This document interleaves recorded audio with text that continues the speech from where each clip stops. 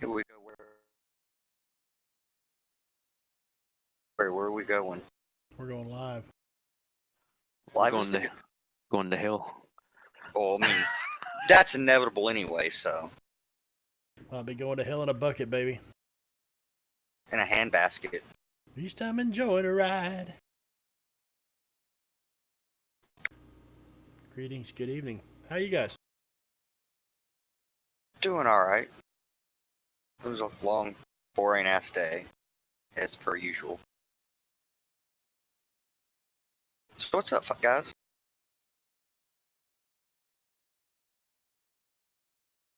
Not a whole lot. Yeah, just typical week for me. Are you home tonight, J-Rob? Or are you on the road? I am home tonight. I've been home the past day and a half, 2 days. Nice. It's been great.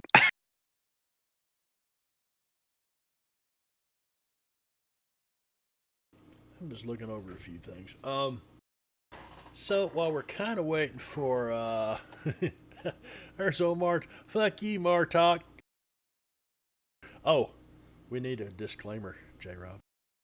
Oh, yeah. Ladies and gentlemen, this is an adult stream. Children under the ages of 18 should seek entertainment elsewhere. I highly recommend the subreddit erotic pages. They are full of education for all of young minds, so please check them out. Thank you. Yes, and just don't bring that smut back here. So, anyway, so we're waiting on Little Fang, played by Bunny, the character Little Fang. And she did say earlier that she would be here tonight, so we're just going to do the recap and stuff. What do you guys remember from? And I'm not going to ask Genthro because he has been traveling here and there and about all over yonder the last couple of weeks. So, who wants to give a recap? Looks like Krog and Darren probably need the inspiration the most. All I really remember is a whole lot of quest taking and such. Yeah, that was last week.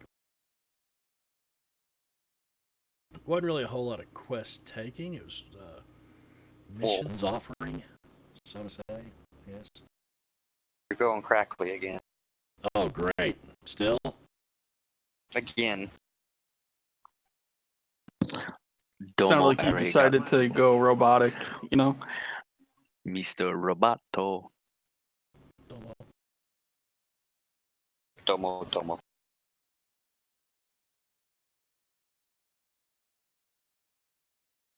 Well, let's just see here.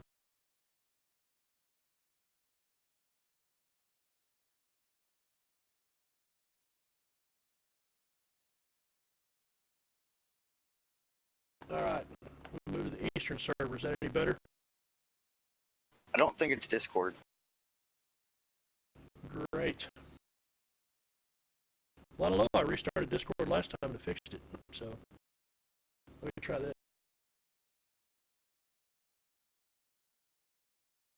How about now?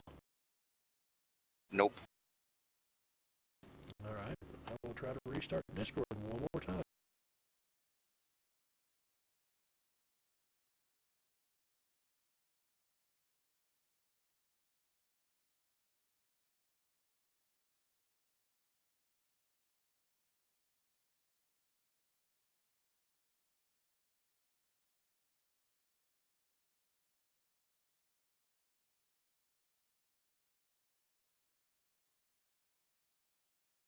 And how about now? Okay, I don't think it's. I heard it for a second. Hello? No, it hasn't been. It didn't fix it. You suppose it's a voice meter banana? I just restarted voice meter banana. Weird.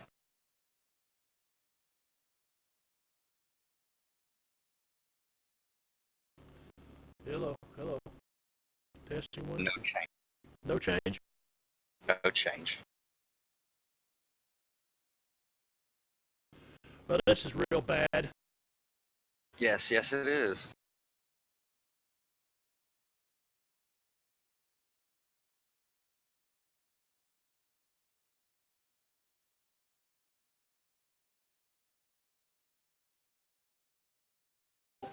Not now.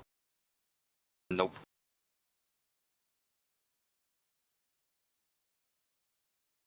I mean, I'm assuming everybody else is hearing it. Yes. Yeah. I just didn't think you needed 6 people shouting no or. Yeah, I appreciate that. Then it might be Streamlabs, which if that's the case, it could get real bad because I've run 2 different Fantasy Grounds clients, and Streamlabs isn't smart enough to let you select which one to capture the window on.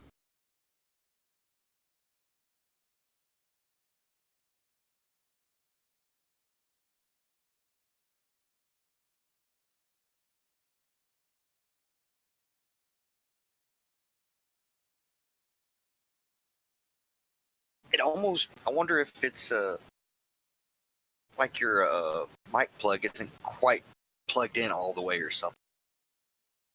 Like this? Is this any better? I think it's a little worse. Okay, then that means I've yanked the cord out of this thing a couple times this week accidentally. Whoopsie. Whoopsie, yeah, whoopsie. So I think I'm going to have to do some audio settings and go back to my headset mic. Hey, give me just a few minutes.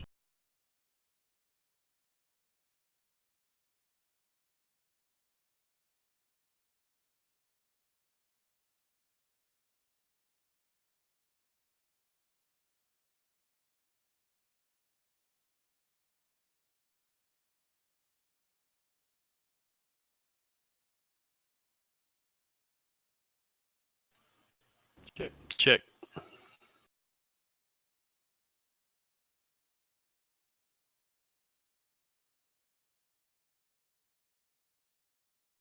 What about that? Sound any better? Yes. Okay, so I've jacked my mic up. Fan-fucking-tastic. That's the second one of them Yeti Blues, or Blue Yetis that I've trashed. Marvelous. Might I recommend some Bluetooth or something? Yeah, I'm going to have to do it. Well, I'm getting ready to build a new machine. I'm going to have a new machine built by January 14th, so Windows 10. Still robotic? Martok says I'm still robotic. No. He's lying. Well, that would be Martok. Par for the course. What are you doing, Martok? Well, anyway, okay, so it is still picking. Oh, I know why, because he's still listening to the Blue Yeti. That is why. So I will do this.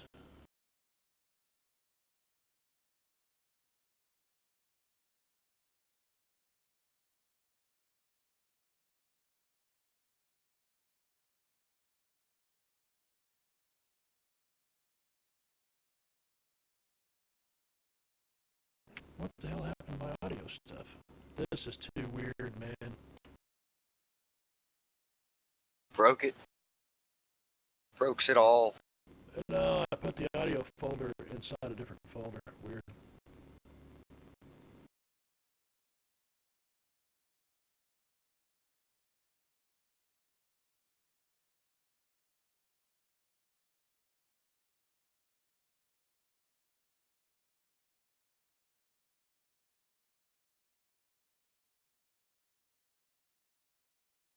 All right.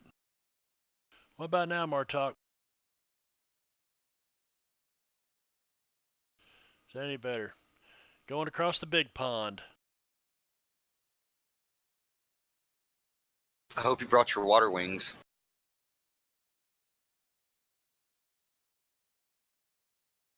Yeah, much better, he says. Good, okay, so I got, I'll have to fix it over on the other scene. Let's just jump over here real quick. All right, what about now? What do we say? Sounds good. Sound good on the stream out there? It should. I just changed the source for the audio, and it should use it on both scenes. So, All right.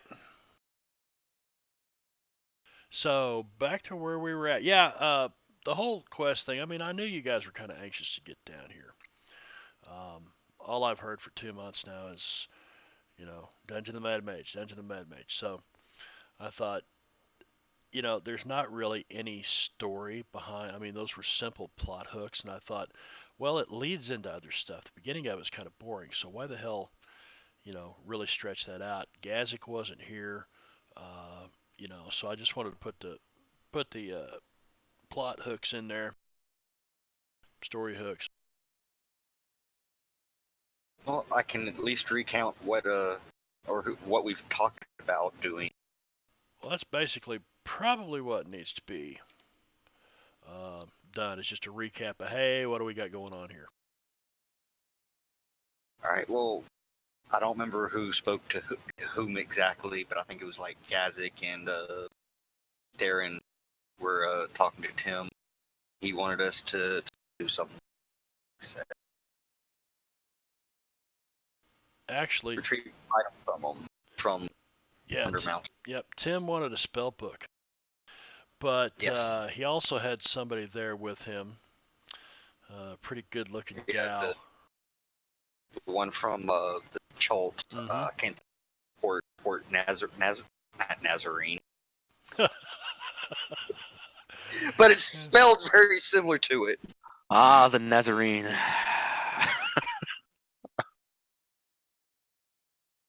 Nazanzaru or something or another? Nyanzaru, Port Nyanzaru. Nyanzaru, Yeah. Nyanzaru. Yeah. I should remember, because it's in, this same TOA. gal is in, Tomb of Annihilation. Well, I knew Wakanga was. I wasn't sure this chick was. I think she was. I knew Wakanga was, but I don't remember. But it seems I'd seen her portrait before. So, Yeah, she wants back magic items for gold and stuff. Then we still got to get the spell book for Tim. Something of smugglers. Mert wants us to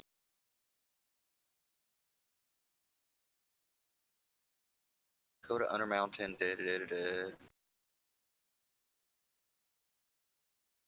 Mert wanted you to go talk to Three Strings. Yeah, we're helping his friend the Bard pay off a debt for saving some lady that's down there. Yeah, there was a half drow down there that gave shelter to one of the Harpers, and it was just a token of their appreciation. And but he came along with Jallister, and Jallister had first said, "Hey, would you consider doing this?" And to Darren, it seemed like, okay, because if you remember, Jallister was sitting there, and Mert came in and joined him. Right. And it was almost like the two of them had been talking, And then all of a sudden, they're conspiring. Well, but Tim the Enchanter knew something about it too.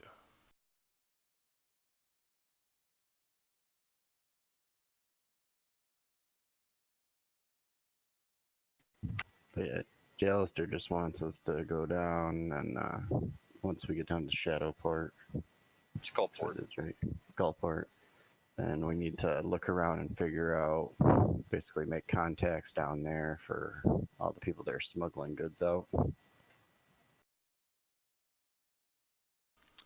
He basically, Jallister wanted you to find out, who was the main trafficker these days. And he said, if you remember, he kind of went through this dialogue about, you're probably thinking I'm going to ask you to stop, but I'm not. Sometimes it's better to know, because it's going to happen, basically. Is his, the lords of Waterdeep, it's their opinion that it's going to happen. Best thing we can do is just find out, who's stealing or who's smuggling stuff into the city. So if nothing else, just to keep an eye on them. Well, that's exactly what he wants to know. It's more, recon. Just they want to know, which players are in the game, basically. I think that's about it. Yeah. Yeah, that's pretty much all we did. That, and we finished up the little thing in the tomb there with the cursed weapons. Yeah. Yeah. We managed for the most part alleviate the situation without violence.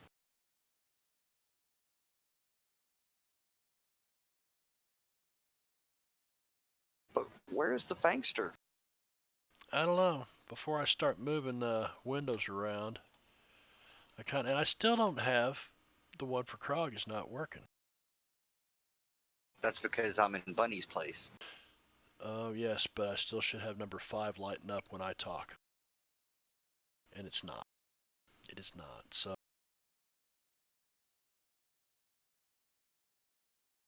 I'm gonna adjust the filters on that. Yeah, ever since I installed Adobe Acrobat DC, so I could do some advanced stuff with PDF documents and things. I've had memory issues with this computer. This computer's got 32 gigs of RAM in it, so I shouldn't have. You shouldn't have. No, no. But and I don't even have it running right now. But some of that shit, I don't know. There's probably crap in the background that's running and eating RAM. Well, my next machine I'm building will start with 64 probably, but I'm gonna get a board that's expandable to 128. So I'm looking forward to that. Motherfucker, But that's a lot of RAM. 128 gigs, well, but for crunching video and stuff like I do sometimes, it Yeah. helps, yeah. But, matching sticks of, let's see, that would be 32. Yep, that's 32 gig sticks times 4. It would be over $1,000. I'm not going to do that. It'll come down in a couple years. I'll do it then. Maybe. I don't know. Tariffs in China. It's good. It's good for the country, I guess. Good for some people, not good for people that need Chinese parts. So, it's my opinion.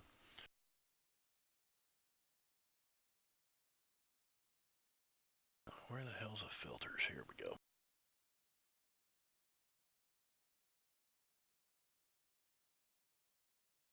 And now, oh well, that would be why. That's all jacked up. What's going on there? Oh, I know.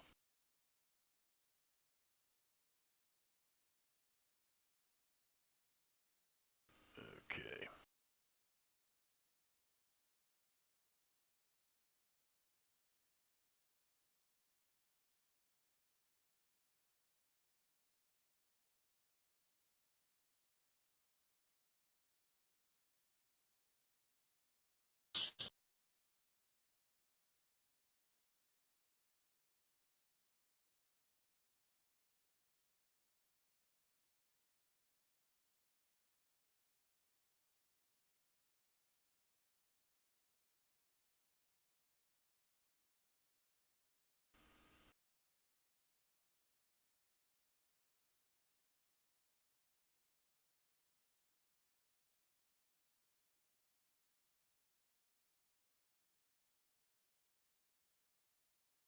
All right, there we go. Now it's working. Are you sure? Yeah. Look over at the Yeah. stream. Krog's talking, and when Bunny gets here, it'll all shift, and everybody should be fine. I hope. Anyway, all right. So I'm gonna go to Gazik first because Gazik's missed a couple of sessions. These guys have, I don't know, they did a little bit of shopping and stuff. But is there anything that you've wanted to do over the last 10 days or 6 or 7 days? You had something cooking somewhere, I think, making or.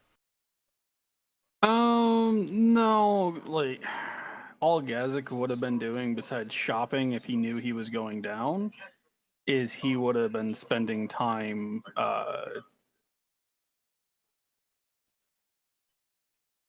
no, just I can't think of anything really honestly. I latched onto that flying idea, so he would have been trying to bug the people to give him flying lessons. Yeah.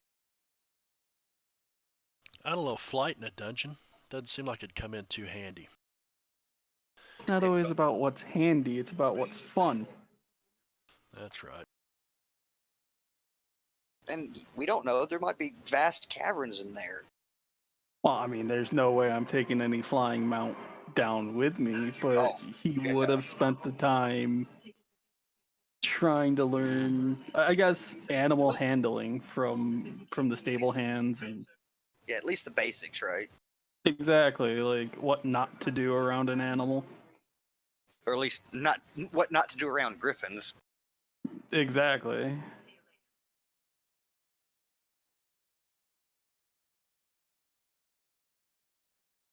Other than that, he would have spent his time shopping, over preparing. So like when we get ready to go down, Gazik is not normally as light as he is. His backpack is stuffed with stuff. He has pouches hanging off of his belt. He's lugging a bundled up, like a bundle over his shoulder. Oh, he's kind of struggling with the weight. You know, he's making it, but You do realize that we're not planning on spending like 5 days and 5 nights there, right? Well, it might what be happens if 5 we days can't and get 5 back? nights. You never know. I mean, it's what I was basically telling Benno is think of it this way that I don't expect you guys will go into Undermountain and stay there for like a year. Um, but who No, knows? You you go but we're prepared. going under a mountain. That's not the Ah, same as being on top of a mountain. We're literally going under a mountain. You tell this to the person. You tell this to Gazik. Gazik's going prepared. yeah. I remember this discussion now. Yes, so do Yes. I. I'm having Ozzy Osbourne flashbacks. And now he's crackly. Yeah, yeah, J Rob, you sound like you're talking through a kazoo.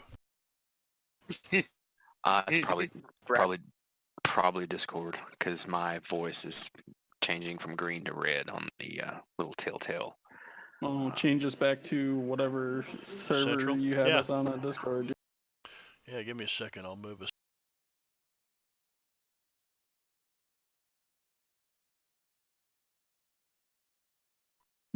His backpack is close to stuff. He would.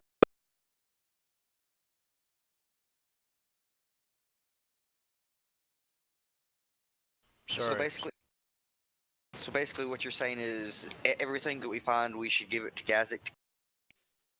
Nope. Gazik's going down with stuff that probably won't come back.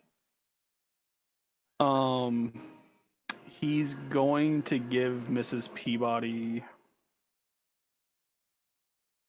A nice stipend just in case.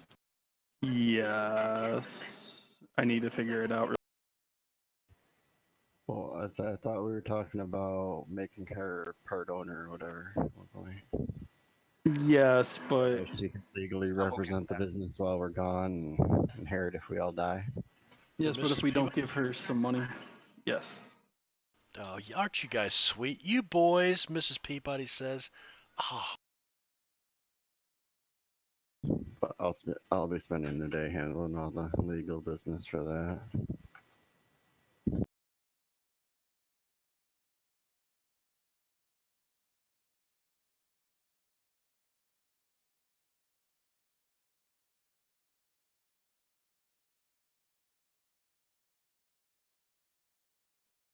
That's not right. Is it 10 gold per 1 platinum? Yes. Why am I used to 100 gold per 1 platinum?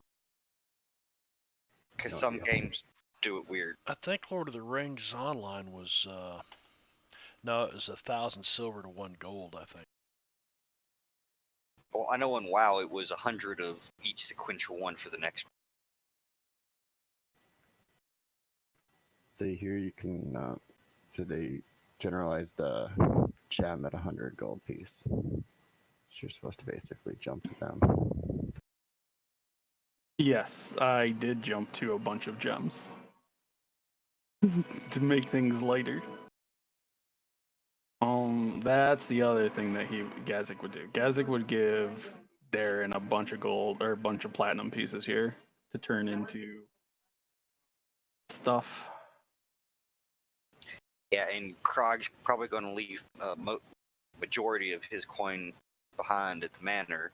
And in the case of his non-return, Yo, it's to go to Peabody or Tart if he survives. What's going on, Drake, my buddy, my friend? These guys are getting ready to launch down into Dungeon of the Mad Mage. So, are you guys having these papers legally drawn up, or? Yeah, I'm spending the day making her legally part owner in case something happens. We have And a representative up here, and then inheritance of the place if we should never return after, say, 6 months. Hey, Darren. 5 years. Hey, 5 years. Darren. Well, isn't that the current legal? You need to be missing for 5 years in order to be considered long gone I before they don't. can. I don't know. Why would you know that? Why would you know that, Genthro? I know lots of randoms, but I believe that is the current. Do you also know what is the most adhesive duct tape? It's believed to be Gorilla. Gorilla tape is great, man.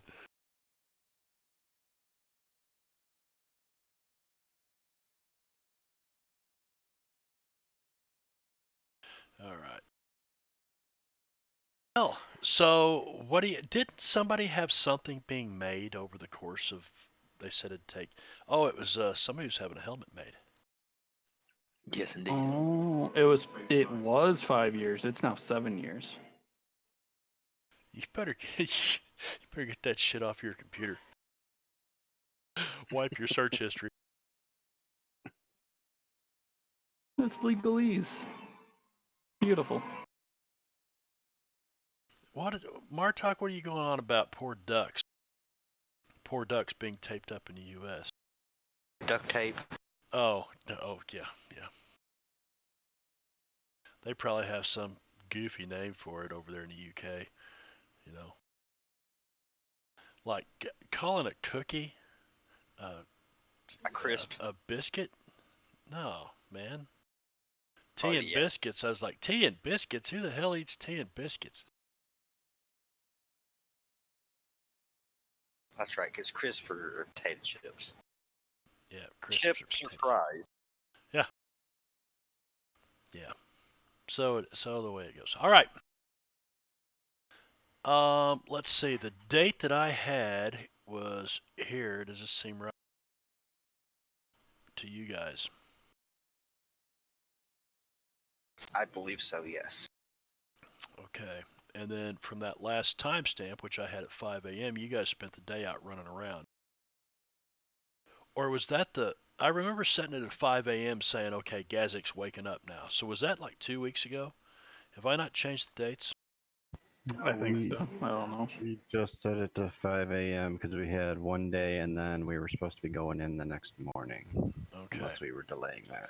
That's why. So it is the 27th of Elisis, the year 1492, which is the year of, I don't know what the hell it is. Darren, and can I put my chest in your bag? Sorry. We did get a long Not rest between really. last time and actually going into this thing, right? oh, let's see. Did you? Oh, that's the wrong one. Yeah. Yeah, I'm showing a little bit of wounds. I don't know about my resources. Okay, Gazik is there. Gazik is there. I don't think I ever took Gazik out of the combat tracker, the party sheet. That's all right.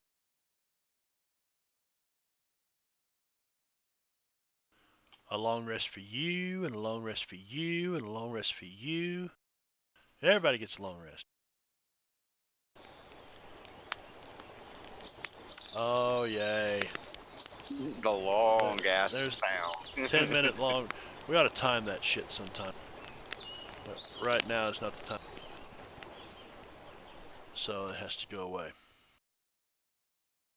You guys wake up, it's a blustery autumn day. The leaves are starting to turn here in the north, blowing across the cobblestones outside Trollskull Manor.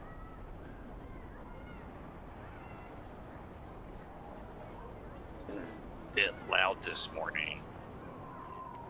Oh, is it loud? Is it loud this morning? Krog had too much to drink last night.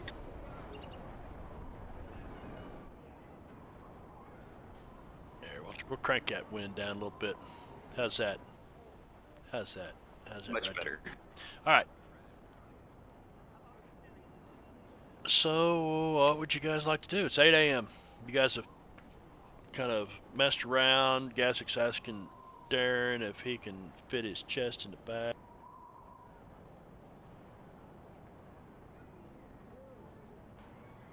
Darren, you're hungry. Miss Peabody got bacon and ham going downstairs. That's about to drive you nuts. What? Bacon? Krog gets up, haphazardly throws on clothes as he's running out the door down the stairs.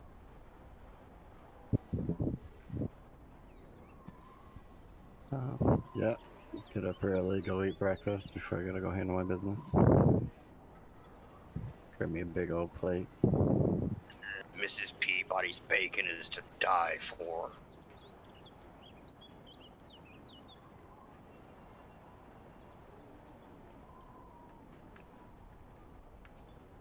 All right, so Darren, you go downstairs first. Who else is going downstairs? Krog. He smelled the bacon.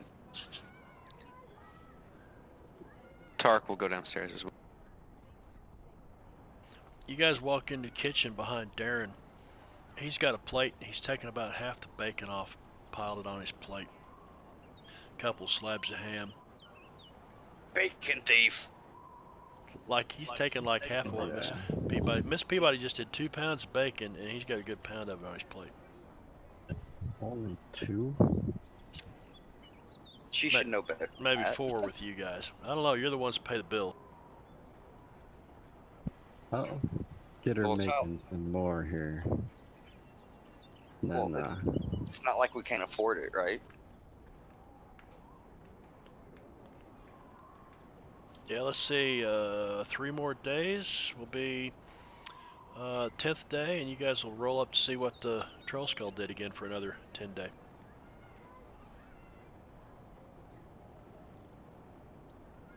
Yeah, Drake Littlefang's not with us yet. We're hoping she shows up here, and I guess I'll go ahead. If I move the Discord indicators around, then perhaps she'll show up and make me move them back. Talk for me, Krog. Test, test, test. There we go. That easy. All right. So Miss Peabody starts cooking up some more breakfast. Gazik is out. He's went to a magistrate's office someplace, or is getting ready to go. Have some papers drawn up, maybe. Darren, would you be accompanying him, or? No, Darren's the one that's doing all the talking. Oh, He's so the one yeah. that's doing it. Oh, okay. well, we gotta have breakfast first, but... All right, so you guys have breakfast. I need perception checks from everybody.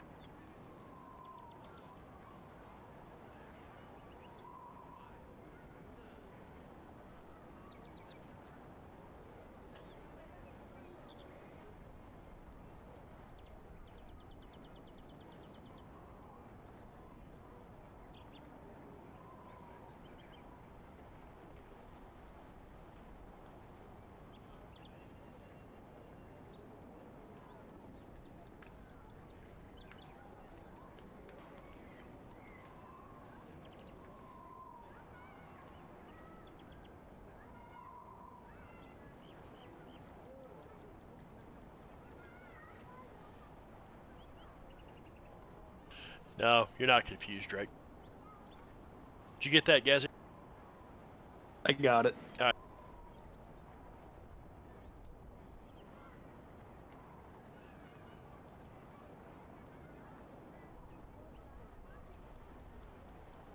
Gazik's gonna partake in some food as well. little bit more bacon than normal. Fatten himself up so that, you know, if he's without food for a while. Because he's going under the mountain. And, yeah. What happens if the mountain, like, collapses on him? That's not cool. Oh, is Gazik really starting to freak out over this?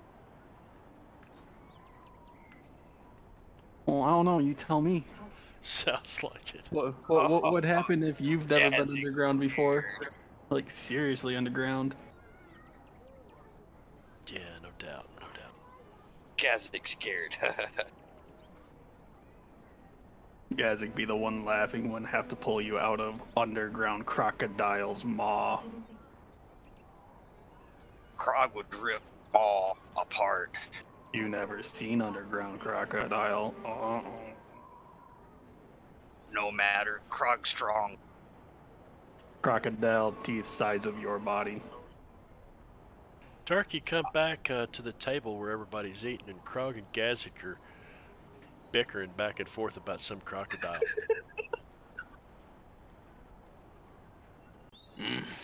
Gazik not no. Crocodile make good trophy. Heard it make good dinner too.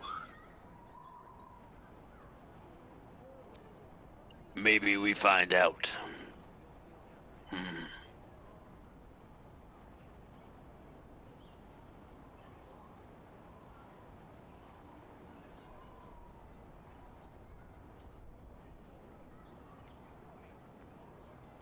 All right.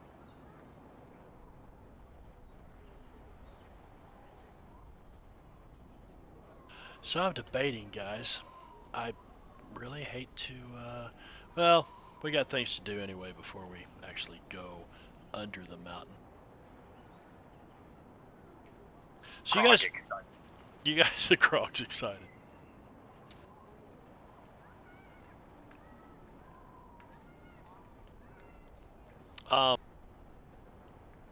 So you want to go see? Somebody's passing some memes out of Mage or whispers or something.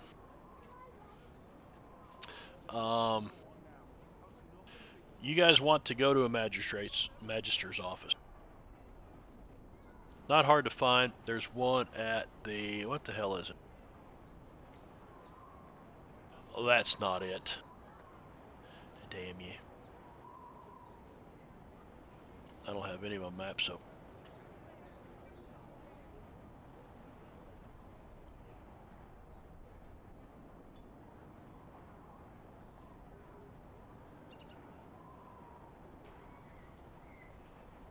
I thought I would be prepared,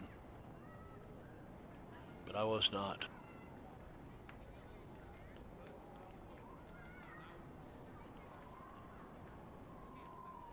So yeah, right.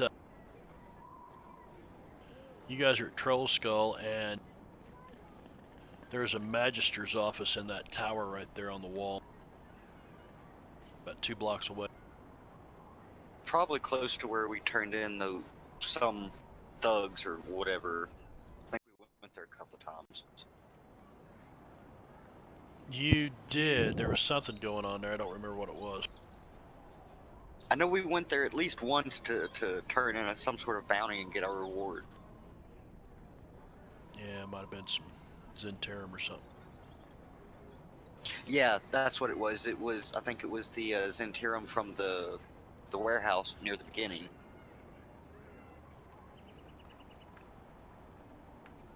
No, that's right, because we had the guard come, not the guard, watch.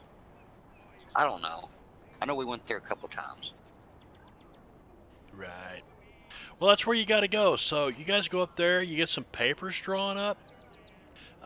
Exactly how is this to read? Not real detail, but just, what is it, 5 years, 7 years? Tell me what, so you're making her part owner and she becomes full owner in 5 years or 7 years if you don't return or something, right? Yeah, she inherits the Whatever place. the lead time is. But as owner, she now has the right to purchase things in the name of the business at Troll Skull Manor and all that stuff, right? Yes. pay the taxes, pay the bills. You guys gonna have a meeting with her about this? Yeah, I'll go through it. After we have them drawn up, I'll actually go talk to her and have her come with me to the Innkeepers Guild, turn him in, introduce her to the people she needs to know. Okay.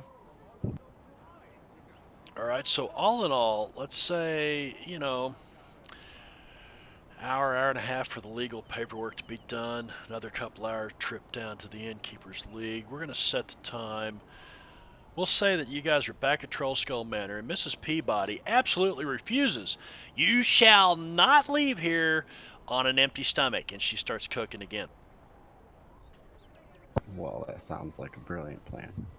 And it's about noon. We'll say it's. Yeah, Krog's still hungry from breakfast because somebody ate all the damn bacon.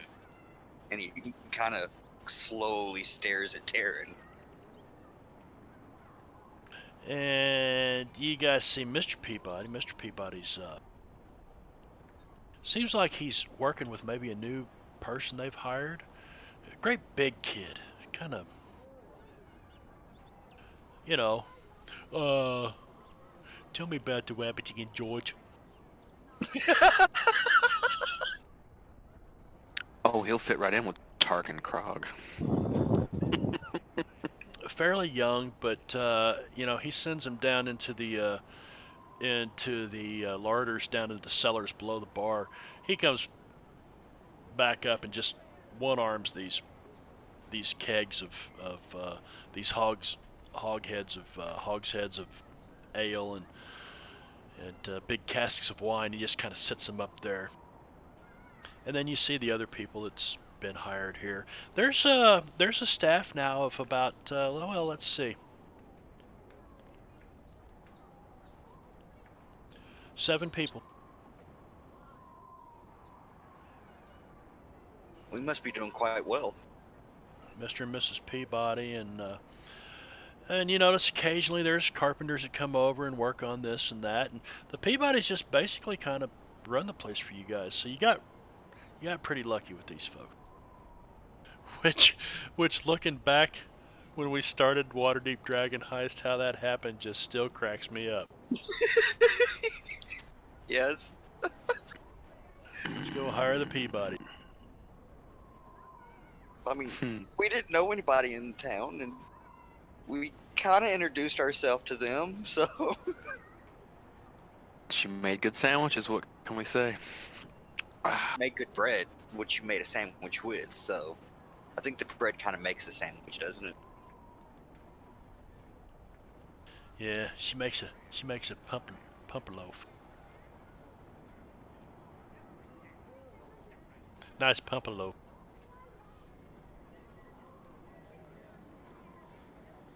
All right. So you get back. Miss Peabody starts cooking things up, and you see she's got a couple of toe sacks back there in the kitchen. Sacks of toes? Sorry. Yeah, yes. Toe sack, Vin. You're from the South. You know what a toe sack is. T-O-W, correct? Yeah, toe sack. Not a sack full of toes or potatoes, but this particular one is a sack full of potatoes and loaves of bread and all kinds of other stuff. And she tells you, boys, I'm going to need a couple hours on this, and I'll have you packed up and ready to go. Now, this will only keep you about a week, she tells you. About a 10-day.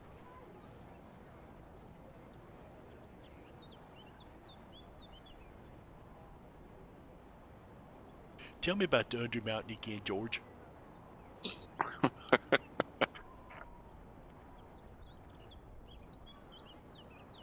So, a couple hours goes by, 2 o'clock in the afternoon. What are you guys going to do? Krog ready. Tark would probably spend the afternoon sharpening his axe, both of his axes, battle axe and his great axe, just getting everything prepared and polished up and ready to descend into hell, so to speak. Purgatory. The underworld. Yes, Drake, pocket bacon should be an in real life thing. It should be that. Pocket bacon. You know, I think I've What put I- bacon in my pocket before. You know what I'm wondering is it anything like pocket sand? It's like begging strips. Bacon! I smell bacon! Yep. Pocket sand. Oh, what is that? A lawyer in a courtroom? That he threw the sand in his eyes? Oh, that's from King of the Hill. I don't remember the exact episode, but for some reason the tweet freaks out and thinks somebody's like the man or something, so he pulls out pocket sand, throws it at him, and runs away. Oh, and then there's the bacon strips dog. Oh, I smell bacon. Okay, so what do you guys want to do? 2 o'clock in the afternoon, you're still at Troll Skull. Miss Peabody got you some big old toe sacks full of taters and bacon and smoked salt cured ham.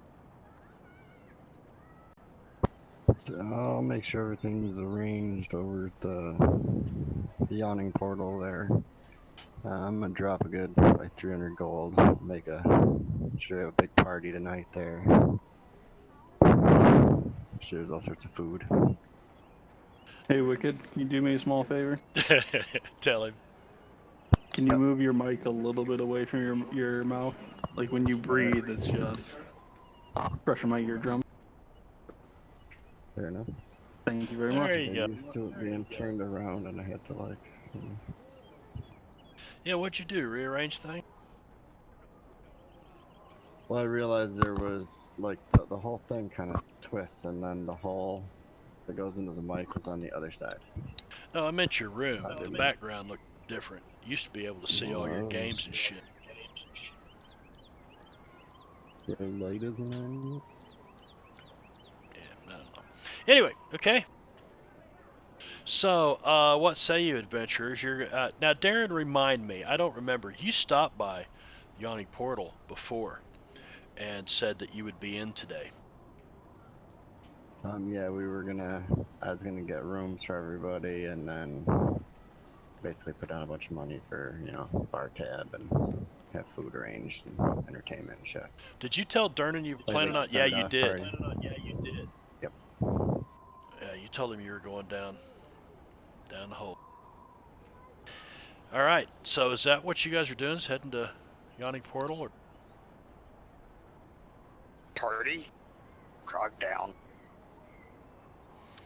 All right. So 3 o'clock in the afternoon, you guys get down to the Yawning Portal. Things are starting to pick up a little bit.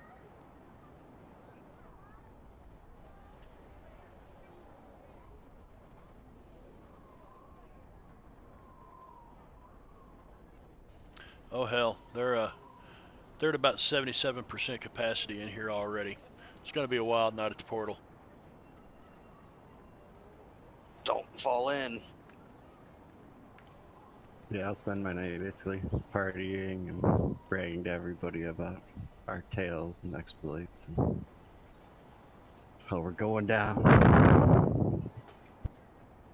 Krog will be attempting to get laid. That's first. Holy shit.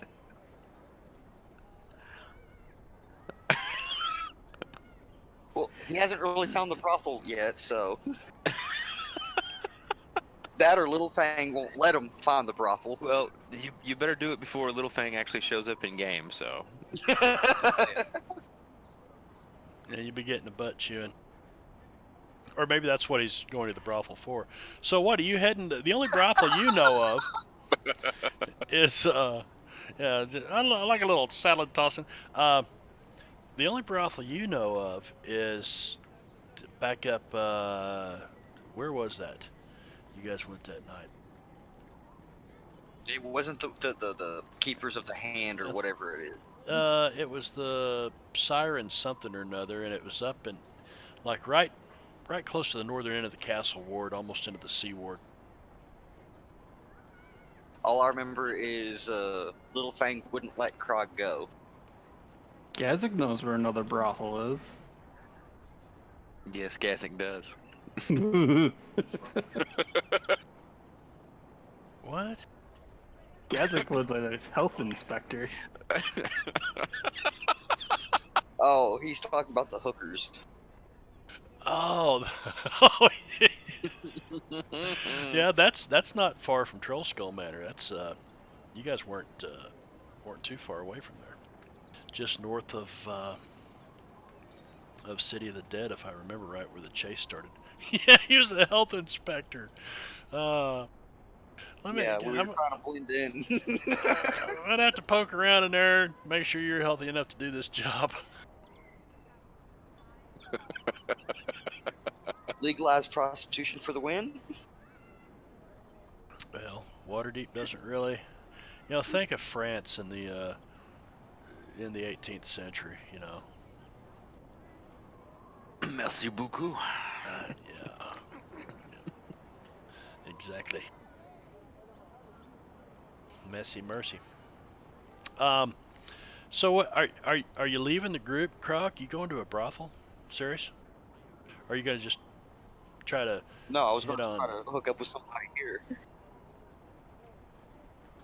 Okay. I say that you've got a 5% chance or less that your ugly ass gets laid in the yawning portal tonight. Roll me a percentile die. Oh, Actually, no, I'm gonna do this. I'm gonna do this instead. I want you to first of all roll me a charisma check. just a plain charisma check. Plain charisma check, right out on the table. Can he modify it by spending gold? Whoa! Holy shit! And because of that, no, Marbs is not going to role play a hooker. Although I started to one night with Gazik, Jenthro's character, and Gazik just picks the girl up, sets her off his lap, and says no. So I've I've done it out of game. I've role played that, but that's neither here nor there. You are such a freak. When you get paid, it's not roleplay.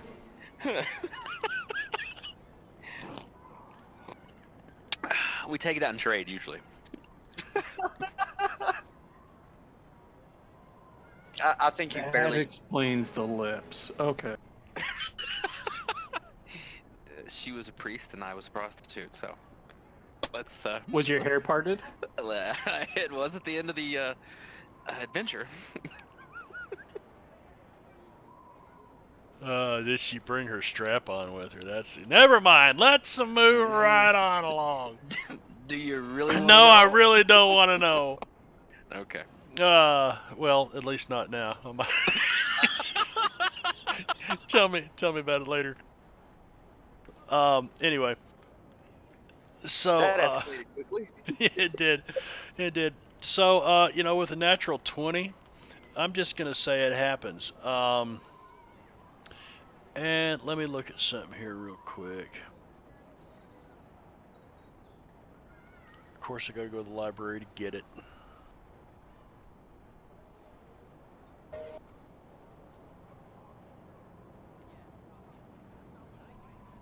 All right, roll me a d8. 7. Stud you. I don't think that was for measuring purposes.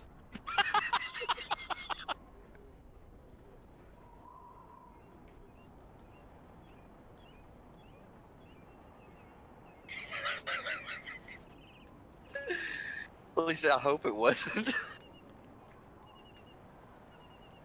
Well, she's human. No, I was just trying to figure out what race she was. Oh, that's gonna be ugly. Oh. Well, I don't know, man. Does a hybrid... do I have a mod or a map? How about a map for this encounter? Well, we are at the Yawning Portal. I guess I could pull up a map for this Martok. That'd be too damn easy now, wouldn't it? Let me see if I can find it. So, yeah,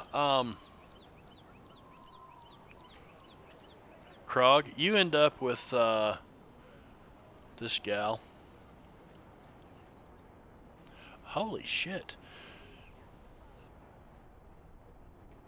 She must crap. be drunk as shit.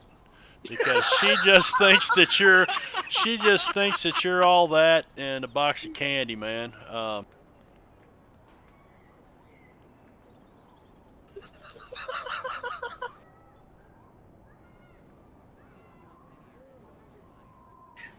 Yeah, the way I picture it is, I tell her that I'm going into Undermountain and I don't know if I'm coming back or not. Yeah, get her good and drunk.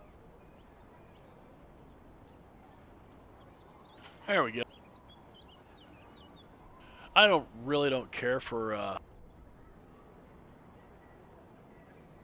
mean, the artwork stuff, what Zacchaeus did here to make these maps was great, but I just pictured the yawning portal being bigger than this. I agree. I mean, he did a good job with it, but Yeah. Oh, it's definitely larger. It's what, 3 stories? for one, Yeah. Let's. and from the pictures I've seen, the well is more of in the center of building. Well, I mean, artistic license, but Right. whereas as the picturing it to be larger, I believe that you're correct in the descriptions of the yawning portal and the depictions of it in the original artwork.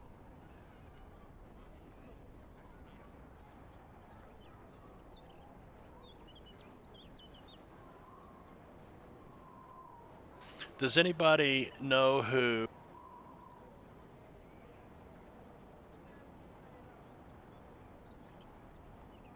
that guy is?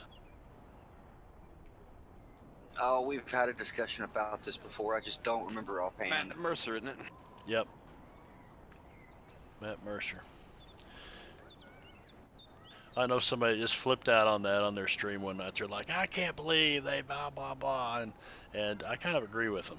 You know, I'm like, Matt Mercer's cool, like what he does and everything, but Well, I think he basically got in on it because he was a big advocate of D&D 5e when it first came out, and he got the ball rolling and everything, and really helped him out, I think.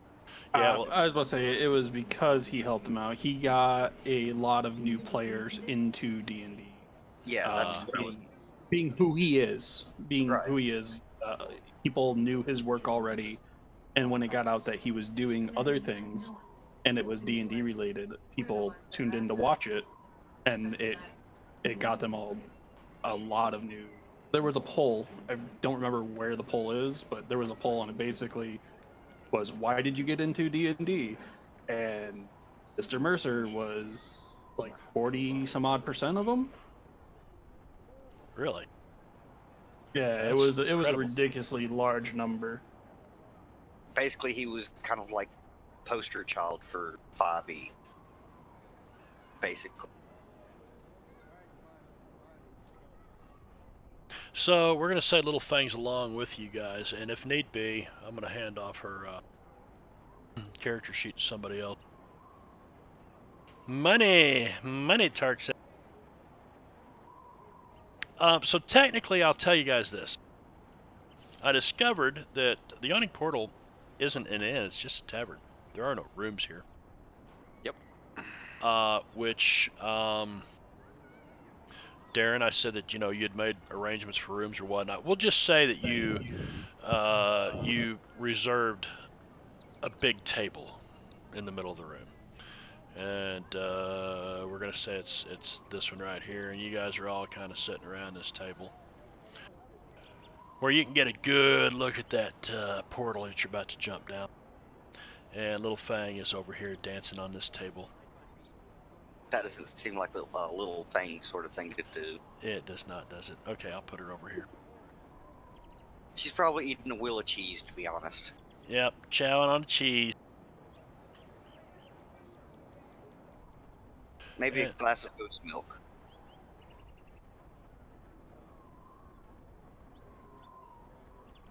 And as the night goes on and you guys drink, Good 3 hours go by. This place is packed.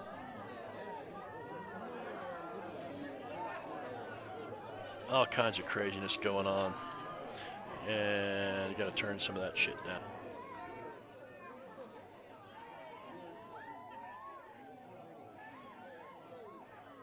So, Darren, what exactly did you have in mind? You guys just going to get shit-faced, or are you buying rounds for everybody, or are you partying it up?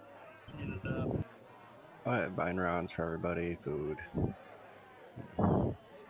Just making a night of it, celebrating before we head out to the dungeon. Gotcha. Because it very well could be our last party ever. Blowing some of that gold. You're breathing into the mic again. I don't know if it's just mic is super sensitive or if it's positioning.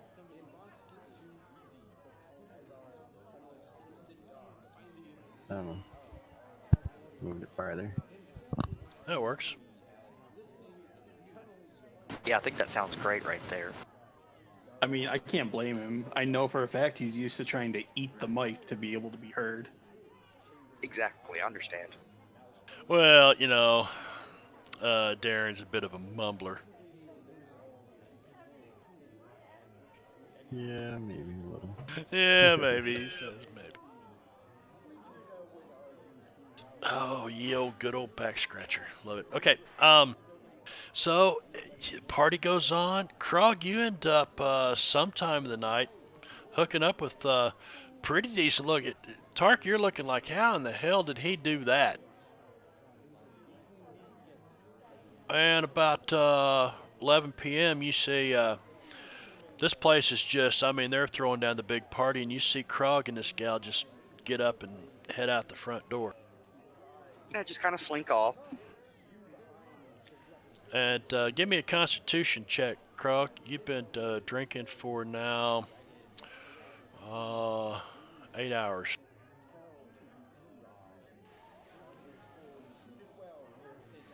Okay. Unless you tell me otherwise, you've been drinking for 8 hours. Is that correct? Probably not heavily since Nope, I know I'm 6 hours. You guys got here at 5. probably not too heavily since I'm planning on going into the dungeon. No idea what we'll face. So I'm drinking, just not heavily.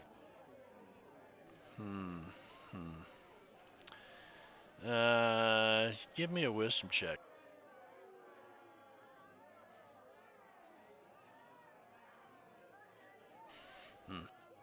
Better than the last one. Yeah. Yeah, and the reason I did that and I said that basically because I've never heard Krog say, "Oh, I'm not really drinking tonight." Never have I heard Krog say. I didn't say he wasn't drinking. He's just not heavily drinking. Yeah, Gazik might have you a little freaked out too about going under the mountain. Yes, exactly. All right, so Krog slinks off. He's gone.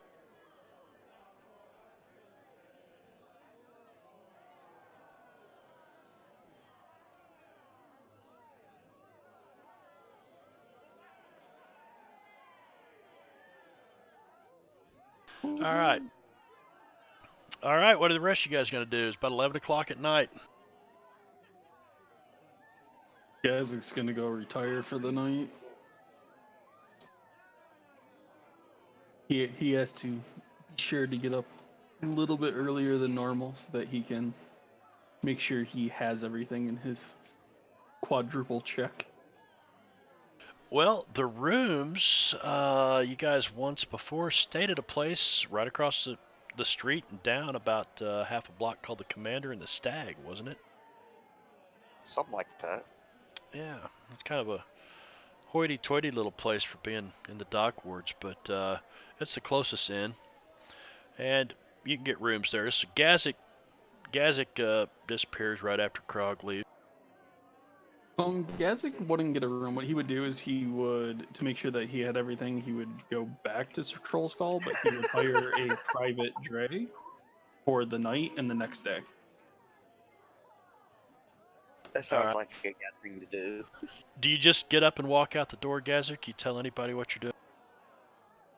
Oh yeah, he would inform them that he's returning to Troll Skull, and that he's getting a private dray to carry him here tomorrow.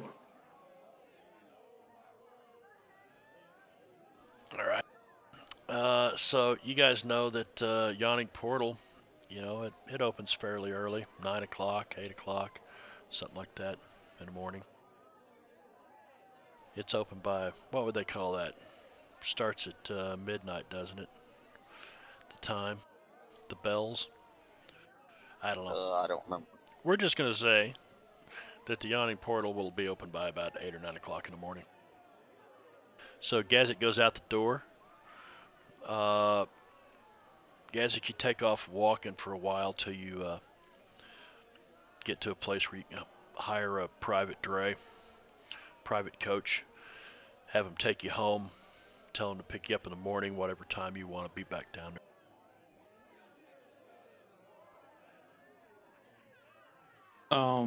He'll expect a dray by 6 a.m.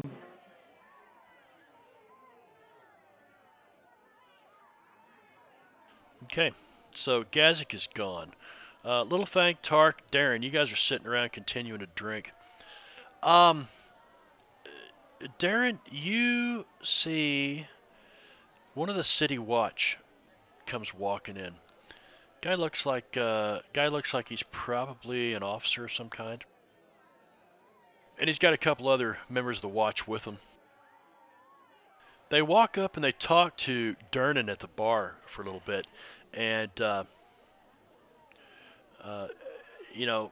kind of hushed tones, and you see Dernan kind of step back for a minute, and he holds his hands up, kind of like, I don't know what you're talking about, and he just points around the bar and shakes his head no, and so the city watch officer, nods at him, and then the lot of the officers walk back out the door, and they're gone.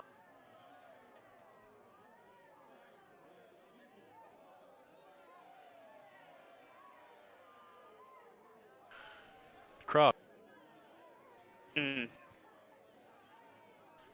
So, you've got this gal in tow. Where are you going? Well, I probably would have headed towards the nearest hotel. The nearest hotel? The nearest back alley. Come on, he's a half orc. Yeah, but he's got gold, and he's got gold, so he's going to get something fancy for his possibly last night. All that for a drop of well, you know. So you can easily find the commander and the stag. You've recognized the building down the street when you walk out the front door of the Yawning Portal. You've seen it before, and it's a pretty nice place. Yeah, I believe last time we chipped in and got like a really nice suite for the whole. So you go in there and you get a room or a suite, whatever it is, and this gal just immediately, man, clothes off. She's all over you. She pulls that green willy out. Starts talking to it. And you're going for a little while, and let's see, give me... No, don't give me nothing. She's like, I want to try this, and she kind of contorts around in this strange position. And you guys are having a pretty good time when all of a sudden, you kind of feel her, she grabs a hold of you by both cheeks of your ass. And she grabs you and pulls you in, and then you feel, you're like, ooh, what's that? Oh, what? Oh! And she's got one of her fingers up your butthole. Krog would probably be okay with this. Okay. You can thank your brother later for that. Yeah. No, it's not New Orleans, Martok. Not New Orleans. Nope.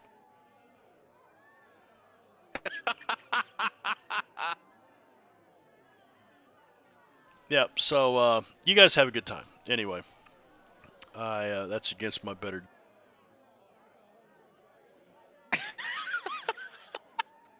Anyway, okay. Jethro. By finger, he meant fist. Yep. Krog's probably not sure. He just don't know about. He don't know what's going on back there, but I think he likes it. He was a little shocked at first, but then he got into it. It's always a shock at first. No, that's what the car battery's for. Wrong kind of dungeon. Wrong kind of dungeon. What's the safe word here? Can honestly say I've never taken part in the car battery fuckery.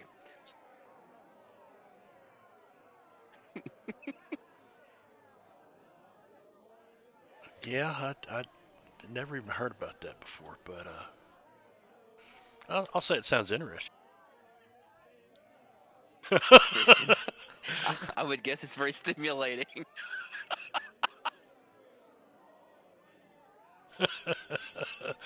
That's when Euron Greyjoy's asking Jamie about Cersei. That's a good one, Tart. I think I'm gonna have to share that over here. Yeah. All right. So the night passes. Anything other than you guys are just getting everybody drunk? Darren, roll me a d20. Ooh, ouch. By the time this night's over with, you've went through 39 gold pieces. Is that it? That's it. 39 gold pieces. Everybody's had. Dernan brought, roasted hogs out, set them on the tables. I mean, it was a big party, huge party. This place was at 77% capacity when you walked in. And by the end of the night, it was standing room only, and there was a hell of a party going on. 39 gold just seemed kind of inexpensive, is all. Nah, that's pretty expensive. So, let me put this in perspective for you. The common person makes their wages in coppers. A skilled craftsman will be lucky if they are making their wages in silvers.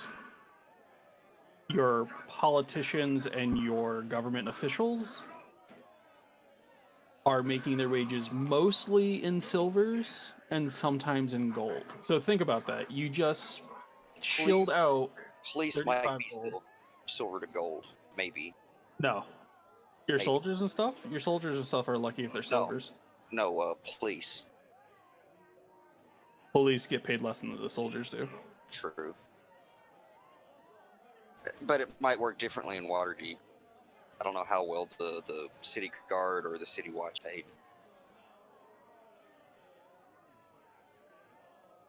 So antagonistic. Yeah. What's I blame Jethro. Yeah, so he shelled out a lot of money for this, but I mean there was plenty of food, plenty of, and yeah, again in 5e, gold really doesn't have, adventurers make a lot of it. So I'd say a I think good they find a lot of it. 10 gold of that was probably my. just a tip. So 5e did change it a tad bit, it looks like, but you're still talking silver for the highest. For the highest non. Here, I'll just link this. This will give you a much better idea. A merchant with a large trade route or a bunch of product and ships might make more than just silver. But that's yeah, merchant would be more like see the old one that I had, and I don't think this one's actually official now that I'm looking at it higher. But the old one I had merchants making the same as like small lords, which would normally have been within the gold range. Well, I was thinking more like the ones running the mercantile business, as opposed to just a single merchant in a fleet. Well, typically merchants were known for hiring fleets. Like that's how they made their business. They would, like you would have your head merchant, and that's where they base it off of. Everybody else wasn't considered a merchant. Everybody else was considered like I don't know, a worker of some sort. Anyway, this isn't important. We're getting off topic. This is your fault. It's Yes. always my fault. So you guys Even when pass it's the not night. my fault.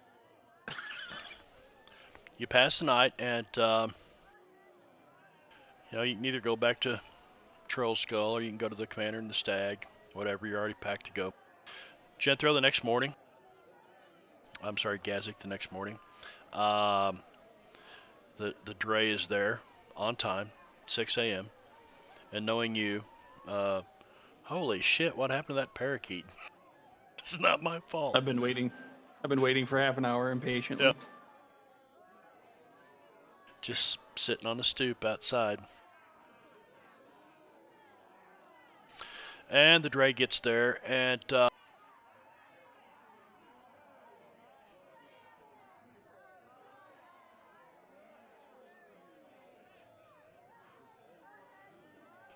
dray gets there at 6 a.m. Hauls you down to the yawning portal, and it's 7 a.m. You get there about 6:30. Place is locked up. Tighter than a drum.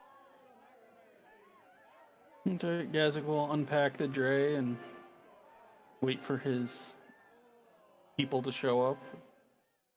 Well, he did pay for the dray for the whole day, so he'll Just sit in the dray. stick around. Yep. Chit chat with the driver, pet the horse. Basically, tell him that as soon as my friends show up and we unload and get into the Undermountain, that he can take the rest of the day off. Basically, Under the mountain. tip him 5 gold for his troubles.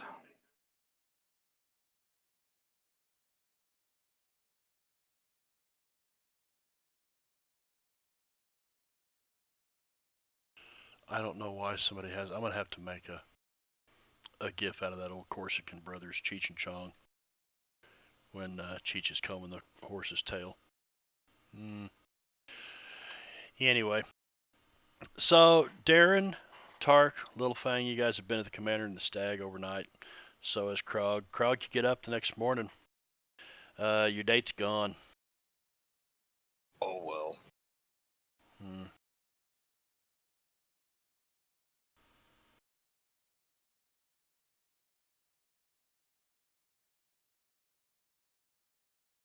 How much of that money are you carrying on you? I'll probably just like. Wait, you're not saying that she. How much of that? How much of that money were you carrying on you? Oh, maybe 100 gold. All right, it's all there. Nah, Tark is stupid, but he's not. I mean, Krog's stupid, but he's not that stupid. Tark is stupid, but Krog ain't that stupid. You forget you're the pretty one. I'm the smart one. Just saying. Well, I'm just saying he would know not to keep his money all in one place or all on him. So, Gazik, about 8 a.m. 8 a.m. rolls around. You can see people inside the yawning portal cleaning. Doors open up, and you start seeing a few people drifting in. Along about 9 a.m. Still no sign of your people. I'm just gonna wait. Got nothing better to do. All right, guys, it's 9 a.m. What are you going to do over there at the Commander and the Stag? You headed to the portal or what? Well, I can get some breakfast first and then head over. Okay. Tark is just following along with Darren and Gazik. Darren, Krog, Tark, and Little Fang walking around getting some breakfast. You know, knowing Little Fang, she probably went back to Troll Skull Manor with.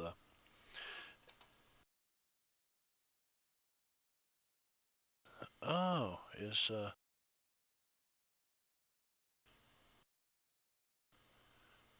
she's not here yet.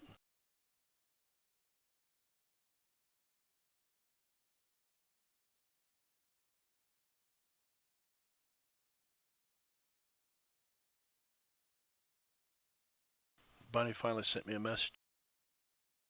Yay. Hope everything's okay. Oh yeah, she said sorry she overslept her alarm. I told you she was asleep. Well, I know she's been working with Chris McDermott, you know, and on his hours and stuff. So, Right. you know, middle of the night for us, she's up banging out stuff for. I don't know what it is they're working on. Chris tried to explain it to me one night, but anyway, he said he'd send me a message sometime. All right, so looks like Fang might be along here shortly, I hope. And so along about 10 o'clock, you guys have found a street vendor. Got some sausages and onions and things grilling out there, and you guys get some stuff for breakfast. And about 10 a.m., you finally make it into the portal. In case anybody's, because you can drag that if you're keeping like a journal or anything. Like my characters, I'll keep a journal in my notes, and that's why I like it when And I'll say this to any DMs out there: either develop your own calendar, and Matacuri's got a calendar mod that doesn't, you know, like if you do a custom calendar in Fantasy Grounds right now, it'll get overwritten with every update. But Matacuri's done this mod that allows you to bring your own calendar in. But Fantasy Grounds comes with the Forgotten Realms. Can't remember And what. several of them, actually. Several of them, yeah. For I think Oberon is in there. Some other 5e stuff. Eberron, Ravnica, Or Eberron, yeah. Barovia. I think it even has the regular Gregorian calendar. But use it because it's a hell of a way to. You can keep notes in the calendar when you know. Track time. Yeah, and you can occasionally throw a timestamp out, kind of like what I did here, and the players can drag that over to their notes and keep a journal, and it makes it real easy to do that. Anyway, so about 10 a.m., Gazik, you're sitting in here. The place's been open for a couple hours now, and finally your party comes dragging in. Constitution checks from Darren, Tark, and Krog. I'm not going to make Little Fang do it. She probably wasn't drinking anyway. Oh yeah, Krog's probably hungover.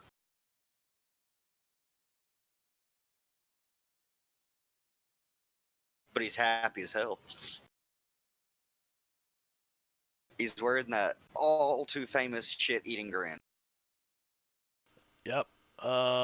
So, Krog, your head ain't quite right. Tark, you feel great, man. You're ready to go. Darren, did you give me that Constitution check? Darren, you're not feeling too bad. Gazik, of course, he's here comes the bunny. Killed a wabbit, killed a wabbit. All right, so while we're waiting for her to connect, I'll tell you what, let's take a quick 10-minute break. We will let her get connected, and you guys do what you need to do. We're going to come back at 20 till the hour, which is about a 9-minute break, actually. So let's do that.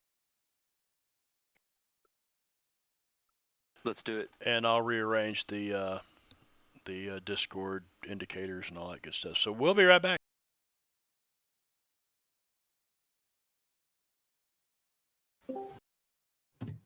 I knew you overslept. Cool.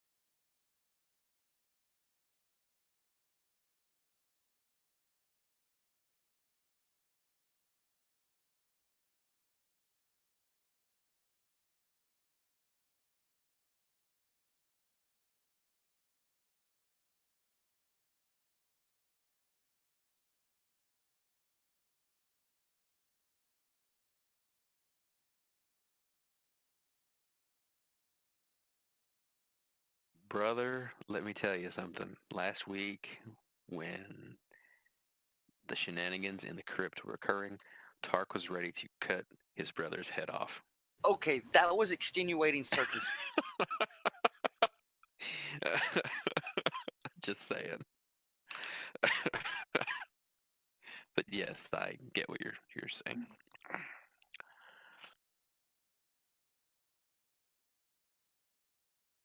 You know, it's very possible that Tark could murder Krog, but I don't think he'd do it over money.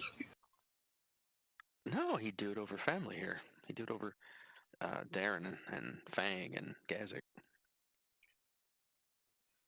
If shit went down the wrong way.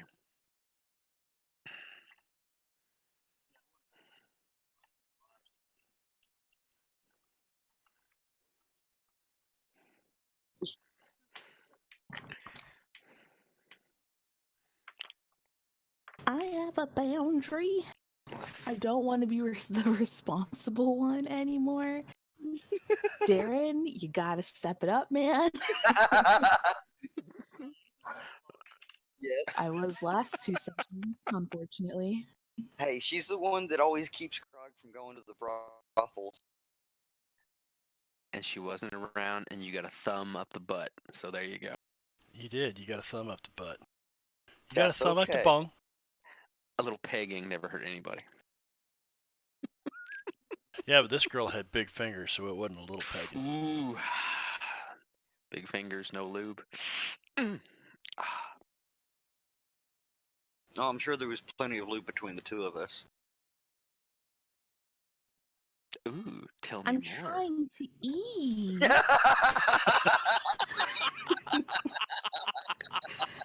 Gosh darn it. I didn't think we were being that explicit, were we? Like I was putting my ranch on my dressing as soon as you said that. I think there's enough between the two of us. I'm like, okay. I guess this is the real Hidden Valley. You got it. Whole new meaning. Hey, we're back, Oh folks, my and God. and the Fang has joined us.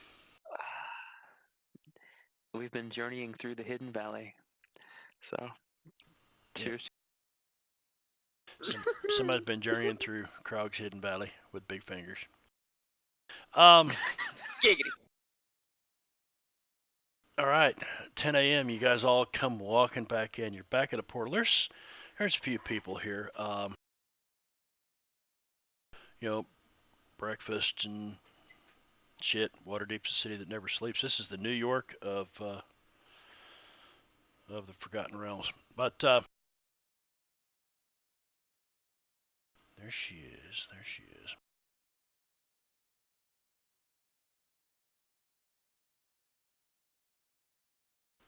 But that there, I'm missing somebody.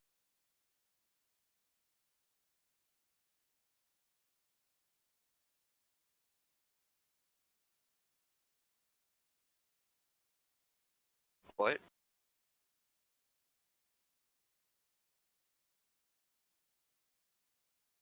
There, I couldn't get a hold of your token. It was underneath my map resizer dealio.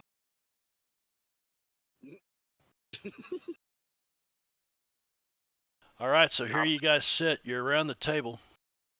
Darren, with your passive perception, you'd notice this guy. You see this dude that's I don't know. He's eyeing you, right? He's got like blonde hair, kind of scruffy, stubbly chin. He's wearing a white shirt. He's got a long overcoat on, stained all over. And through the fairly sizable crowd for, morning crowd, he stands up and he starts to walk your direction. And he's like back here in the corner. And about that time, the city watch once again comes to the door. But this time, there appears to be, I don't know, 15 or 20 of them.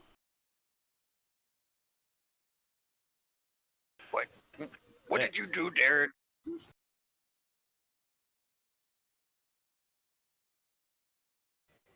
I don't know. Gazik disappeared last night. They always come looking for him. Say it, Little Fang. Say it. Hmm? Say the line. Say it. Fuck, it's the fuzz. It's the fuzz. Oh shit. I just Oh, think that's hilarious coming out of Tabaxi. Oh. Yeah, you need to be picking up some urban bounties there, urban bounty hunter. We keep getting dragged off to the middle of nowhere.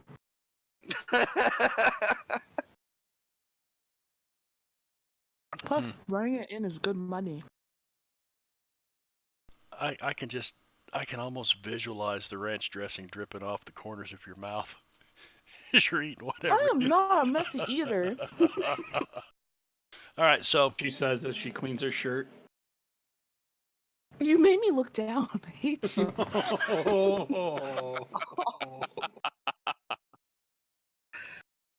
Snap. I need to look at. Okay, Little Fang, Darren. Little Fang and Darren.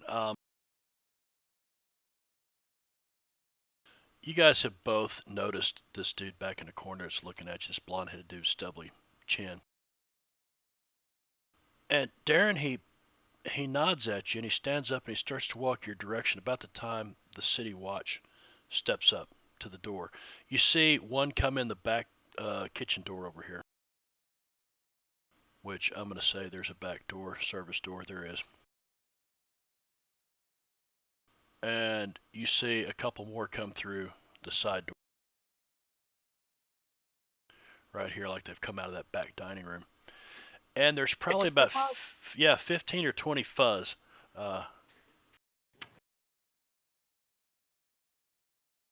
And Darren, you look back, and this young man that's sitting in the corner with the dirty old overcoat on, he stops and he looks at you and he looks up and he sees the law, Johnny Law Dog, just walked in the room. Several of them. Oh, Sheriff John Joe Brown, or what was it, Tark? Sheriff The John Sheriff Brown. John Brown.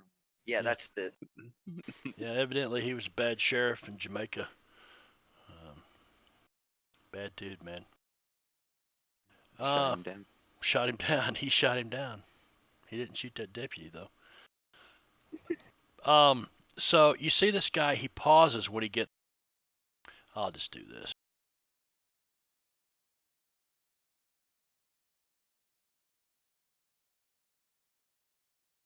Well, shit.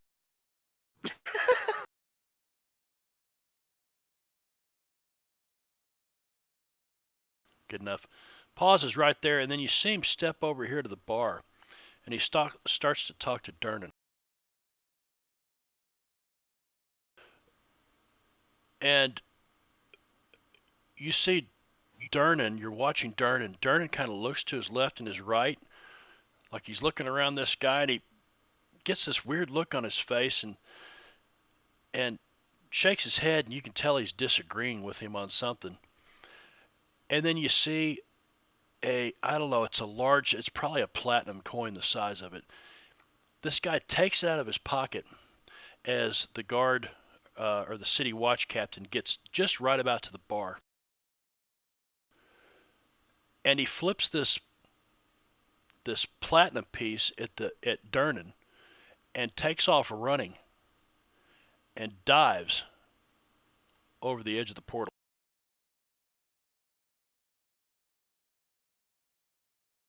I see where this is going.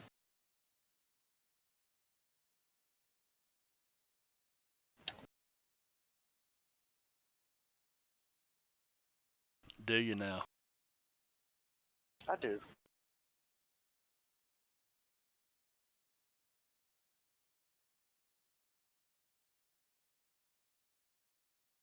So did the guards seem to notice? Oh yeah, all the guards noticed. 3 or 4 of them rush over here to the edge of the well and look down in it.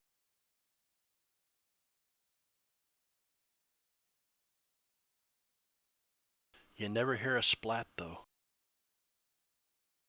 I guess he knew how to tuck and roll. Tuck and roll. How do you do that?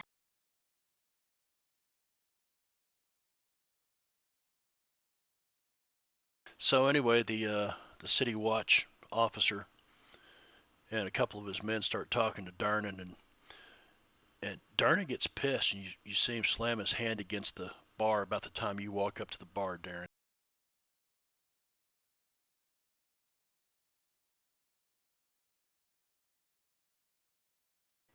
Yeah, I kind of hang out amongst the crowd and try to overhear what's going on. Well, it appears that the officer, you hear the word Zent, and hiding them and blah blah blah. And Darnan goes, "I don't know what the hell you're talking about. Now either buy something to drink or get the hell out of here. I don't harbor criminals. I don't or get into people's business. I just don't know. So, done nothing wrong. Looks like Zent's back on the menu, boys." Krog, you got itchy balls. Oh, that's Martok said itchy balls. Yeah, I was not wanting to roll on that part. Yeah. So, basically, you gather enough information to know that the city watch they must still be on the hunt for Zents, probably Xanathar guild members. This whole uproar from the dragon heist thing is still got the city somewhat turned up on its head. And So, you hear Durnan, but before you say anything, you hear Durnan, the last thing he says, "Perhaps you want me to lower you down in there to go after him." And this city watch officer kind of laughs and he goes, "No, thank you. But yeah, you give us a call now, Durnan. You know how to get a hold of us." And then back out the door they go. I kind of positioned myself to get near the guard captain as he's making his way away from the bar. They don't awful lot of trouble for one dirty kid. You say this to the loud enough for the officer to hear you? Yep. Like he's still standing beside you. He stops and he turns back and he looks at you and he says, "Speaking of kids, you probably don't know what you're talking about.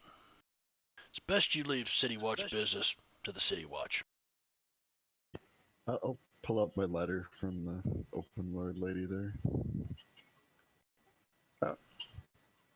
We've been helping out. I mean, as it turns out, we're heading down that hole today.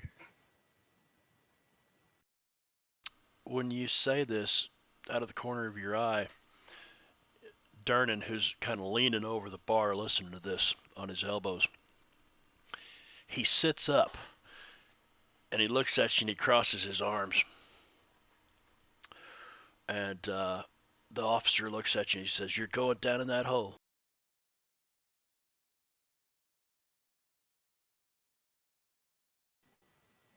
You know, we have other business to attend to, but... "Well, I'll be the first to tell you. There's a bounty on Zentarum." I've been causing... That's quite what a just bit of went down that trouble hole. He's like a little rabbit. Like a little bunny, and it runs down the hole. Know anything particular about this one, or you're just out rounding up Zentarum with a small army? Look for the snake tattoos. What's special about this one's none of your business. Leave the City Watch business to the City Watch. Well, as long as the The reward is worth hauling him up out of that climb.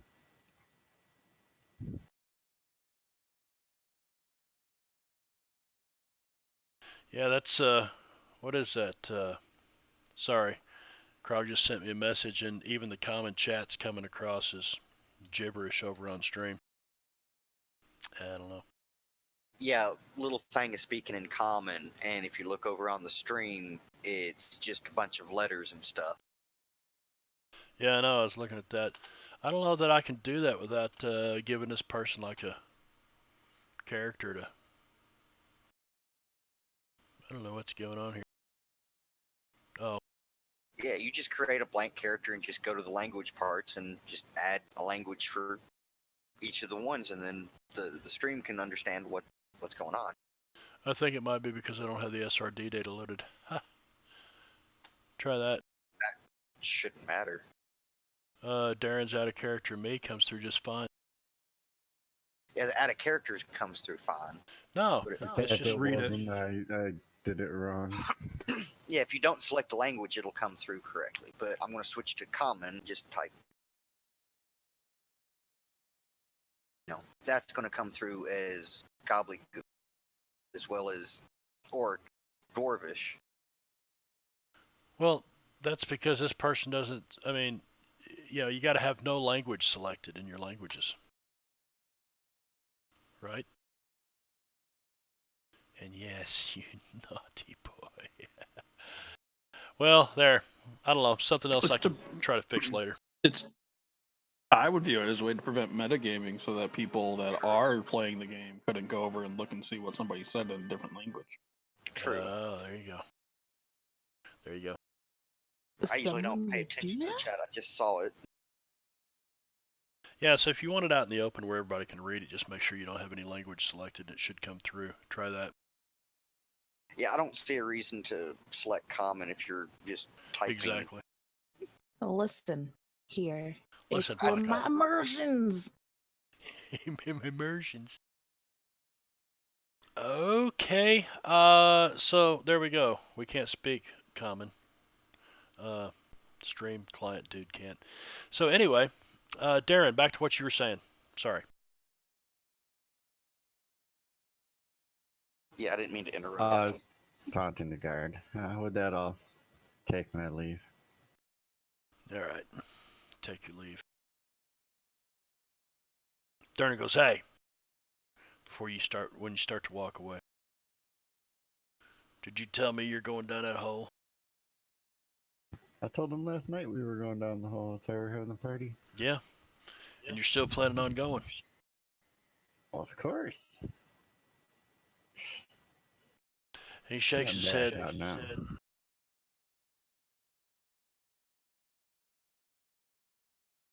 And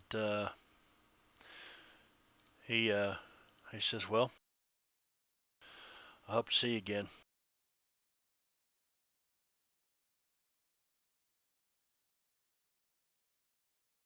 Then he goes back to his business. Is that your subtle way of saying we're going to die? I didn't say anything like that. Did I say anything like that, guys? All right, gang. What you gonna do? Let's go down the hole.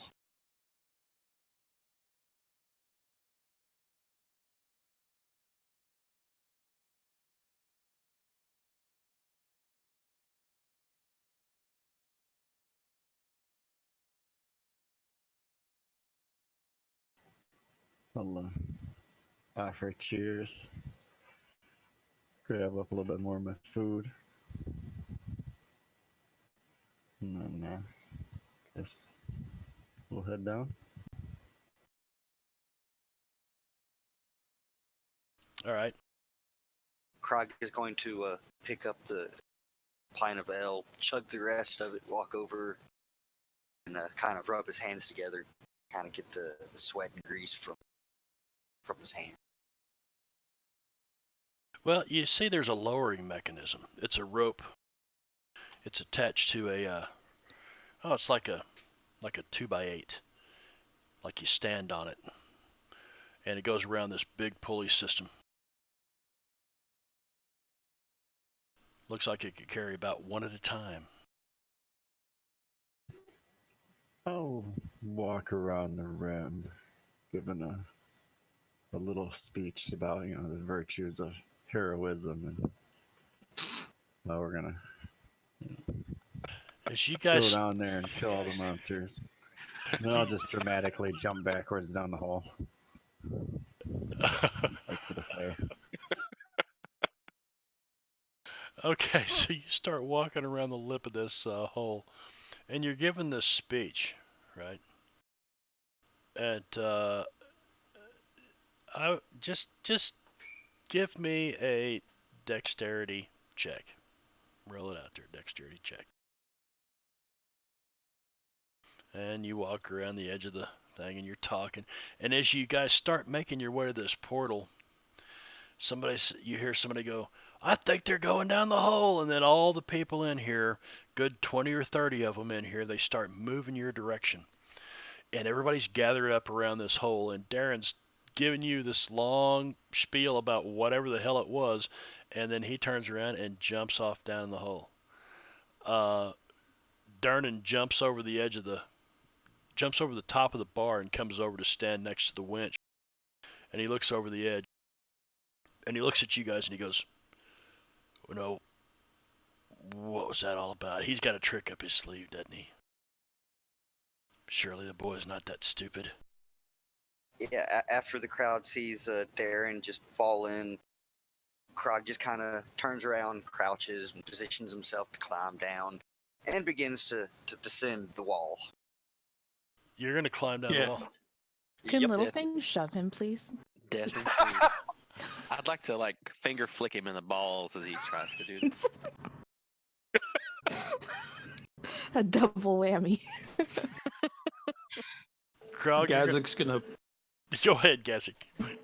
He's gonna place his overweighted backpack and tent and everything that he's carrying with him onto the platform. Look at it and go, don't think it can carry me too. Oh no! Lower that first. He tells you he can put you both down there. He says, all right, then all 600 pounds. Yeah, however much you weigh right now. By the way, total weight. Yep, not encumbered. Think the Goliath. Yeah. Holy shit! 318 pounds he's packing. Good on you, mate. Oh, all right. Hang on. Where's my weight though? Because I think we're up to 900 some odd pounds for that. You're 400. 718. Yeah. Yeah. He tells you don't worry about it. This is a big old rope, man. I mean, this ain't Darnan's first rodeo. Then he's gonna step on it. He's gonna get on. He's gonna go. In that case, better lower me so that I can patch these people together, like the one that just jumped. Okay. So you start down, and Darnan reaches over and he flips this lever, and there's this. It's a mechanical, like a clockwork, and the thing drops about a foot or two, and just drop, kind of automatically, and you begin to lower down into this thing. Fang, Krog, or Fang and Tark, you are standing up at the top. Krog, you are seriously going to crawl down the side of this thing. Yep. All right. Ball flick. Bing. Now.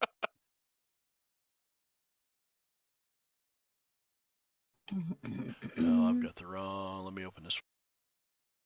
It just seems like a very Krog sort of thing to do. I want to shove him. 40-foot diameter. See this? This doesn't.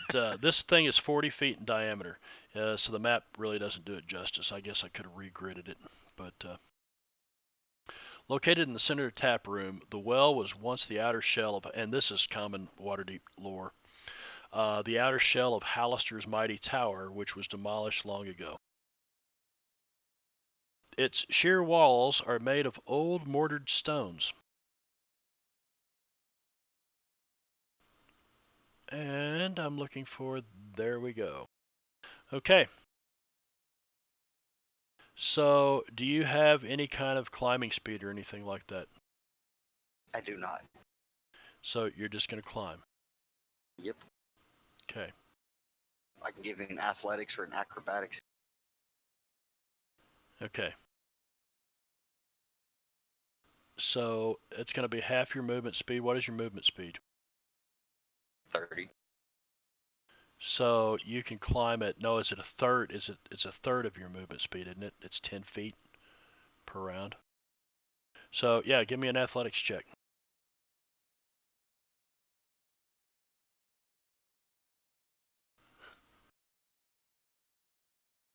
Okay.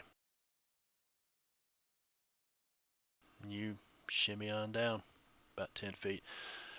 You start down the side of this thing, and then you see, as you're climbing over the edge of the well, you see Gazik toss these bags onto this little platform and then step out onto it. Durner flips the lever, and Gazik starts inching his way down through here. I guess Tark and Fang, are you guys going to wait, or are you going to try some shenanigans here?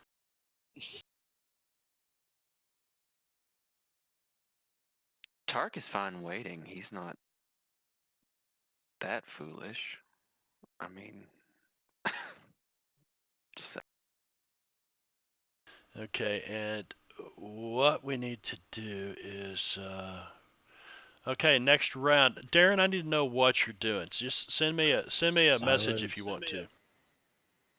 I just emoted it because it doesn't matter. I was going to hit the button 20 or plus feet off the ground before. I got 120 foot dark vision. Okay. And then. I'm assuming you're meaning your immovable rod. But Yes. Yep. With the harness I had built in. And then I was going to How cast far is your Dancing dark Lights. vision? I can put 120 feet. If I get going too fast because it's that far down, I can stop myself several times.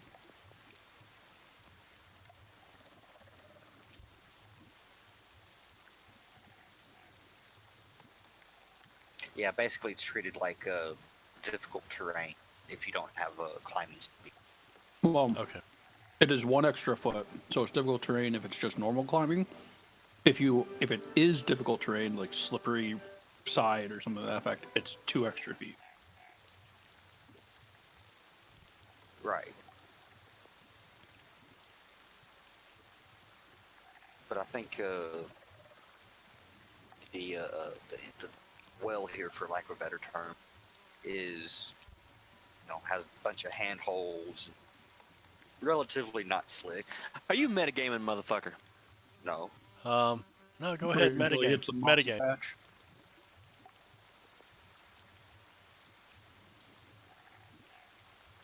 I know nothing about the well, so I don't know if it's difficult terrain or not. I just heard the question about climbing, so I went and pulled the information.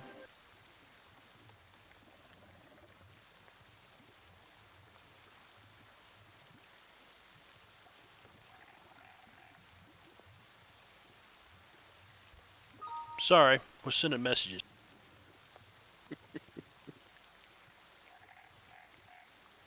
Uh-oh. Tark has something up his sleeve. All right, so Gazik, you step out onto this thing, and it starts going down. Krog, you're climbing down the inside, and all of a sudden you see lights pop on. Ting, ting, ting, 3 lights. And you can see all the way to the bottom. And you can see Darren down there looking up at you.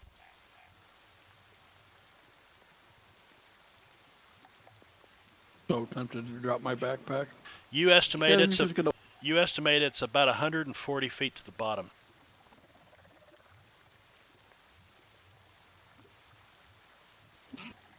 You guys are just gonna sit down and Okay, so at this look rate, at the wall monk. Littlefang is gonna sprint run down the wall, by the way. you're gonna Like sprint run.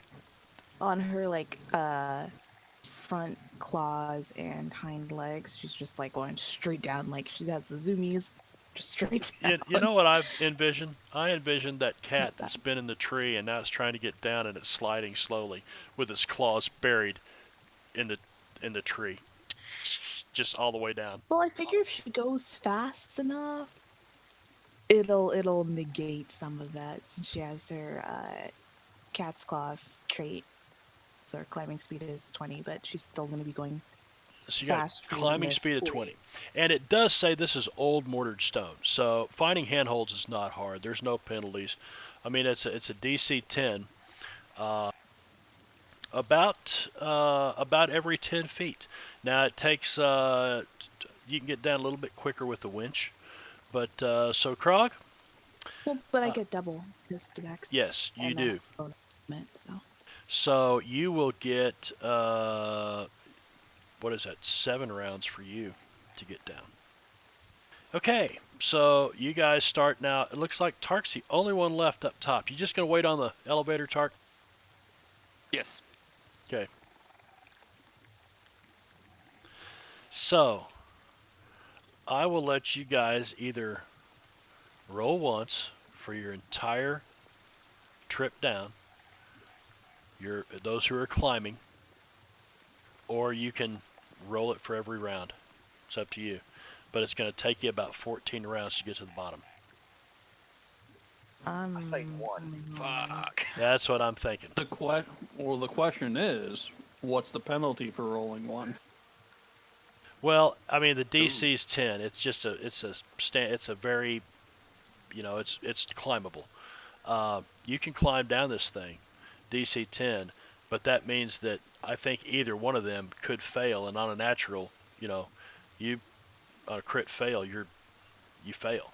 I don't care how good you can climb.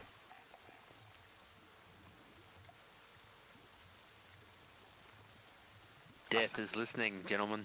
So I'm asking you, you guys want to roll one roll? It sounded like you did. I'm fine with one roll. You should do only one roll and then burn your inspiration. Make sure you don't splat, or let yourself splat, and Gazik will put you back together again. I don't know about that. Okay, no inspiration on this. You guys roll for me. Just a dex check. Oh shit. Oh, a dex check? That's it. Yeah, or athletics. That's fine. Athletics.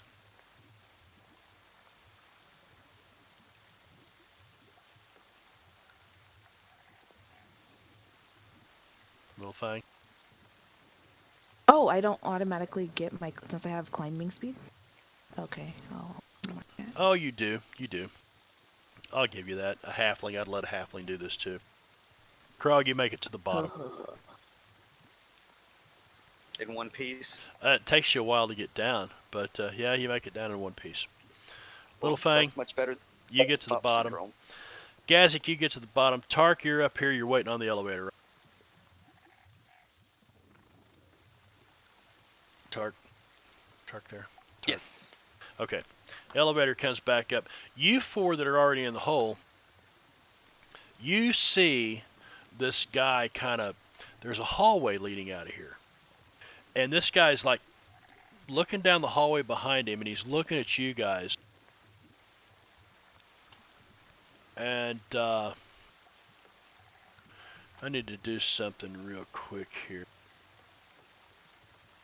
Maps. I'm waiting for.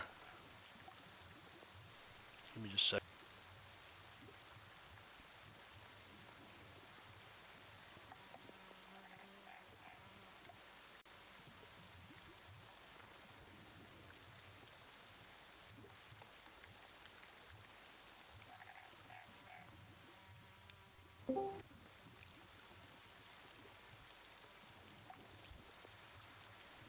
And huh? Martak just joined the voice channel. This guy is looking at you, and he's looking. Oh, I keep seeing the parakeet every time I turn back to it. Hey, Martok. This guy is staring at you, and looking back down the hallway like he doesn't know if he wants to run into this dungeon, or if you guys have come to capture him, or what's going on. He's a little freaked out. And what else does he do?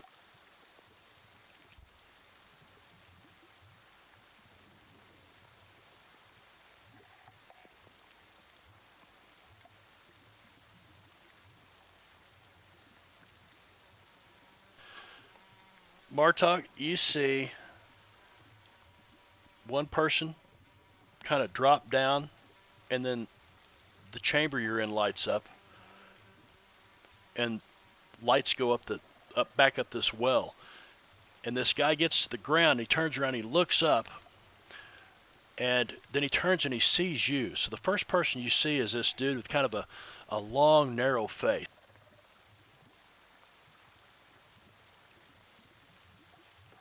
Can you talk, Martok? I see him lighting up, but I don't hear him.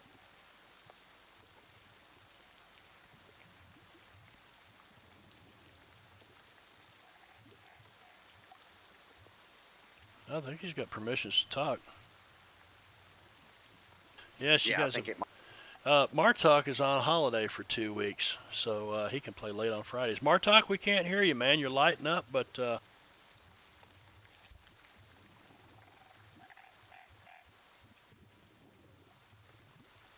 Yeah, I have a feeling that he needs to go in and set his mic input settings.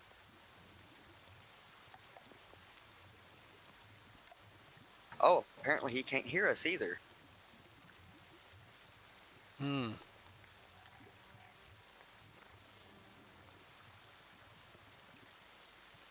There was a Windows update. You may very well have to determine your input and output again. Which I'm assuming you can hear us through the... No, he can't hear us. I totally Twitch. missed this. I'm sorry, guys. I was thinking about something here. we've got a guest star that's gonna go with you guys for a couple of weeks. Well, for about a week and a half now, because we're halfway through the session. But Martok is on holiday, and because it's 3 a.m. where he's at right now, maybe 2 a.m. He's going to run with us for a couple of weeks, and because I didn't know, I talked to him about this. I said I don't know if Gazik's going to be ready to go or not because he just moved and got a job and blah blah blah. Because you missed Tuesday, your game Tuesday, so we kind of queued this up, and I thought, oh, what the hell? He made the character. He was willing to do this. I said I'll go ahead. So I made us a guest star spot. Maybe somebody else will pop in there in the future. But he's only going to be here a couple of weeks. Hopefully we can figure out his audio stuff. Yeah, he probably just needs to reset his input-output setting in Discord. I've suggested it to him. I'm just not sure if he's seen it. If he's seen.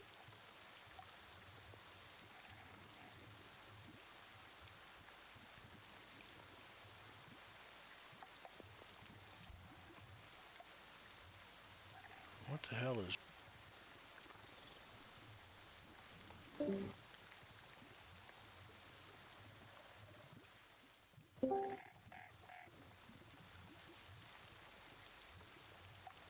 Nope. Can you hear us though? Fuck. Well, you can at least hear us now. That's good. You'll probably also have to change your mic settings, maybe. I don't know. Well, crap. I don't know. Keep tinkering with it. We're gonna roll on. Except I kind of needed some. I needed some input from him. So yeah, this guy looks back at you, and he doesn't know if he wants to run down this hallway or not. You guys all eventually make it down, and what Martok's character sees. Whoa! Holy passion for drawing. I haven't talked to P4D in a while. He just subscribed to the channel. Thanks, man. That scared the shit out of me. As it always does. Oh, that's awesome. Thanks, P4D. I hope everything's going. I got your coloring books. The grandkids got your coloring books, and actually I kept one of them for myself. So who knows? I might do that. He's got a hell of a coloring book. If you guys haven't seen it, go look for Passion for Drawing on Kickstarter, and I think that's how you do it. Tell us how you do it, Passion. Put it in the chat over there. Anyway, we're still trying to get Martok's. Oh, it says muted now. He's muted.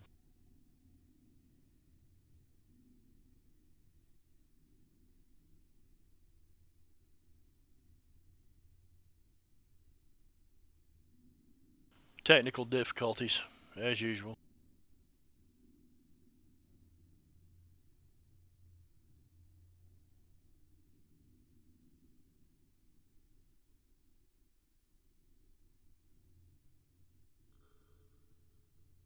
What in the heck? Always a problem. I say we blame Brad. Yeah, let's blame Brad. Is Brad here? Bradicus? He show up. Anyway.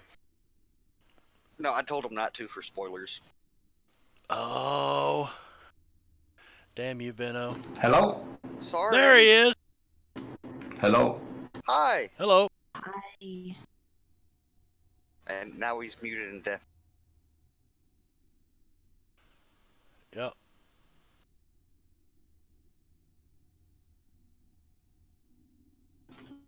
How's that? Sounds good. Can you hear us? Can you hear me? Yes. Can you hear us?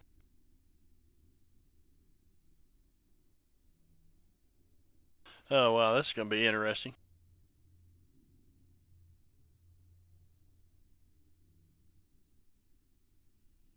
Okay, I think we're good.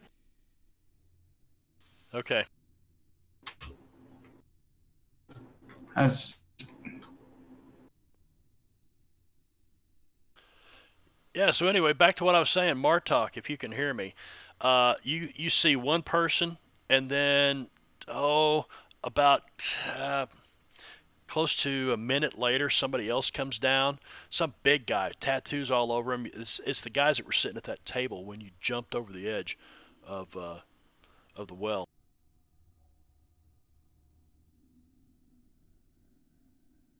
I don't think he can hear me.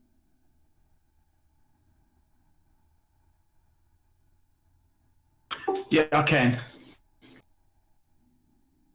Okay, so you guys eventually all get down, and this guy's looking at you. He's looking back over his shoulder down this dark hallway. Let me change some maps around.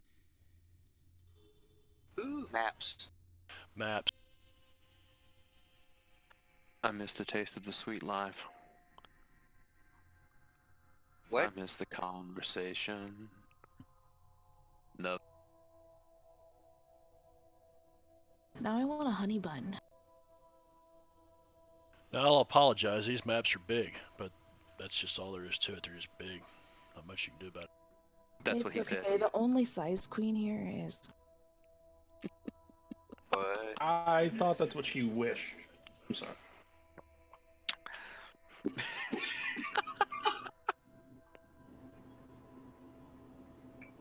What? How's that? Good. Good. Good deal. Good deal. Go ahead and Okay. throw your. Go ahead. Yeah, we got you. Go ahead and throw your character out there. What's your next project, P4D? What's coming up next? Not sure if human or halfling.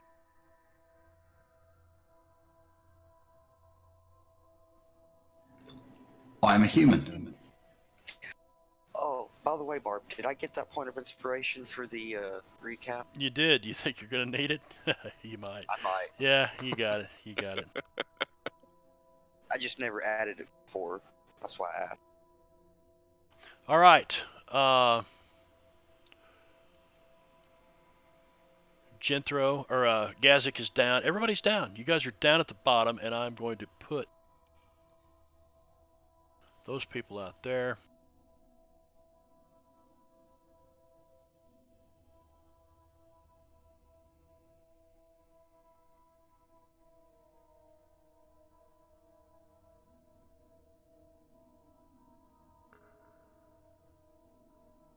Oh, this is not.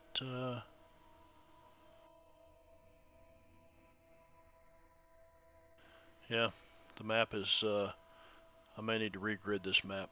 We're going to go with it tonight. At the bottom of the yawning portal, entry well, is a one time dark, but Darren lit it up, 40-foot square room with the following features. There appears to be a hallway leading off to the south in one of the corners where this guy that you saw bail over the side of the well is standing. There seems to be a thin layer of sand on the floor. And hanging all over the wall are a bunch of dented and rusted shields. There's like 60 of them.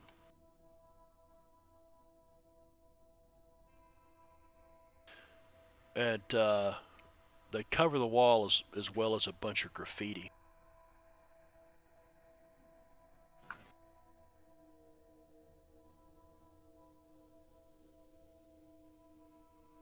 Darren, everybody give me a perception check. I perceive everything. Why did that sound like a Disney song? Hell yeah. Littlefinger's a Disney princess.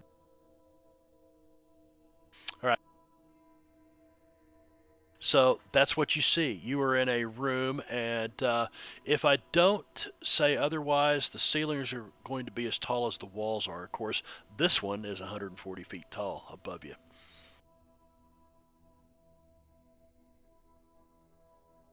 So what would you guys like to do?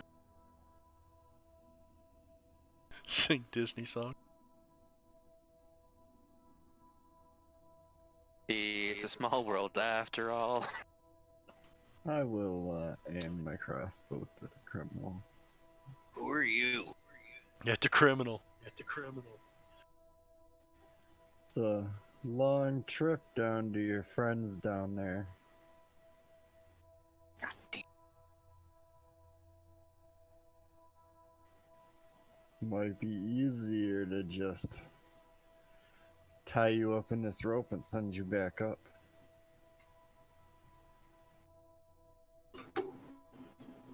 I don't think you need to do that.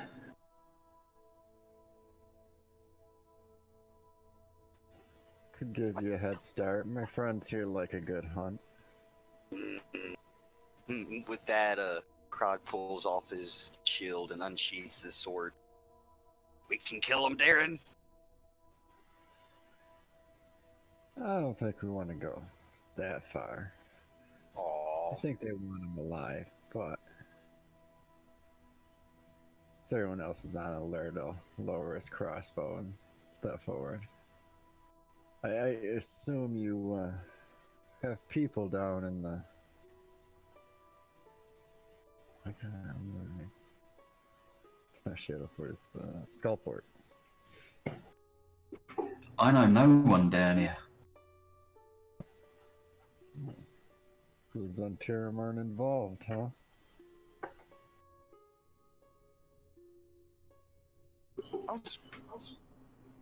It wasn't my first choice to jump down here, but I didn't really have much choice.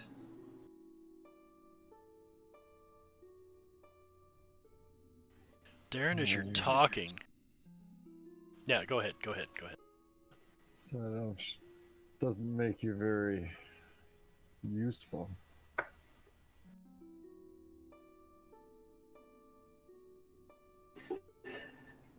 Well, I was supposed to meet a contact in that bar, but the city guard seemed to be hunting down people of my allegiance.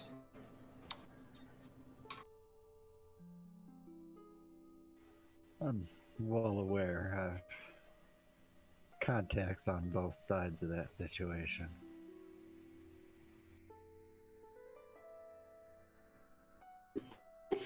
Then you know there's good in all of us.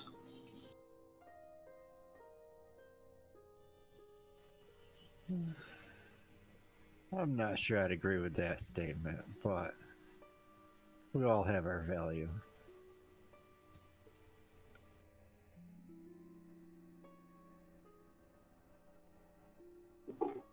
Well, let me tag along with you, and I'll show you my value. Krog Krog no trust him.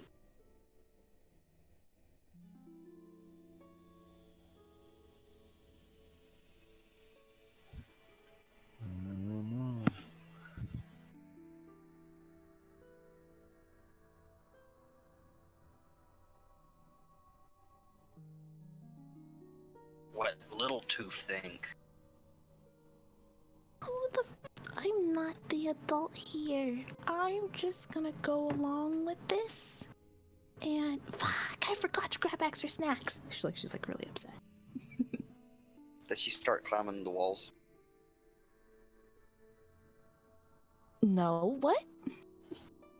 Climbing the walls to get back up there to get her extra snacks? No, that is too much work. And I'll be right back. I have to get the door. Oh, cool. Passion for Drawing's doing a sword and sorcery comic called Doom Fate. I love his stuff. Yeah, that sounds really cool. That's who did you guys' portraits, by the way. He was here. Okay. Yep. Yeah, we'll check that out, P4D. I need to get links, and I'll be able to put that stuff into the chat. And love your art, man. Good luck with everything. I'm really glad you swung by tonight. Krog, were you saying something? Somebody was saying something. Oh, I was just saying, was going to say that I watched P4D drawing some of ours. It's cool. It was real. Only thing that would have made it better would have been a time lapse thing where it looked really quick, but that's different. Oh, we could probably do that. Darren, what do you want to do with him? It's a long trip back up there, bro. We really just need proof of death to bring back with us. It says he can be useful. Sounds like an offer to take the lead.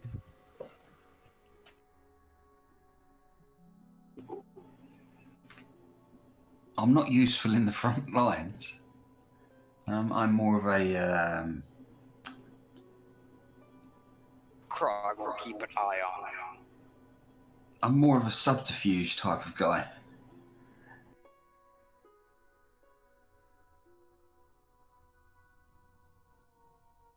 Is that one of them kinky sex terms?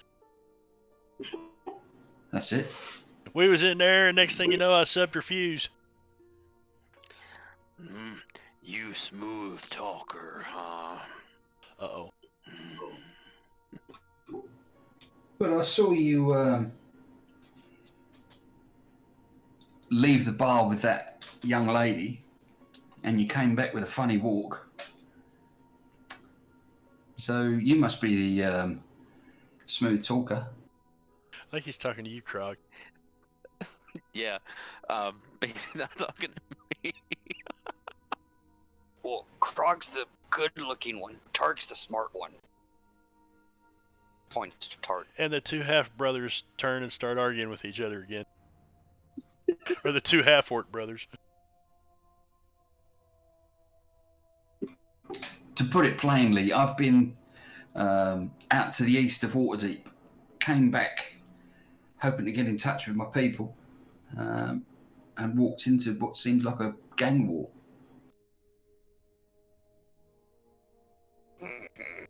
Likely story. What Gazik make of them? That's it. Yo, Fantasy kinda Grounds quiet now. College. Thanks for the cheers, It's buddy. not for Gazik to decide. Gazik can't have What an you opinion, doing? though? How are you, Layroon? No. Hanging in?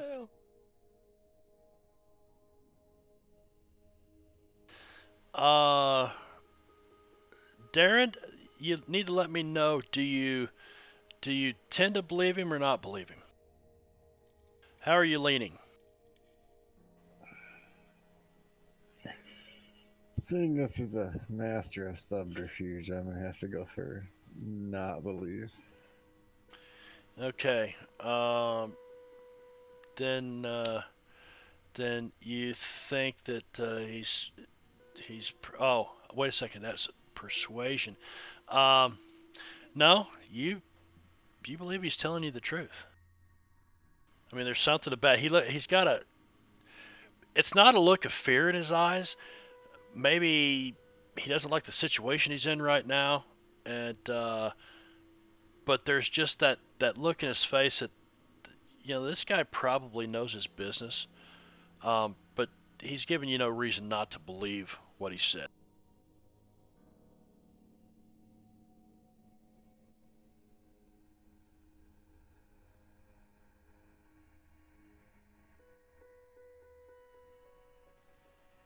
Alright.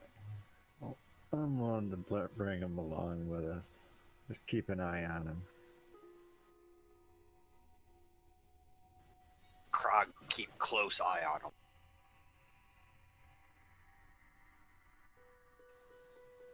Probably not worth the 20 gold the guard are gonna give us for dragging him back up that rope. Maybe he go willingly.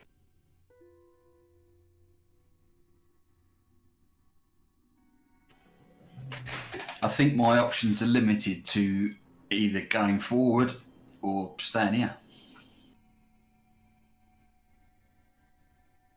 I don't think it's very safe for me back up that rope. Darren and Gazik, you guys are standing back here in the corner, and you hear a sort of a click sound, and then like the sound of feet running away. That direction.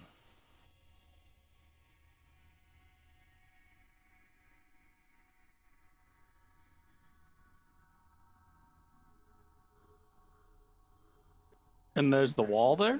Yeah.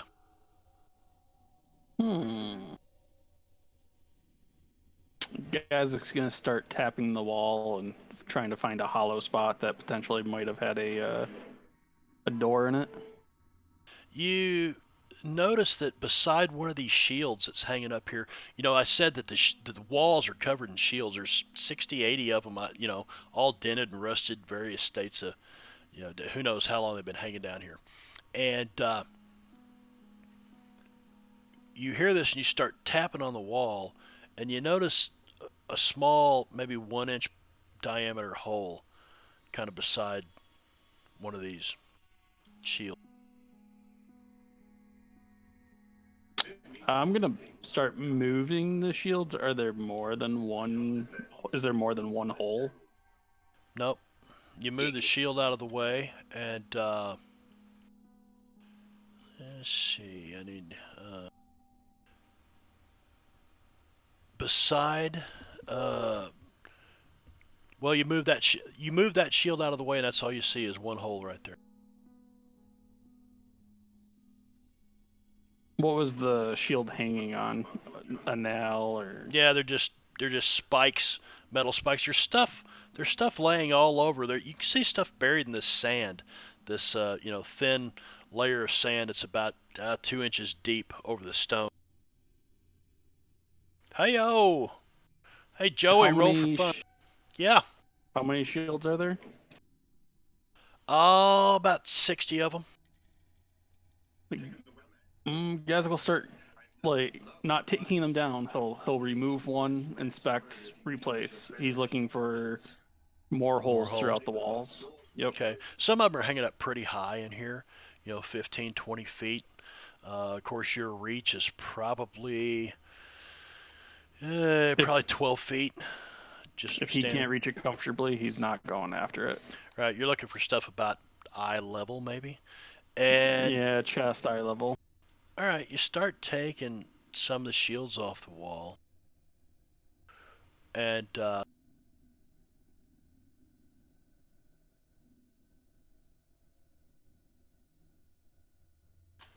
was supposed to be in Elvish. I should have did this. It's okay, little Finn can't read.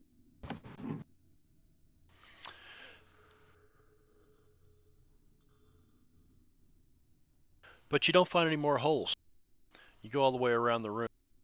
You guys see Gazik and Darren start checking out the wall in the corner, and then Gazik starts pulling shields off and hanging them back up, working his way around the room.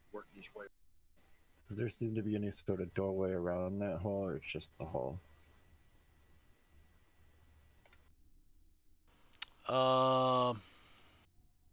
Like I'm gonna search to see if it was like a peephole for a door.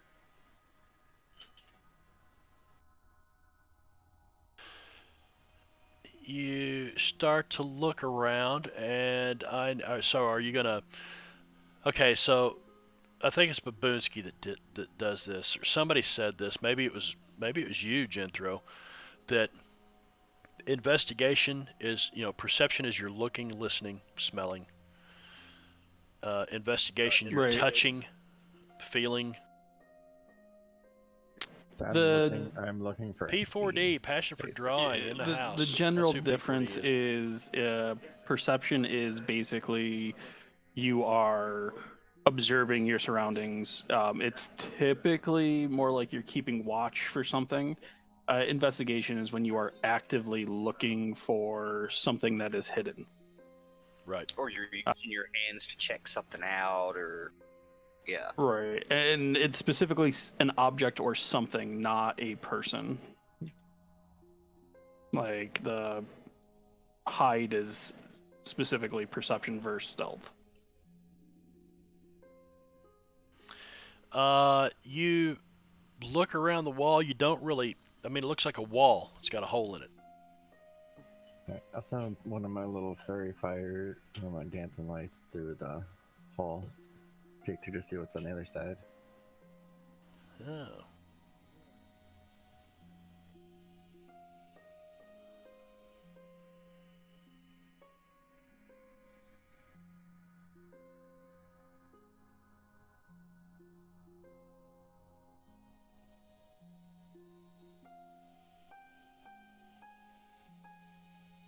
So what you see?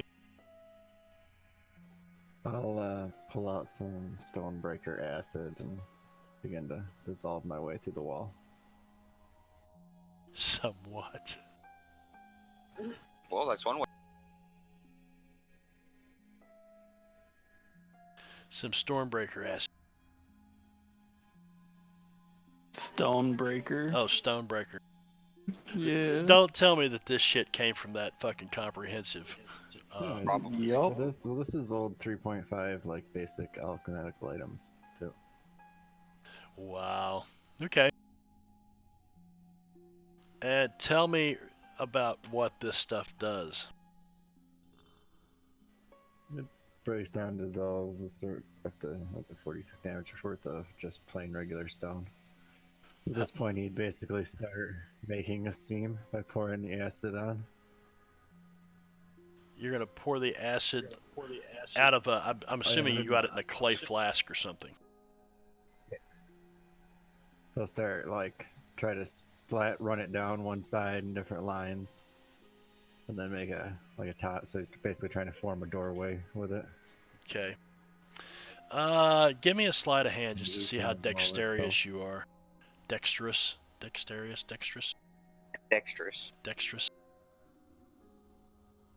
Oh wow. This is Picasso, man, and he's painting this kind of outline on there. How big is this thing? First of all, tell me how much of this stuff you have. One is enough to splash over a 5 foot by 5 foot square. I've got 10 of them. If I need to.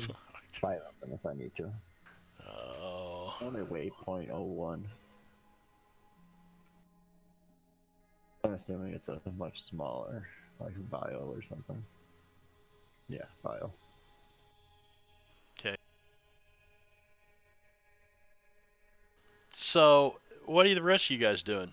Well, Darren is over here trying to paint this rectangle on the wall with some kind of stinky, acidic smelling stuff.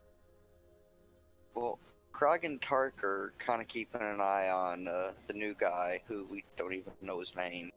And I think there's a little bit of flirting going on between him and Little Fang. You could ask his name.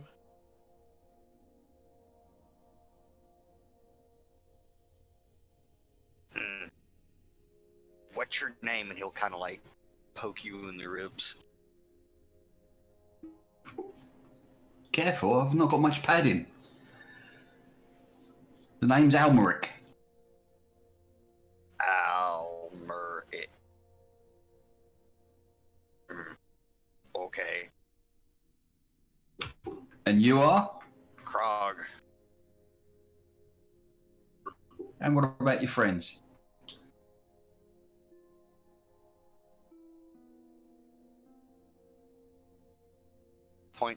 He'll point to the tabaxi and say, "That's Little Tooth."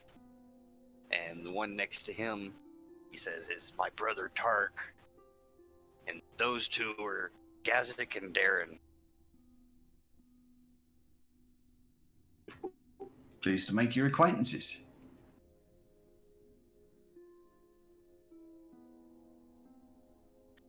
Yep, this is the beginning. You guys are catching How did you all meet? the very beginning of Dungeon of the Mad Mage. You guys are watching out there on the stream. I mean, this is the bottom Met of the in yawning portal. Waterdeep.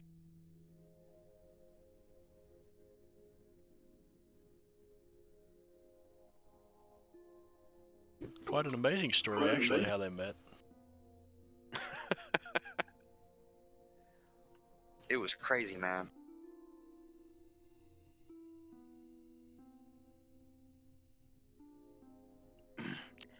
You know way around here? First time I've been here. Thought you knew someone in Skullport.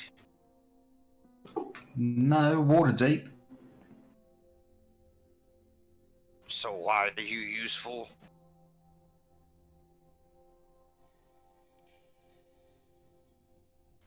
Did you ask him why he was useful? Yep. Krog was under the impression that he knew his way around down here. I'm useful because I can do this, and I'll cast minor illusion of an image of Littlefang. Oh. Where at? On. Sorry, I'm still getting used to names. Krog's the one that's giving me grief, is he? Yeah. Yes. He's the green one. Yep, I'll put the image on Krog's shoulders. Krog, suddenly you look to your left, and Littlefang is not only standing beside you, but she's sitting on your shoulders. Tark, you see this too. What the hell? I'm cursed. Gazik might be looking this direction too. Darren's working away over here in the corner.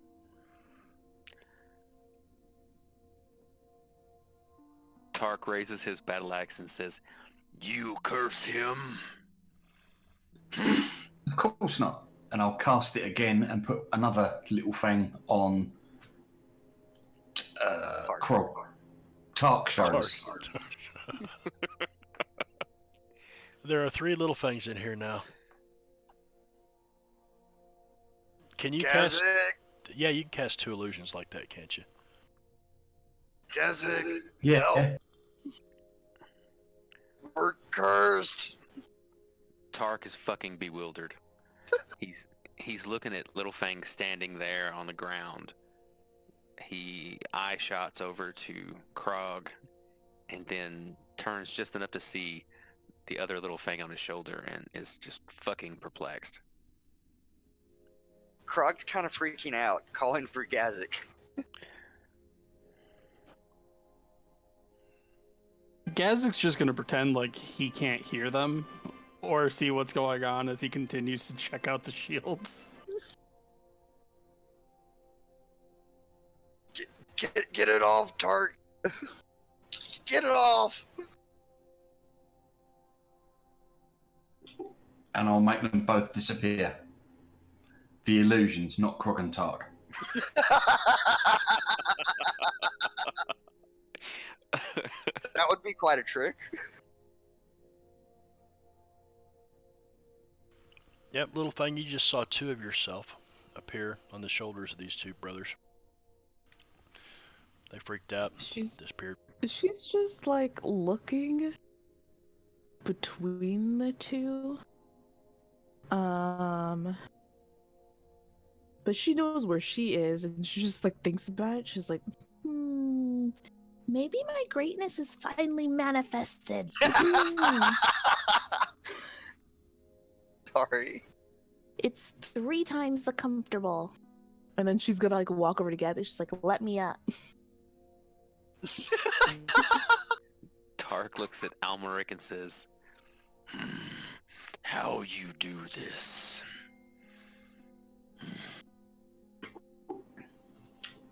You've heard of magic, and as I say that, I'll cast Thaumaturgy, and my eyes will go bright white, and then back to black, and then back to the blue colour.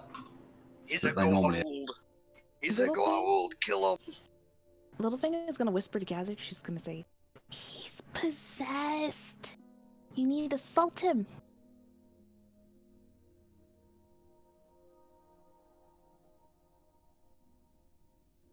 He's cursed. Exactly.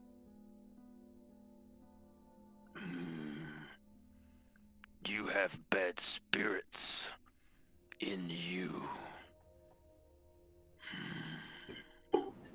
We should kill him just in case. And using an ability I have, without giving too much away, I shall put my voice in Gazik's head, and that I'll message him what I'm going.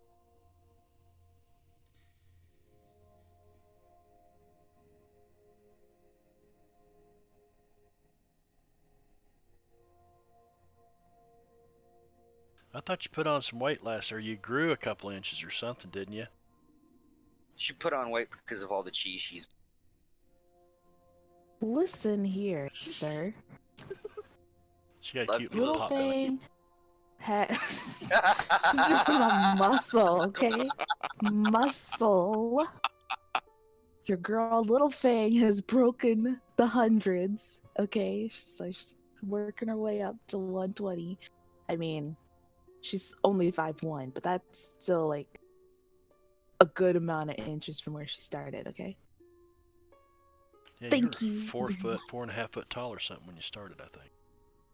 I think she was like 4'9", 4'8", but yeah. Darren, you have to. I'm then gonna take out my crowbar and begin pulling down that section of the wall. Damn, Start- Darren. You start chiseling away. Well, what you got to do here? Let me put this out there. Each one of these vials does 4d6 acid damage, and that is the amount of damage that you have to do to get through this wall. Well, I'm not trying to destroy all the stone. I'm just trying to weaken it apart. Like Right. basically cut out the outside lines and then pull the stones out themselves with the crowbar. Oh, the masonry and stuff. I see what you're saying. Okay. So I'll say that. I'm not trying to melt a big 5-foot hole. Now, how are you applying this anyway? I mean, are you just tipping the bottle up It on it, comes in a- or? Yeah, it comes in a vial. Pressed against the side of the wall. Let it run down. Okay. I get it. So you're just chiseling away over here, chipping mortar, chipping mortar. Yeah, and use the crowbar to pull out big stones. Well, the way you're going, I also have a hammer and pittons. hammer and pittons, chip, chisel. The way you're going, you figure you might be able to get a hole big enough to get Gazik through, and Tark and Krog in. You know, it might take you 30 minutes or so working away at this wall.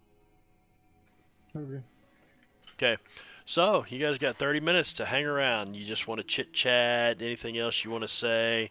Any tricks you want to do, Krog? Ooh, Littlefang's gonna run over to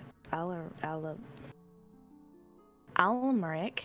Sorry, I'm having a hard time with your name because I have a good friend who goes by Alaric. I can Uh, understand. Okay, because I want to call him Ella Moraine, but you know. So she is going to say, I can show you a magic trick. You want to see?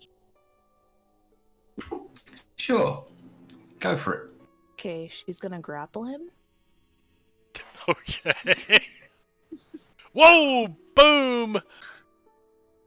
There you go. You need to contest that. You either need to try to get away from her with athletics, Oh, that's funny. or Holy fuck. fence her off with strength. You may Basically- always choose to not contest it. Yeah, you can choose not to contest it, and if you do, she just says, "I'm gonna show you a magic trick," and she just climbs up your backside and latches onto you. Uh, I couldn't beat that if I tried, so I'm not even going to contest it. yeah, she'll step forward and grab him by the front of his clothing, and she's going to hurl him across the room. She's like, "Look, you can fly!" And she's like throws him. Oh, that's your magic trick. Yeah, that's a magic trick. Oh, that deserves some inspiration. I wish I could award it. I will. Good Oh, trick. thanks. I have a point of inspiration, Little Tooth. You guys forget, man. Award that inspiration for good role playing. And you guys do great role playing all night long. Nobody ever awards inspiration. It's because we're all so great, you know? It's really hard. It's hard to get greater when you're the greatness of the greatness. Yeah. Because it's like, oh man, but there might be a better moment that's going to come up later. I'm going to pick myself up off the floor and go, yeah, that was a good trick. She'll give him a thumbs up. She's like, I didn't want to actually, you know, call upon the natural spirits of the omniverse to actually, like, you know, do something fancy, but mostly because I don't have much magic in the tank, you know what I mean? No, that was good. It was really good. So am I on the other side of the room now, over here or something? Yeah. Okay. I'm going to wait until Little Fang turns her back on me. Then I'm going to cast Mage Hand and give her a wedgie. Oh, good. How can you give it to Baxi a wedgie? Like, you're assuming a lot there by assuming she's wearing underwear. Well, I mean, you can always yank that tail straight up. But that's not a wedgie. That's just pulling your tail. It might be Which is a evil. similar feeling. I mean, or could just like yank the whiskers.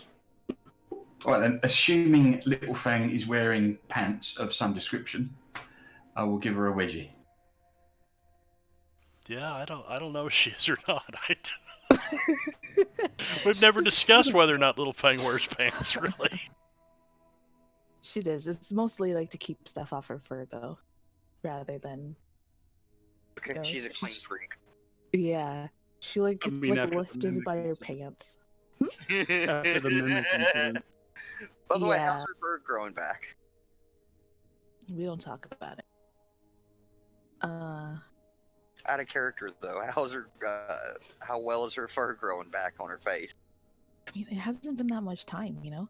I feel like she would have gone to healer though. Lesser restoration. It's been a week. It's getting stubbly.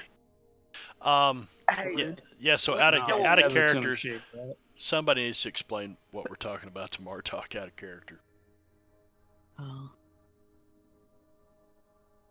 Basically, we were exploring, and Little Fang was like, "Oh, you know, I'm going to be smart and listen in on through the door to make sure we don't walk into, you know, a trap." So she goes and puts her ear to the door to listen. Turns out it's not a door; it's a mimic. So her face gets stuck to the door. And it was so quite then they humorous. pull her off and she loses half of like the fur on her face. And then after that, she was trying to disarm a trap in a dungeon, and she got her whole face burnt by a fire trap was also downed her, and she managed to survive on the last death save roll with the nat 20 to get back up, or else she would have died. So that was a moment too. So her face is pretty furless. Yeah, I know a wizard that can sell you a hair tie.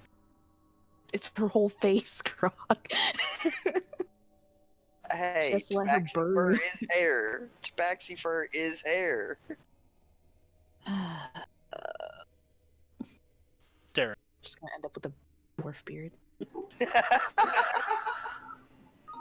Just like I can help you with that. You'll just end up smelling like cinnamon the entire time.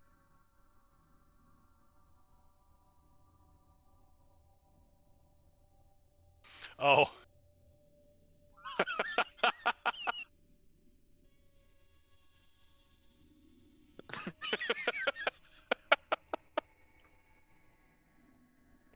We won't share that other. Just for scuzz. Where are you going, Tark? You don't know because you're talking to that guy right now.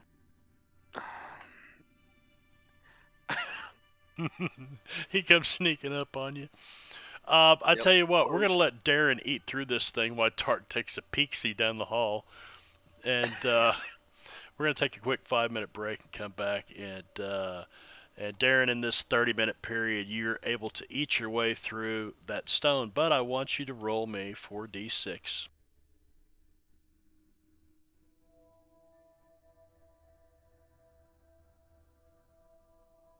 Okay, Not bad. You need to roll me another 4d6.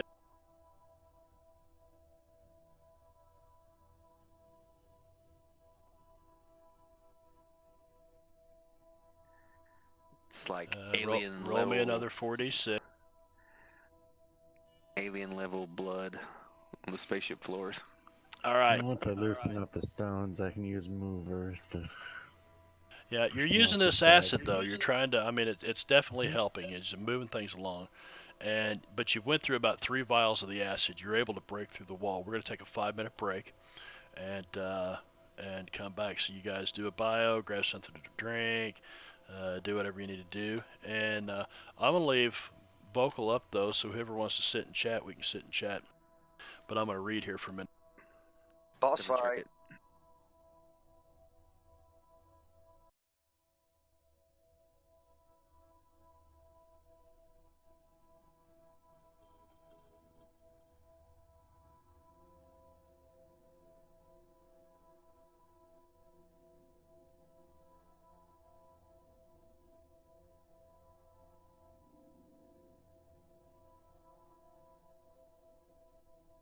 I don't suppose we could kill the Sirenscape.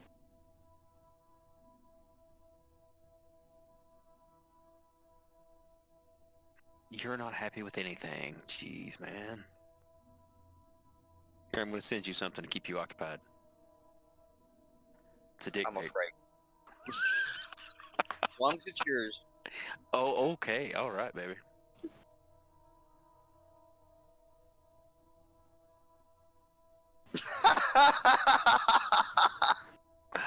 It's not the response I expected, but okay.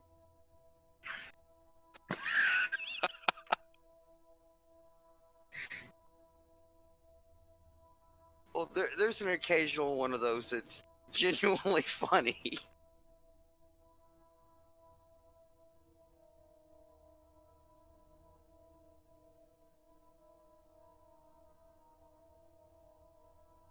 Little thing will start digging with her paws, and she's throwing all the dirt out there. She's making sure, because the only person here who would mage hand wedgie her would be this new mage who doesn't know who he's messing with. So she's like running around the room flicking up dirt, and it's all just happens to be heading in that general direction.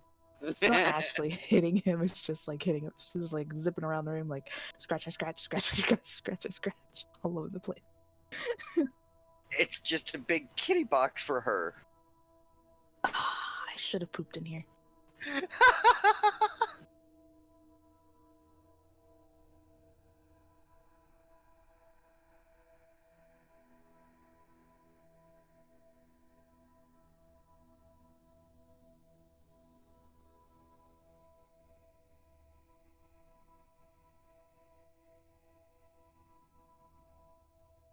Um,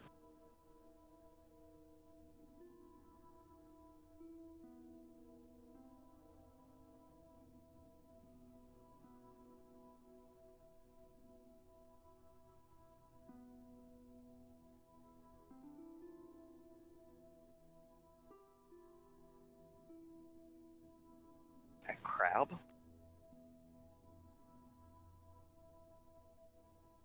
Just like a metal statue sort of thing.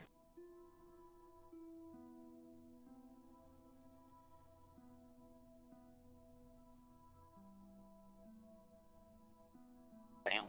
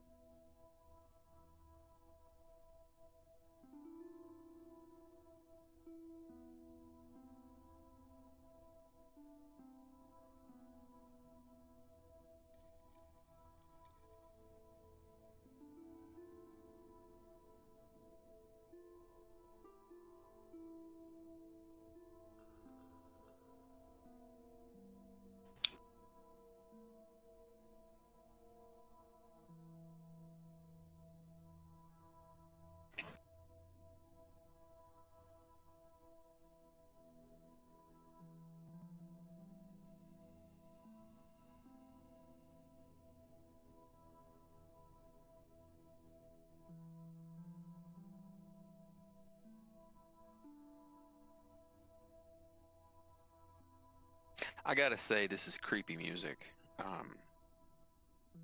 Reminds me of a John Carpenter soundtrack.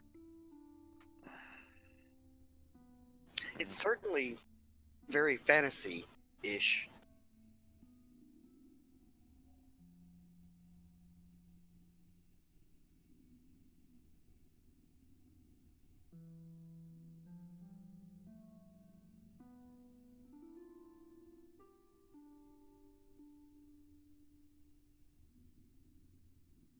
But yeah, those roles would have been good for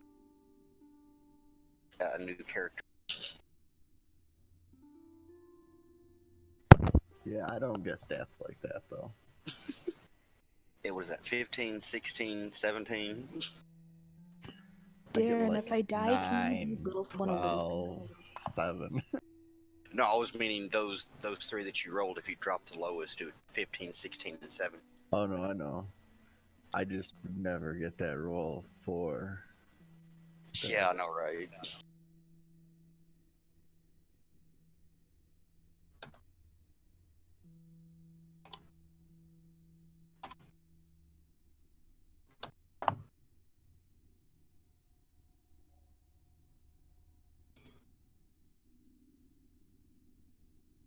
Ooh, that's a nice looking burger. Ooh.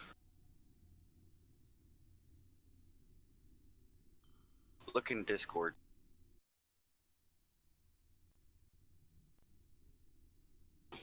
Oh, I'm hungry. Are you eating that little thing? I think she already ate it. Oh my No, god. I just thought it reminded me of like a cat burger. That seems like a little fang type of burger. Right Oh, that there. seemed like a Marbanya burger to me. Oh my gosh. I'd put a fucking hurt on that.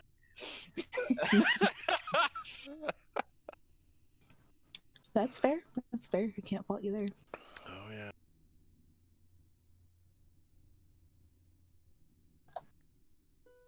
Yeah, and the map you posted is really cool too.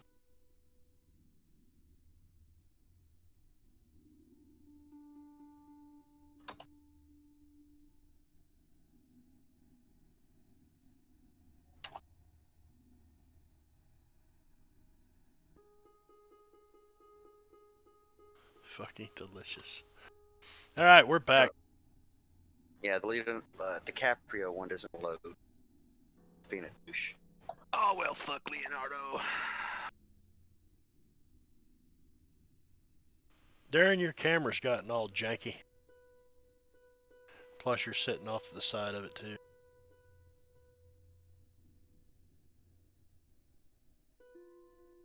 Yeah, Genthro's coming in good. Yours is lagging pretty bad.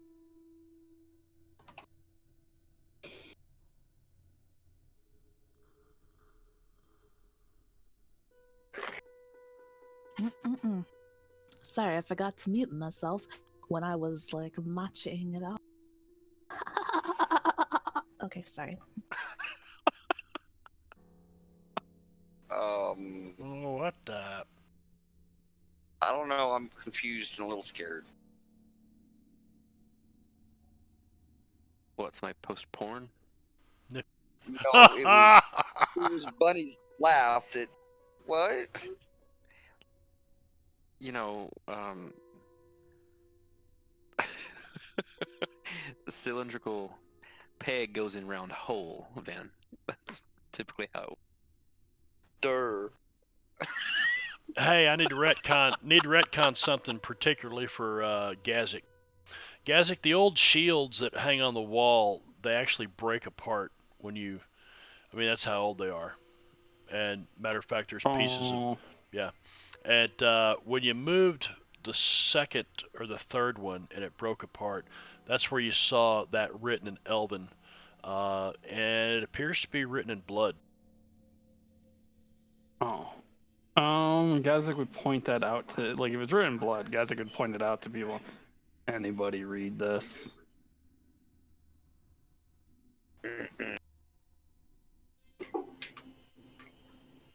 I'll take a look. Looks like chicken scratched a Krog.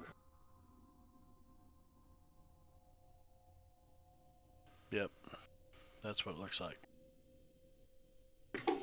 It says, beyond the pillar forest, the mad mage waits, casting spells behind magic gates. Krog not good with riddles. It's written in Elvish.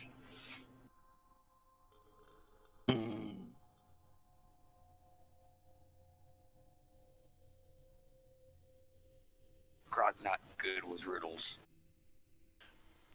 You guys, Darren stops chipping away over here, and then you hear him take his hammer and whack a couple of times and knocks the stone in. You've created a hole big enough that you guys could crawl through this hole.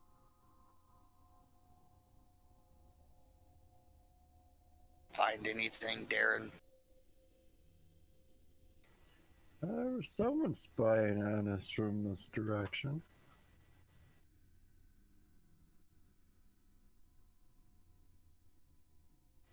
Want me to Run look? away. Want me to take a look, Darren? Probably best I don't go first. All right. He'll bring his sword and shield close to him and squeeze in through the hole. Looks like there's a hall that goes to the left there, to the west. There is. I'm gonna kind of go up halfway and peek around the corner.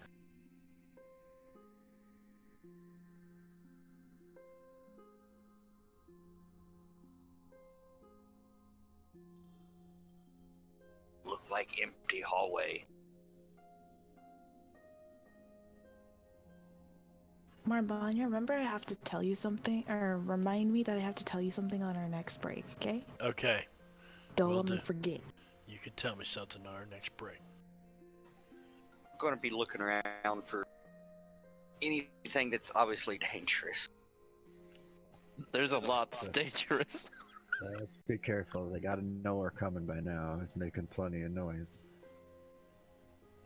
Oh yeah, you've been making plenty of noise.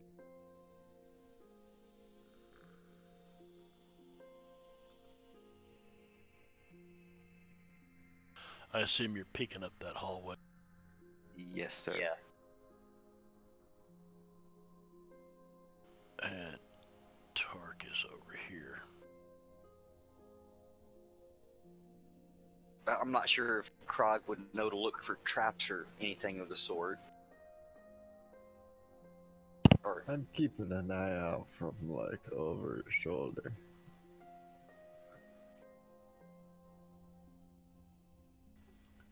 see I what's just going don't on. want to eat the first arrow when we go around a corner like I usually do.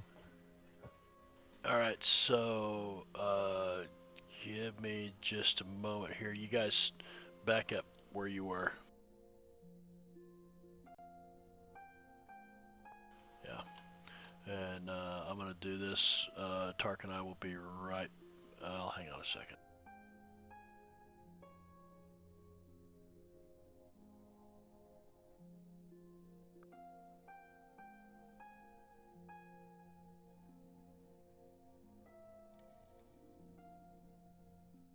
Yeah. I'll be right back. Tark, I'm going to pull you over here into the Waterdeep channel a second. All right. Ooh, secrets. Okay. Yeah. So you're looking down this hall, and you can see some stairs going down. You see a bunch of pillars at the far end of it. Let me clear some more of the masking away.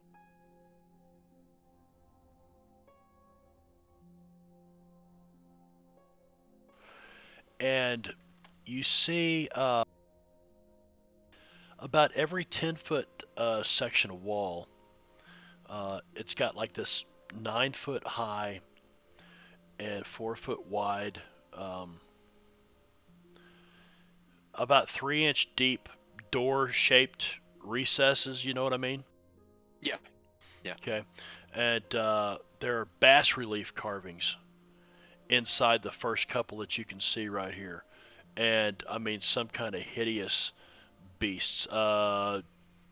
Give me a religion check if you want.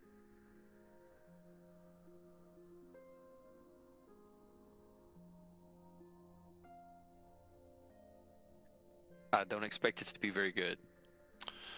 I don't know. This looks like some stuff that you might have seen carved uh, in the temples of churches that, you know, some kind of beasts that were being beaten down by, noble knights or something down into the ground. Just some pretty wicked looking stuff. You see,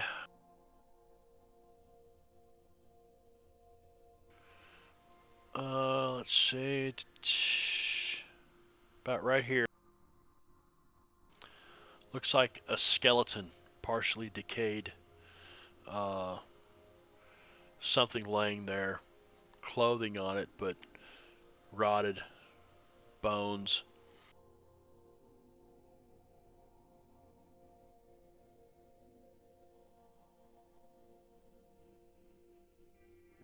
Okay.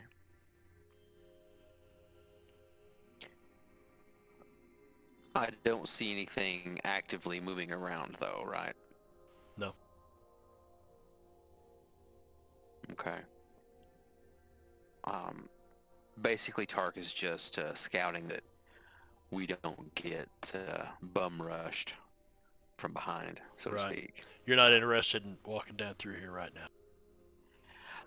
Not at this point, no. He's just Okay. checking for immediate danger, so he'll probably make his way.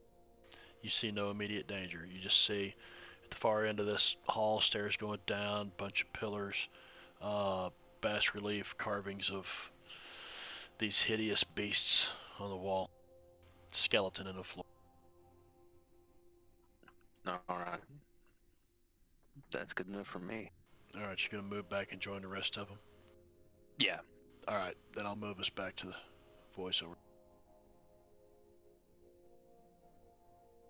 Like in memoriam things. Oh, All right. well, they're gone now. Get back. Do I? We're talking about the shields. Yeah, I was making a joke that maybe the shields were a part of Darnan's collection. One shield for each conquest.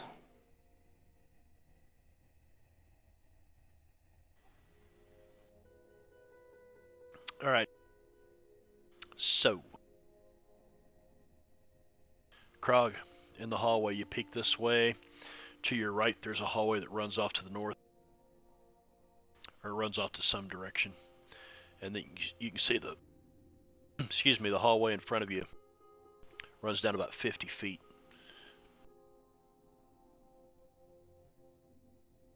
That's 50 feet. 25 feet. Sorry, I'm thinking in 10-foot increments. And that's how this map should have been gridded. So, Yeah. as a matter of See fact, anything, Darren? I should probably re-grid it real quick, but that's gonna make it. Might I make it a don't little see long. anyone, but there's bound to be someone down here. I was thinking more like traps and shit to kill us Yeah, other I'm critters. taking a look around from behind them. Right, so you're just taking a look They're around. They're just actively ducked behind Krog and just peeking out the sides looking for traps or anybody. Give me a perception check.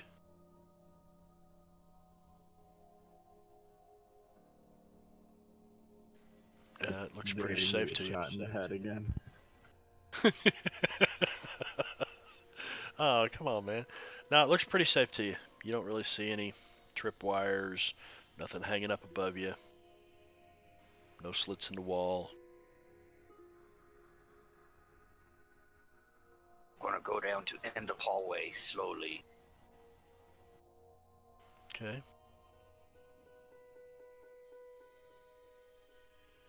I'm guessing Darren's gonna be right behind.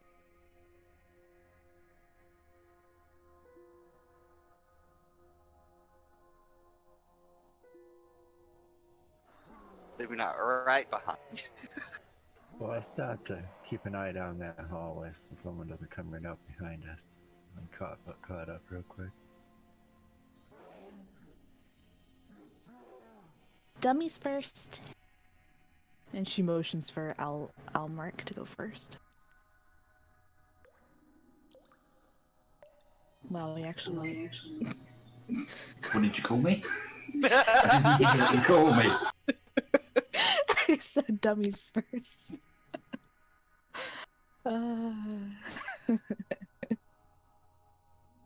Yeah, Bunny, don't you play in another game with Martok? He's invading all my games. This is just a 2-session thing. It's okay. It's okay. You just need me to protect you. I understand. I'll protect all your characters. Yes, tomorrow night you'll need to protect me as well. I'm gonna go back. See anything, Darren? Alright. Holy shit, Jingo the Fool. Coming over here with a raid. Hey, Jingo, what's happening? These guys are just leaving the bottom of the yawning portal. And exploring off into Undermountain. Whoa! My God, that scares the hell out of me every time. Thanks for the sub, Jingo. Appreciate you, brother. Appreciate you a whole lot. Who all we got here? Raven Knock, Martian Cat. Oh, Jingo's boss is here. Everybody be on their best behavior.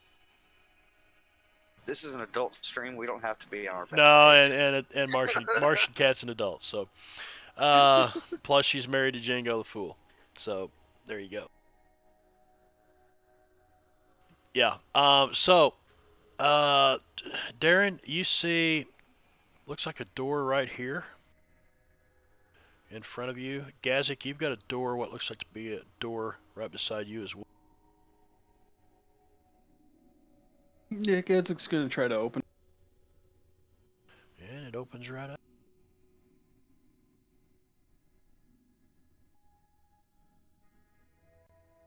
Seems to be a little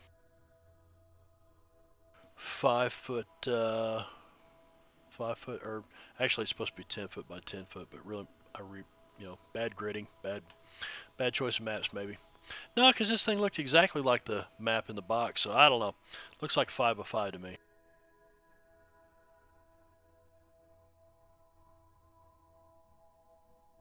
This isn't the one that came with the module? No. Here, I'll show you that one. Hey, Marbanya. Yeah. Why isn't the map on the stream? I just noticed because I was flirting with Martian. What the hell? I don't know. It's okay, old man. Thank you. You gotta slap the shit out of me every now and then. No problem. I promise I won't call the Center for Senior Abuse or whatever the hell it's called.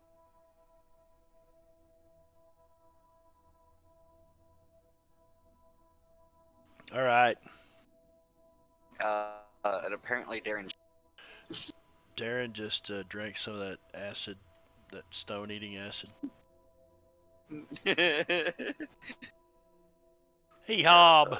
What was it in What's Alice up? in Wonderland that made her shrink and large? One pill makes you larger. One One pill makes you small. Come on, man. Gray Slick. Is this an empty 10 by 10 room? It's an empty 10 by 10 room.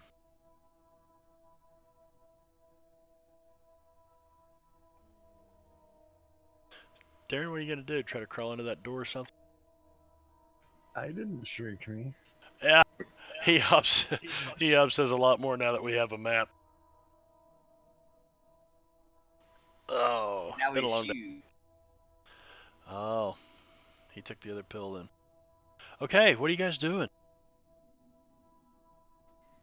Yep, no, I'm gonna listen at the door and open it. Okay. Almeric's being pushed forward by Little Fang. Yeah, I can imagine she's probably poking you in the back with an arrow. I wouldn't.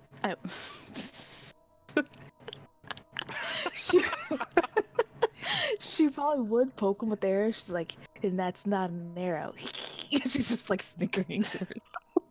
You're just glad to see him. That's a little personal there, Krog. Thanks for noticing, I guess. Almeric's not arguing because he's just been thrown across the room by her. And Little Fang will say, okay, sure. And as soon as Al gets out of the way, she's gonna go zip zip up to here. And she's gonna start doing her cat things and searching her. Doing your You mean cancer. scratching? You mean scratching on doors and shitting on the carpet? No, she's using echolocation because that's what cats do. What? It's a joke. It's a joke. But you said it so serious, like. That's because it's not a joke. You ever wonder why they purr? It's not because they're happy. Well, I'm pretty sure that there is some sort of emotional behind it. No, they're totally sending messages via soda. It's just so that sonar they can to actually their see you. overlords. Yeah. Just so they can actually see you, so they know not to claw the shit out of you because you're the one that gives them food. Like, that's it. Yet they still somehow do that. Yeah, Well- that's when the radar malfunctions. The sonar, misfires. Man, and a cat is always willing to share a mouse or a rat's ass with you. So a cat does actually give a rat's ass. And a whole rat. Well, You ever notice they eat the heads? Bring the Or rest of frog. No, mine have brought me whole dead rats before. Dead cats. Did You- you see you where need to they were move. at? All right. Now, typically that rat didn't last long. You need to move, find a different house. Well, it's funny because mine used to bring me raccoons. What? Yup, my little friggin' little nothing of a cat would bring raccoons home. Oh, That's wow. crazy. Like, in the dead way? Sometimes they were alive, sometimes they were dead. That's unusual. I like my Like- women just a Total little on badass. the trashy side. Well, no, like I one day, I would find dead raccoons every now and then, but one day I was just upstairs watching TV and I heard this. I was like, "What the fuck is that?" I go out to the back sliding glass door, look down. There's my cat dragging a raccoon up the stairs. I was like, "What the See fuck?" what I brought you? That's what she looked like. Let's play. Oh, Hey, Papa, I found a huge rat. Like, no, that's not a rat. That's something that could easily kill you. Yeah, because I don't think they even fall under the rodent category. I mean, at least it wasn't a possum, because possums are really mean. They can be quite fierce, yes. Oh shit. He Hop says, funny, my dog brought me only the head of a Canadian goose and put it on my porch. I think he's in the mafia now.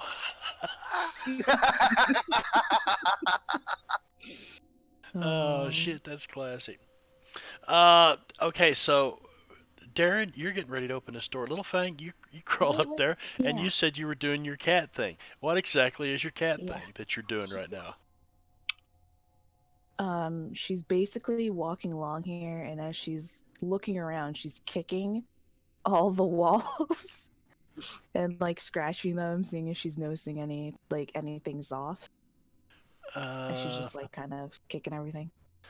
I got check.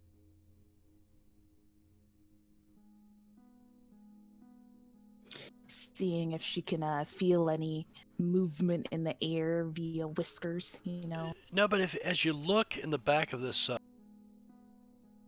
this kind of small 5x5 closet looking thing, empty room, it looks like the stone in the back is different.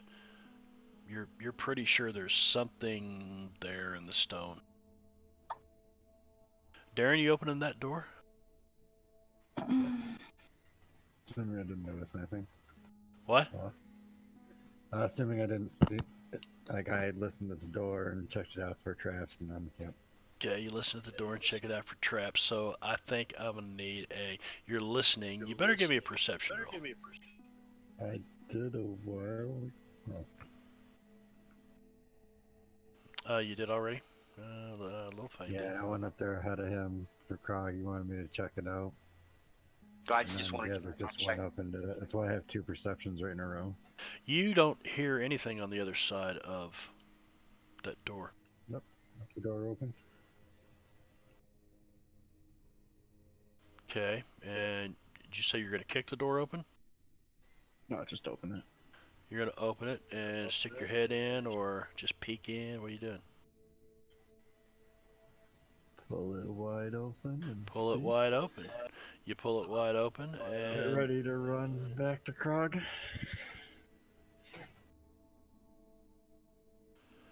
Oh, that's not suspicious. I thought it was on the other side even.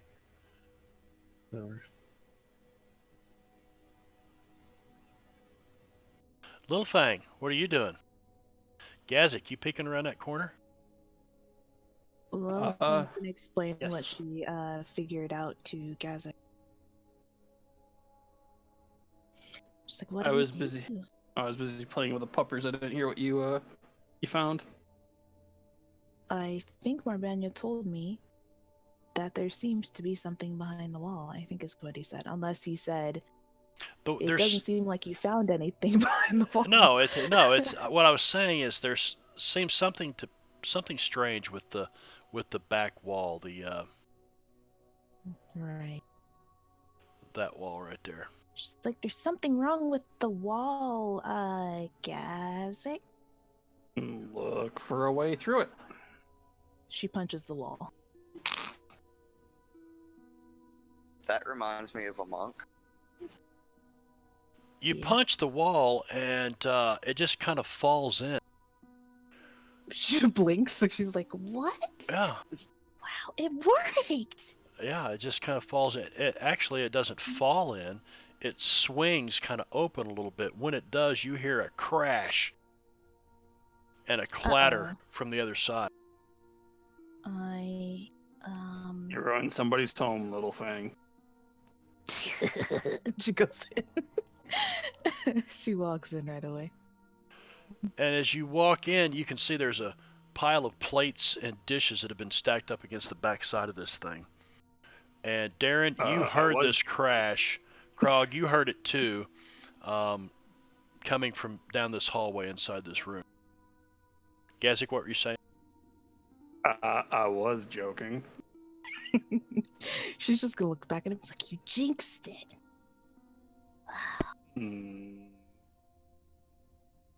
Let me go back over here to Darren real quick. Darren's standing atop stone plinths in the middle of the room.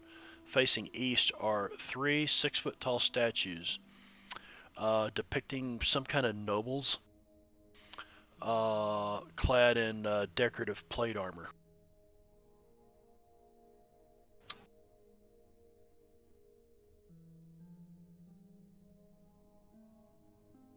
By the way, Krog is trying to be sneaky as he's entering the room.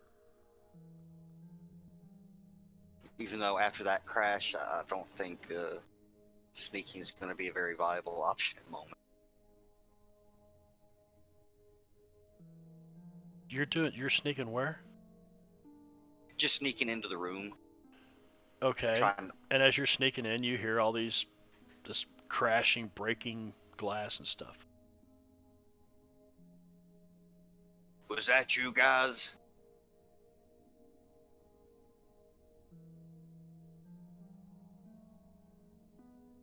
There are no men here. Hi, little tooth. Big Shut room in here. I mean, okay. She realizes she's not supposed to be picking on Grog in front of the newbie. So, Almeric and Tark, what are you doing back down there in the south? Are you still eyeing each other up, trying to figure out who's going to move first?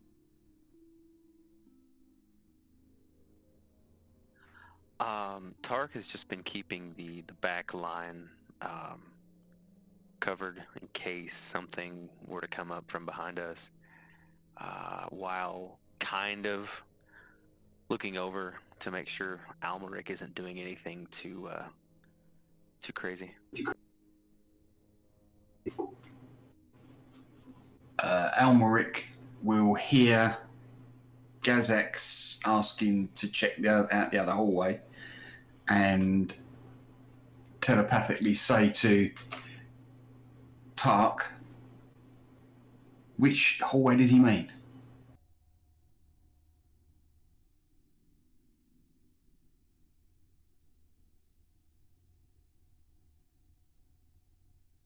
Tark stands there stupefied for a moment and says, "Do you speak to me?" And again, using my telepathy, I'll say, yeah, why? And I'm going to assume that Tark is looking directly at his face and doesn't see his lips move. And how you do this? All right, so that you guys answer on the The stream power now. of my mind. Almeric here, played by Martok. Again, telepathically. My friend from across the pond. Mm. This is his first night with the group. Right before they descended into the portal, into the well. Tark will take a little step back from him. He was kind of running from the city watch and say, dove over the edge of the well. Stop that.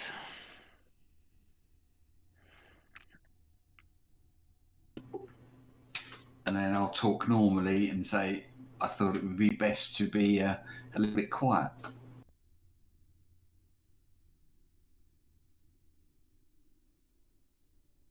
Tark thinks about it for a moment and considers where they are. It takes him a good 20 seconds to do this. And then he looks at you and he nods. Okay, yes, you're probably right.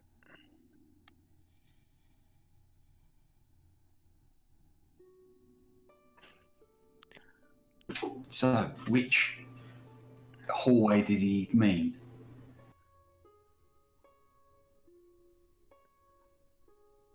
Tark's going to point up to the hallway where Gazek and Little Fang went into. He doesn't know for sure, but that's what he thinks. Okay, let's go. Gazek, you just kick the plates and stuff aside. The stoneware. Little thing already ruined them. Yeah. Darren and Krog, what are you doing in the big room with the statue? Krog's just looking them over, just trying to figure out what they are or why they're there. Well, you're looking them over, and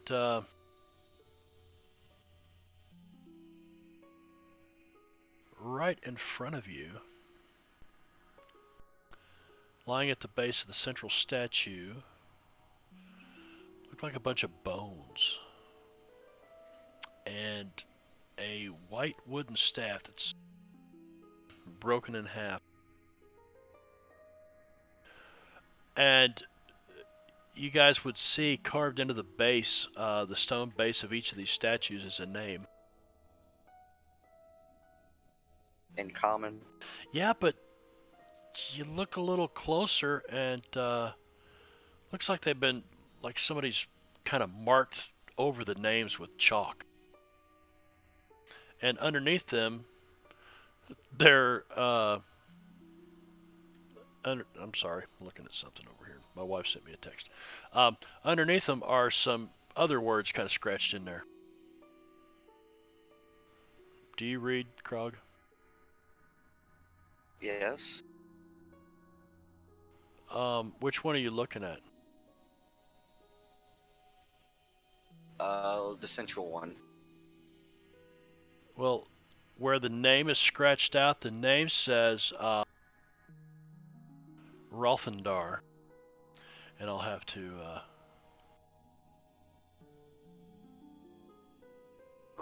do that. Yeah, but it's been scratched out.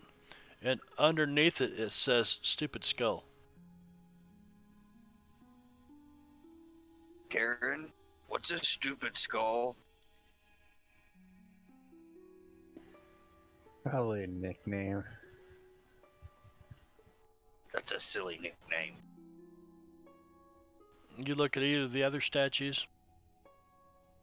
Yeah, I'll look at the one, the southern one.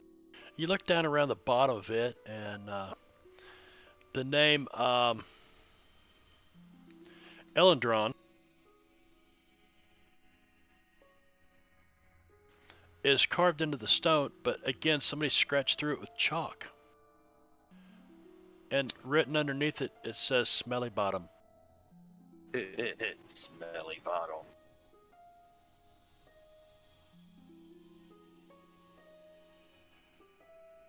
Darren, you're looking at that one. Same thing. You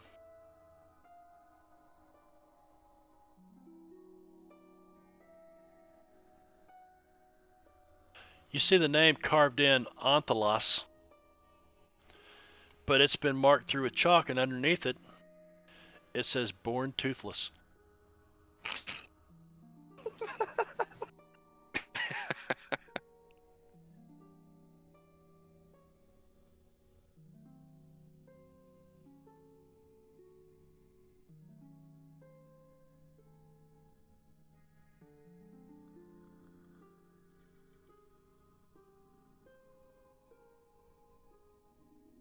Okay.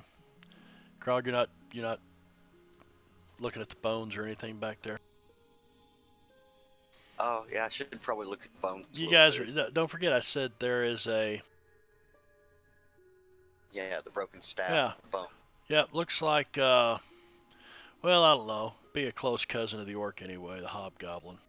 Looks like hobgoblin bones. Pretty good sized skeleton. And this white wooden staff that's broken in half. Now, my question would be, would Krog be smart enough to realize that something probably ate these bodies and left the bones here?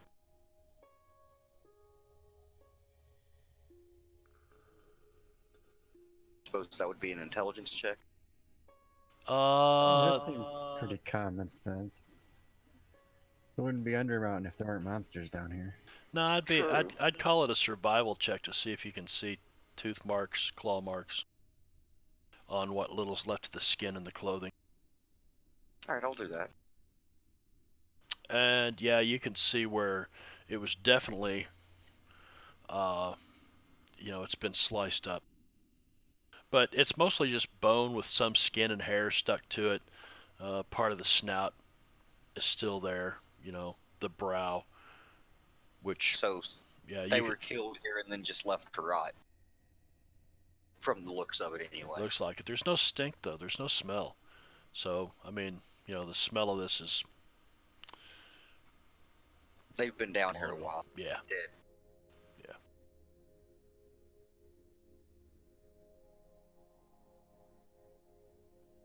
find something, Darren.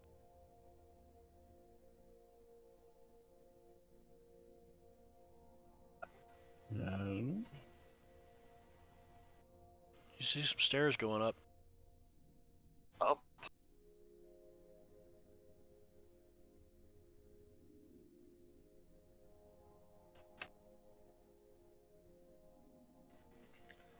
I'll proceed up quietly.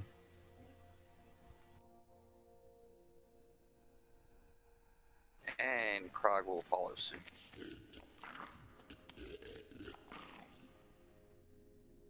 The hell was that? You're fucked. What? I heard something go. I'm Sound- thinking Crag should go first. I'm gonna tell you guys right now that I will be using Sirenscape a lot in here because they've already developed the first 6 levels of the dungeon.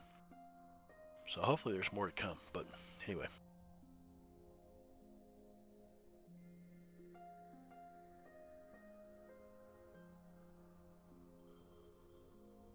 Well, don't just stand there like a boob. Ask me 3 questions about Undermountain. 2 of my answers will be true. 1 will be false. That's just a little sneak peek. That's Hallister, by the way. Okay. Oh, cool. Since Darren stepped out of the way, Darren stepped out of the way. I'll And- cautiously creep up. But like I heard something, right? I think that was a taste, not an actual. Oh. So I thought No. the first one was real. No, you didn't hear anything. I'm just messing with you. And DM, Yes, ma'am. as Littlefing's making her way over, she's punching all the walls. As she goes, checking Tap, them, tap, trying tap, to- tap, tap, tap, tap. Yeah. Oh, that'll be great for the spike trap. Oh! Yep, you tap, tap, tap, tap, tap. You can give me an investigation check if you'd like. I can't use perception. You're actually... I've got your passive perception anyway. Well, I mean that's what I was actively checking as it was coming Right. along. So Yep, you're tap, tap, tap, tapping. You don't come across anything. Gazik, what are you doing over there? Trying to open that door. Which one? The one to the south? Yes. I didn't see one to the north. It's kind of I difficult. didn't see another one besides the one to the south. Yeah.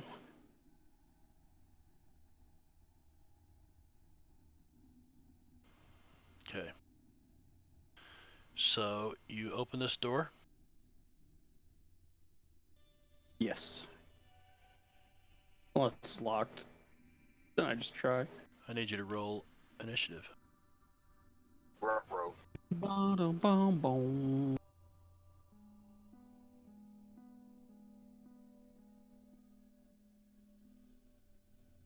Everybody or just Gazik? No, everybody should probably roll initiative.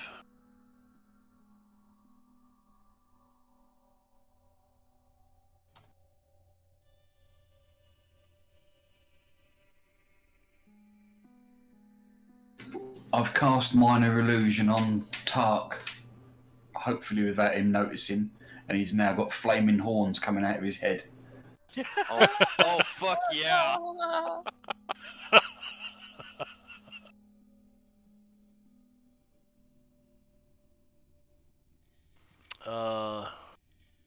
Let me read here real quick. I've got the perfect gift for that.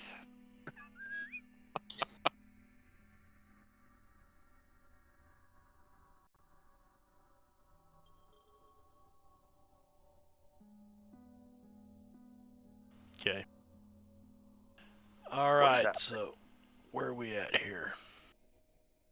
Little thing, what are you doing?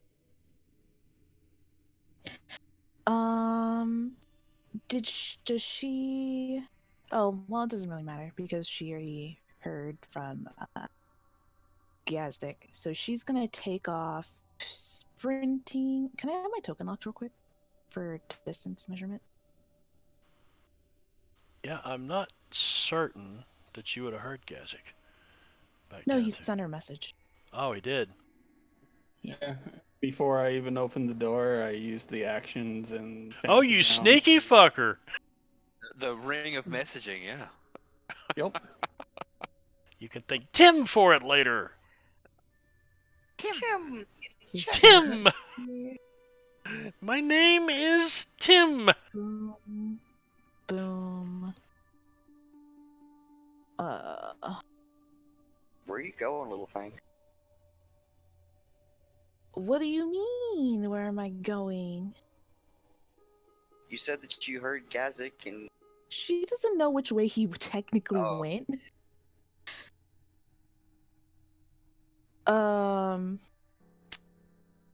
She's gonna run to here, not see anything. Freaking cheese nips.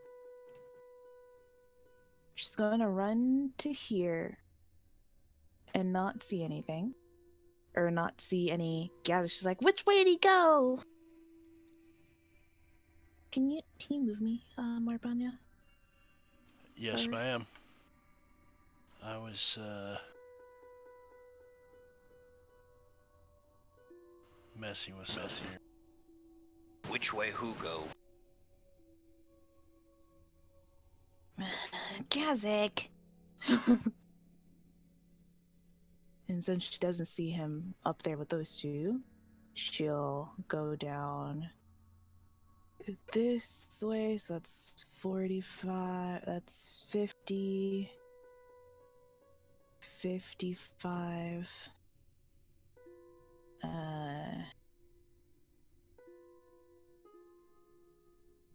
60,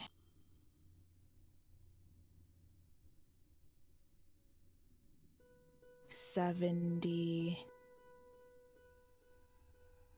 80. She's got the zoomies. And I'm going to see her moving just down in the southern direction as she's doing this, right? You see her run out here, and she goes, Gazik! And she runs to the north, and then turns and starts running back this way. And I appreciate you putting the extra movement in there for the accurate measurements. You are so welcome. Thank you. Okay, and anything else, little thing? The two of you, when you get there and peek in, you can... Yeah. The door is open, right? Do I see anything in there? Oh, I do see something. Boom. Ooh. I didn't see.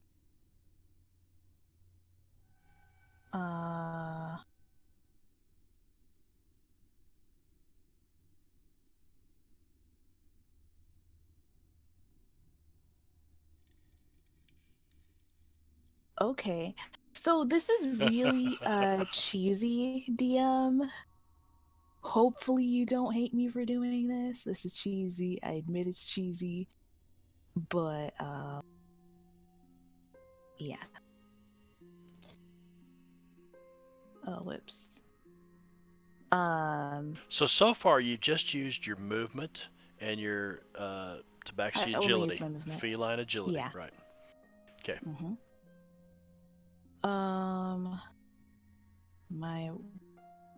Okay. And then I'm going to go ahead and attack. Yeah, I'm gonna attack. Mainly because casting a spell doesn't technically count as an attack action, so I can't multi-attack off of that. So, since Little Fang is a little bounty hunter, she would definitely know that. So she would go ahead and she would attack this first guy. I'm assuming I can see him, DM. And Gazik, you have a light on, right? Yeah, you did. Okay. Oh, I muted my mic. Yeah, it's on my spear that's being used like a torch. Let me describe this to you guys. You see 8 bedrolls. They're spread out on the floor. Again, I'll probably have to do something different with the map next week because, anyway, 8 bedrolls spread out on the floor. 2 battered and rusty oil lanterns also on the floor, and they light the chamber. And these 3 individuals are sprawled out on these bedrolls like an egg roll. Egg rolls. But as you come around the corner and Gazik opens the door, they are coming to their feet. So they've heard you coming. Okay, so they've gotten up then. They're in the process of standing up off their bedroll. Well, I'm just asking in terms of, are they prone or are they No. still laying down? Okay, so their count is standing, but they're like thematically in the process of standing up. Got it. Yes. Yeah. They're Just- like still stooped and rising. Okay, I'm just making sure since it would be the difference between disadvantage or not. Right. So. No. All right. No disadvantage. So she sees that. She immediately, since she already has her bow, she's going to shoot bandit number 10 with her longbow. She's just, go ahead and shooting. Pew She's not pew. really asking. Boom. You hit him.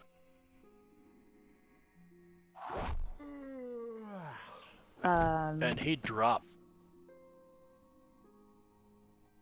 She sees that. She's going to bonus action cast Zephyr Strike on herself. Go.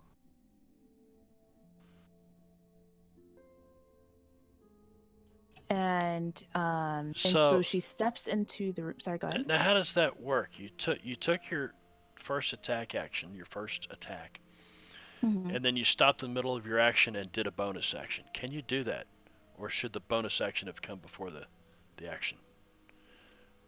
See what I'm saying? The bonus action is just a spell. It's not Right. like an attack or anything. Right. So I could have cast it before or after. Right. Because it doesn't matter where it comes in the thing. Okay. Whereas But I thought you if had a it second was- attack here. I do get a second attack that I can proc off of it, but because I don't see another target, it wouldn't go off, right? Right. So since it's my first turn, I wouldn't be able to use Dread Ambusher until I walk into the room, which I would have a second attack and then be able to use it. Gotcha. Okay. Yeah. So because I'm using Zephyr Strike, I get another 30 movement. So she walks into the room and realizes that she's with the longbow and in melee with someone, because she wouldn't have seen bandit number 16 before she walked in. Which I'll take that as 10 movement, but I just didn't put it on Gazik because I didn't want to. Okay, so you're run this by me again. You moved 80 feet to here using what's your total movement with your tabaxi agility or feline agility? It's 8 because she gets plus 10 from being a Gloomstalker. Mm-hmm. So on her okay, so you got another 10 feet to go. Well, she did the full 80 just now, but she used Zephyr Strike, right? Oh, so that's right. That's right. 30. Yep. Yeah. Until Boom. the end of my turn. You step in. So she realizes that she's in melee with this bandit, but she's gonna make the attack anyway because I get advantage from Zephyr Strike on my first attack after having Zephyr Strike up. So I'll put on disadvantage because I'm in melee and I have advantage from Zephyr Strike, so it should cancel out on the thing. If it doesn't, then just let me know. Okay. So then she's shooting this guy. And it advantage, disadvantage, cancel that. You hit that guy. Yeah. And then she's going to shoot. And you drop him. Yeah. And then she uses Dread Yeah. Ambusher to shoot this other guy, which she probably can't tell it's a doppelganger. She probably thinks it's like a third bandit. It's a big, it's like Gumby. It's a big putty dude. Oh, okay. And she misses. It's a clay fighter. it was like almost a perfect play. And she'll just say, "Sorry, what?" Putty Patrol? Something like that. And then she is going to move because she has 20 more feet here. She's going to move to here and then to here to make sure to block Damn. this doorway so it can't attack or can't leave. Okay. And that's going to be the end of her turn. Yeah, that's it. All right, Gazik. Little Fang comes running. You hear faintly through the stone walls, Gazik! And then all of a sudden, here's Little Fang, steps up beside you, pulls her bow up, pow! Drops one of these guys, steps in, point blank range, pow! Drops the other one. Takes a shot at this guy, and he just kind of sidesteps it, and she jukes over here into the corner. What are you going to do? Gazik's eyes are wide. He's like, never said we're enemies. And he's going to step forward and he's going to spare the dying on one of the ones that is dying. Okay. Maybe we can talk. She's like, "I don't talk to ugly people." All right, so Gazik steps forward, spares the dying on this guy. And we come to Tark. Tark looks like he's following the Fang. And that's the max of my normal movement. I'm going to take the dash action Okay. just to get up to here. You get up to there, and here's Gazik's big ass blocking the doorway. Yeah. So you made it to there. Any bonus action or anything? Nope.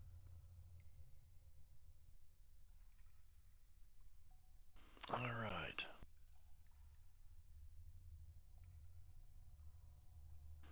Well.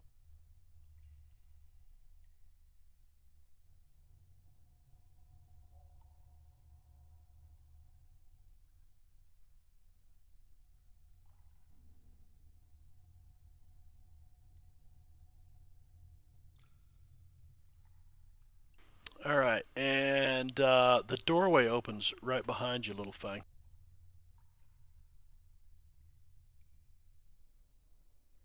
I think I feel a draft. Yeah.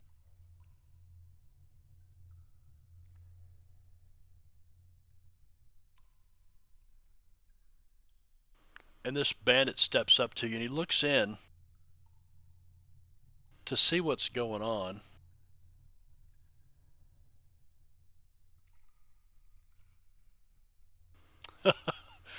And yeah, he doesn't quite get it yet. He is almost shocked because standing in front of him is this 5 foot tall cat with a bow looking right at him, and he just kind of freezes. Darren.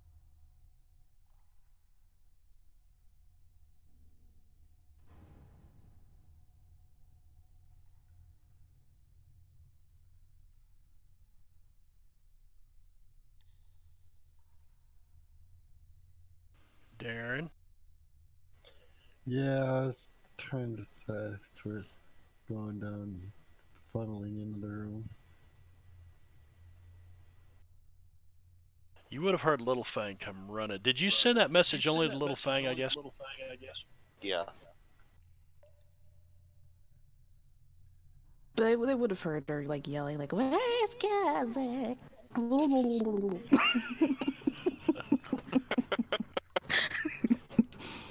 What the hell? That's what sleep deprivation does to you. Who's sleepy? Looks like that's somebody's right, that's me. dashing.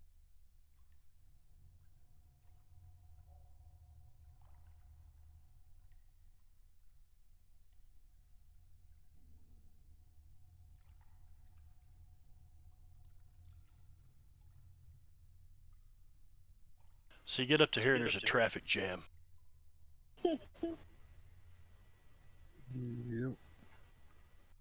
And then I will, I guess, or no, I use my bonus action. So I have my action.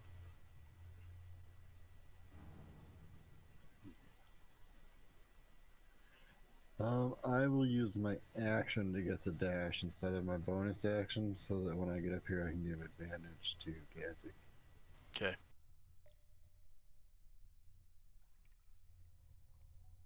Alright, so you used your rogue's cunning bonus action.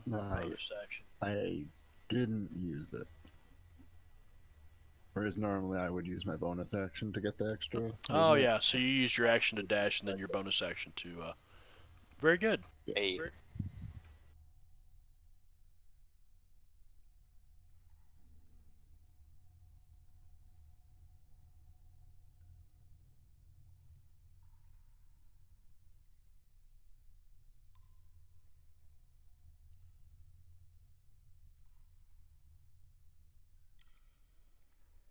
There you go. Alright. Almeric. Almeric is a bit shocked because now he's alone.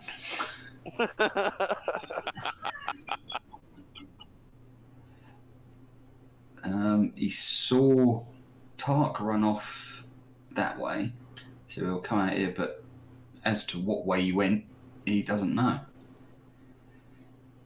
You can't see Krog up there. So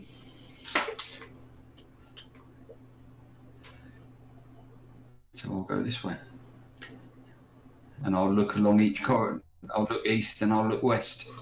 So you would see Gazik's light probably peeking out from the hallway. I think he's got the only light. well, I think there was some light sources in that room. Yeah, there's lanterns lit on the floor. Yeah. And I'll just stand there taking the dodge action.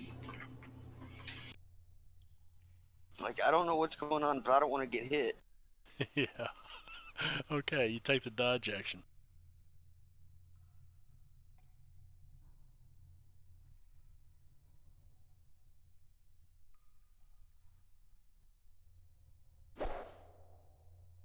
Krog. You hear some ruckus behind you. See Little Fang yelling Gazik's name running to the south. Tark takes off after her. Darren takes off that direction.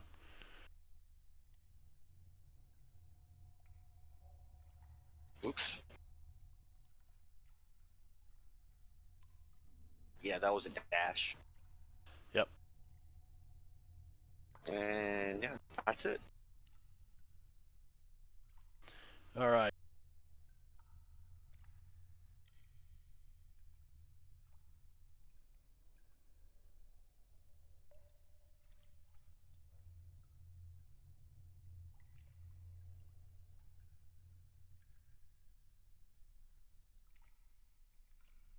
So the doppelganger, Gazik walks into the room and begins tending the bandit that Little Fang put down. So the doppelganger just kind of stands there. And you guys have probably never seen a doppelganger before, but out of character, I mean, this one's not even shaped like anybody else. I mean, he's in all his natural radiant beauty and looks pretty wicked. But he's going to move over into this position just to get on because I'm anal like that. And he's just looking at you, Gazik. And he's going to hold an action.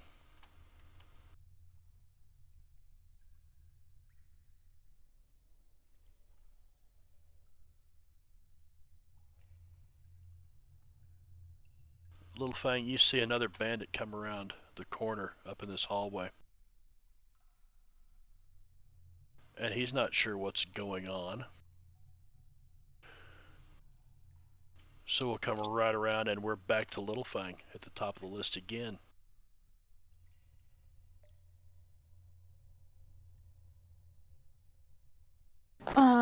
Okay. So she is now.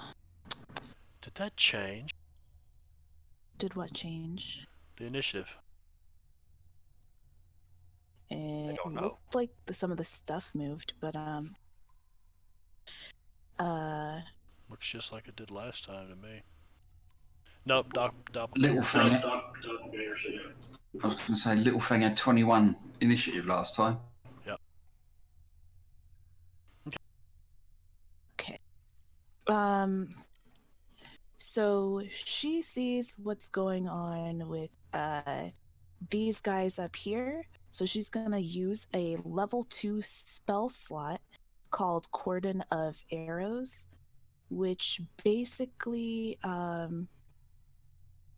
means that she's going to place down 4 pieces of non-magical ammunition and lay magic on them to protect the area. So until the spell ends, whenever a creature other than you comes within 30 feet of the ammunition for the first time on a turn, or ends its turn there, 1 piece of ammunition flies up and strikes it, and the creature must make a successful dexterity saving throw or take some damage.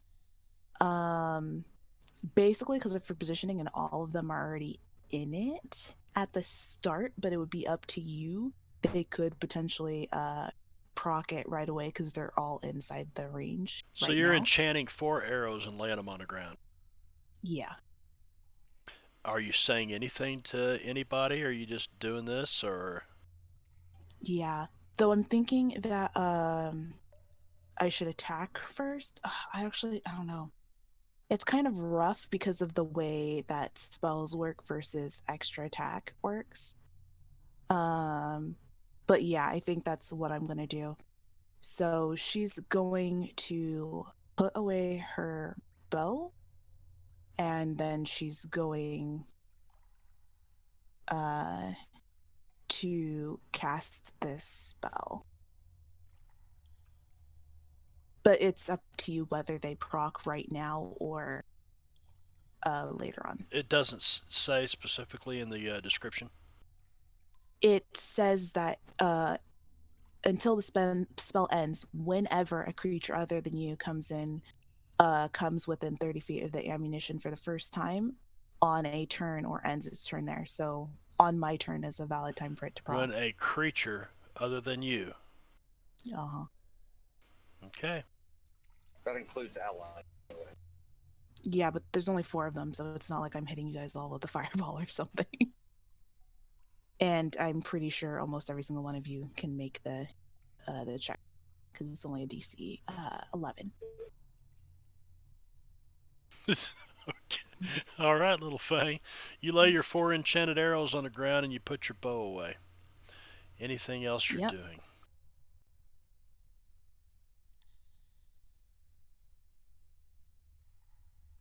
Let's see. Bandit 1 failed, and everybody else succeeded. Yep. How are you gonna fail like that? And he's the one in the back. Those arrows can't even get to him right now. Where'd you lay them on the ground at? She tossed them right next to her feet, but they just automatically fly up because she tosses them and then she enchants them with magic, right? Because it's a level 2 spell slot. Gotcha. Okay. That's all 4 arrows then. Yeah. That was my point.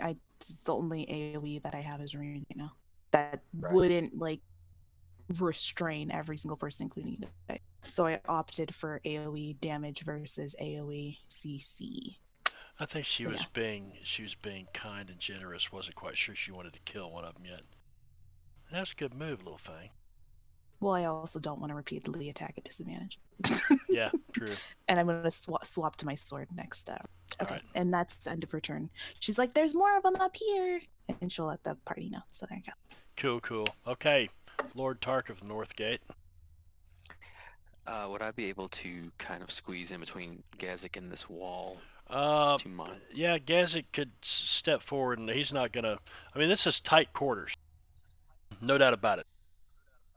but I'll let you move in front of Mr. Plato Face.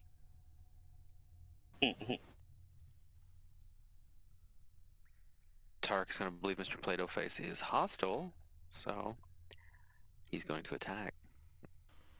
And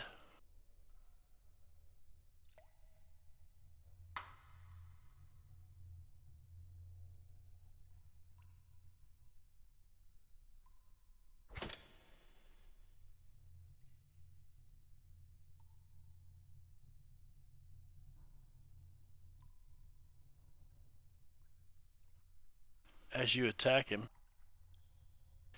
he reaches out with a fist that grows like the size of a hammerhead and swings it at you.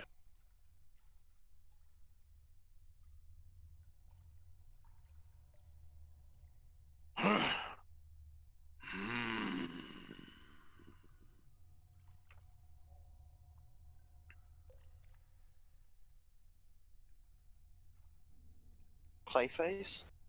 Darren Grove. Yep, Mr. Plato Face. No, Clayface. Clayface. The Batman villain? Yeah, the DC villain. Yep. Can I shoot between them and get them?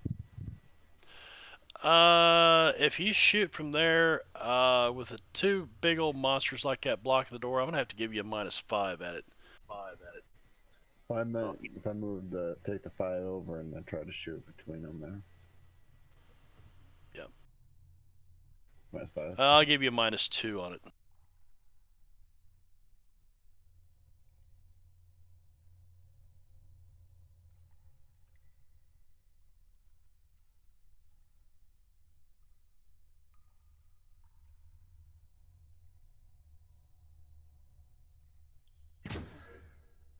And you hit. I put the -2 and I thought it didn't take it, but it would have got 20 anyway. Do what now?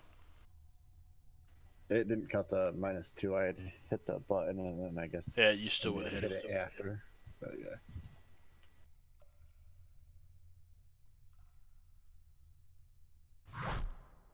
Oh, you see the fire in his eyes, Tark. This guy's pissed.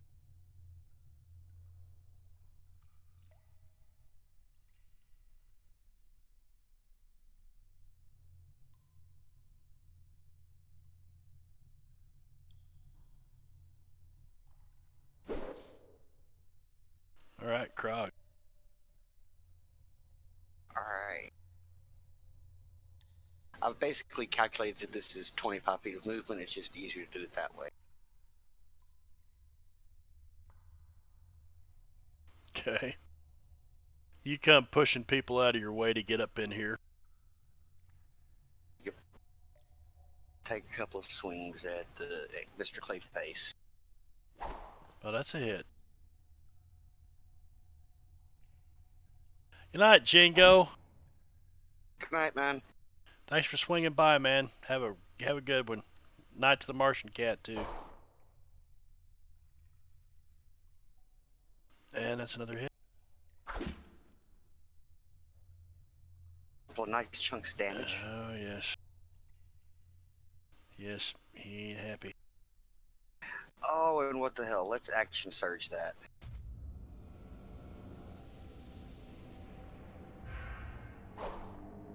That's a hit. Yeah. Wouldn't have mattered much. This thing collapses like it has no bones in it. Into almost a pool of flesh. And skin and soft tissue in the floor. Not much of a trophy. New fleshlight for you, Krog. Fuck you, Tark. Did you say fleshlight? Yes, I did.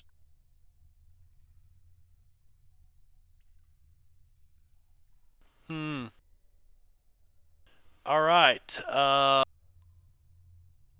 So this guy, realizing that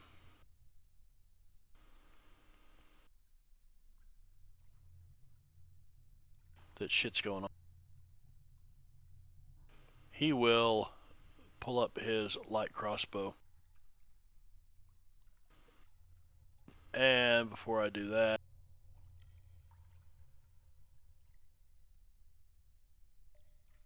fire at Little Fang. Oh! Oh my! And sticks her with a crossbow bolt. For nearly max damage. Yikes. Yes. Who did this? The bandit at the back of the hallway. He even hit her at Okay. -2. Okay. And Bandit bandit one. Okay. 3, having you within melee range, swings at you with a scimitar and hits. Oh, max damage again. Now Nasty. he did that, and I'm going to use my sentinel feat. That's what I thought. Now does you immediately attack him back? Yes, I'll double check for you though. No, I'm pretty sure that's what sent. Well, yeah, double check, but I couldn't remember if that was which one that. It's the fighter feat that protector that you can, if you're fighting with a shield, throw it in front of somebody.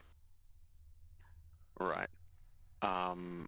He still gets to make his attack. I just, as a bonus action, reaction, I can attack him. So. Right.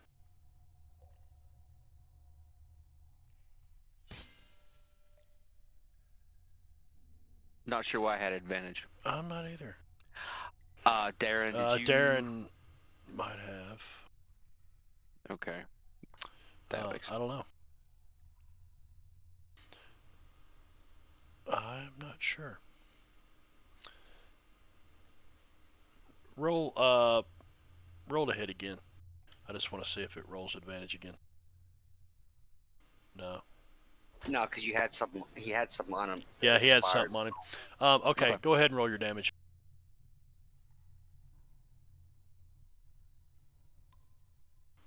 So he hits Little Fang with a scimitar, and you take offense at that. And you get into him with the axe a little bit. Oh yeah, it's that big. Fuck you. The big fuck you. Okay, Gazik.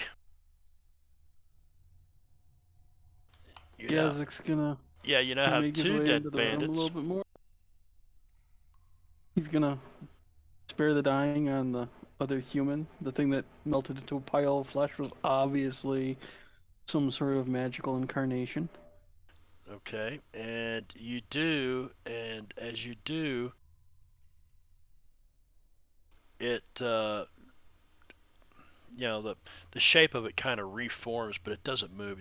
It just lays there. No. He's not doing it on the magical thing that like melted into a pile of goo. He's doing it on the other human. On the other human that's under Tark. Yeah. Okay. Yep. So you got one under Krog and one under Tark. You're straddling these two, and you're kind of reaching underneath them and putting your holy hands on them. All right, spare the dying on them. And then as a bonus action, he'll cast Healing Word on Little Fang. Whoops. Don't do that. So kind. What did you do? I said so kind. I don't know. Gazik's kind of worried that you just, you're murderous. I mean, like, it's not murder until they bleed He wants out, your okay? full attention when he chews your ass here in a second.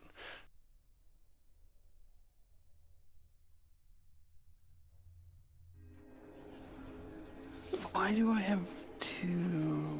What's this? That's gonna be the end of my turn. I need to figure out what happened to my character sheet. All right, Almeric. Guys? Yeah, you can hear all this. You can hear this now that you've come to the south end of the room. You can kind of hear from that direction a ruckus. Well, he also saw Krog running there. That's true. Oh, all of you would see those really nice flaming horns at this point, I believe. Oh yeah. Nice little Starberg. And I seriously need something to drink, so be right back. Yeah, we're gonna end this here pretty quick too. Can I see these bones on the floor? Yeah, you can see these bones right here, and you got 60 feet of dark vision, I think, or I don't know. But yeah, there's a pile of bones and looks like a broken white wooden staff.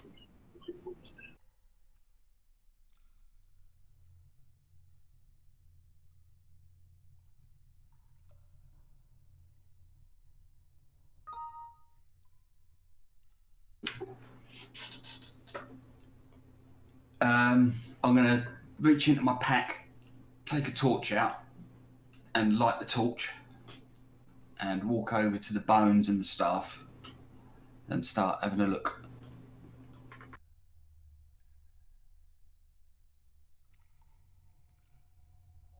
Okay. Any actions or anything? Well, I assume taking the torch out and lighting it would be the action. Oh yes, you took a torch out and lit it. Okay. I didn't hear Okay, that and part of it. if I'm able to, I'll look at the staff and bones, but if not, I'll just wait until next turn. You used an action, yeah. So you're just kind of holding the torch over him, getting a full color view. Yeah, that's fine. All right. And wow, we are at Bandit 3, who takes another swing with a scimitar at Littlefang. No, be careful, little tooth. I mean, it wasn't a crit, right? It wasn't a crit. What a crit. And he gets into you again. The disrespect.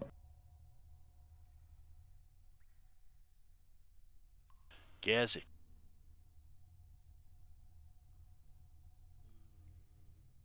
Little thing needs to learn how to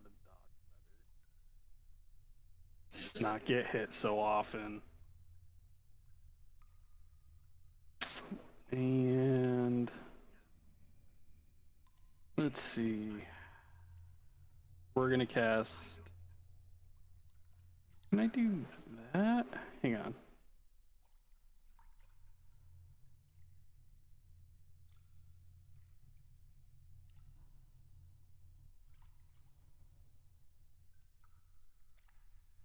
We're just gonna heal.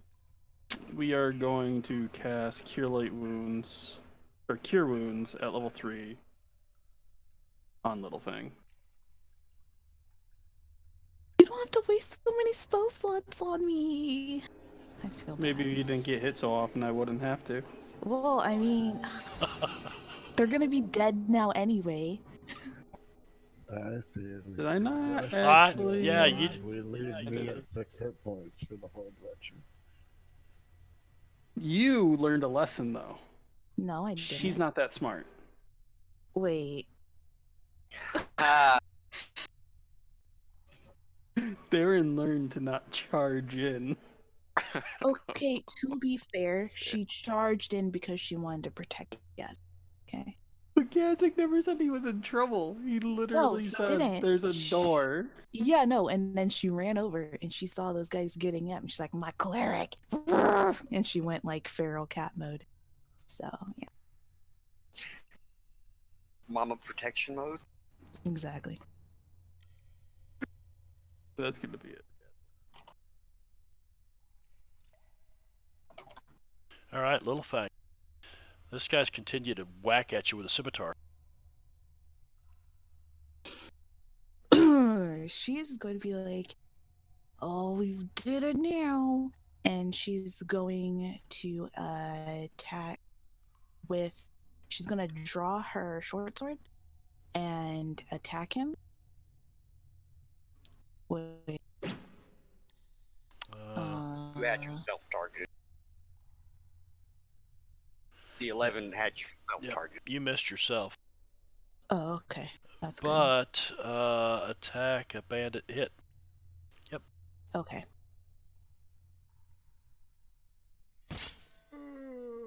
Okay. He She dropped.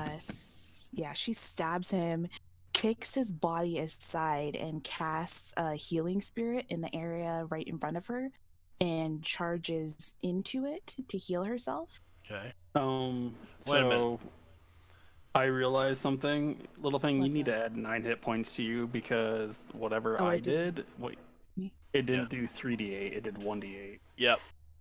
I was looking at that. Okay. It said cast at 3rd level, but it only rolled 1 die. You know, Uh, I'm trying to fix my character. I don't know what the heck happened to my spells.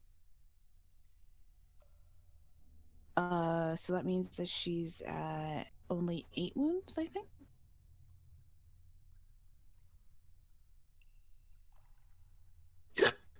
Because she's at 17 wounds right now, so that'd put her at 8, right?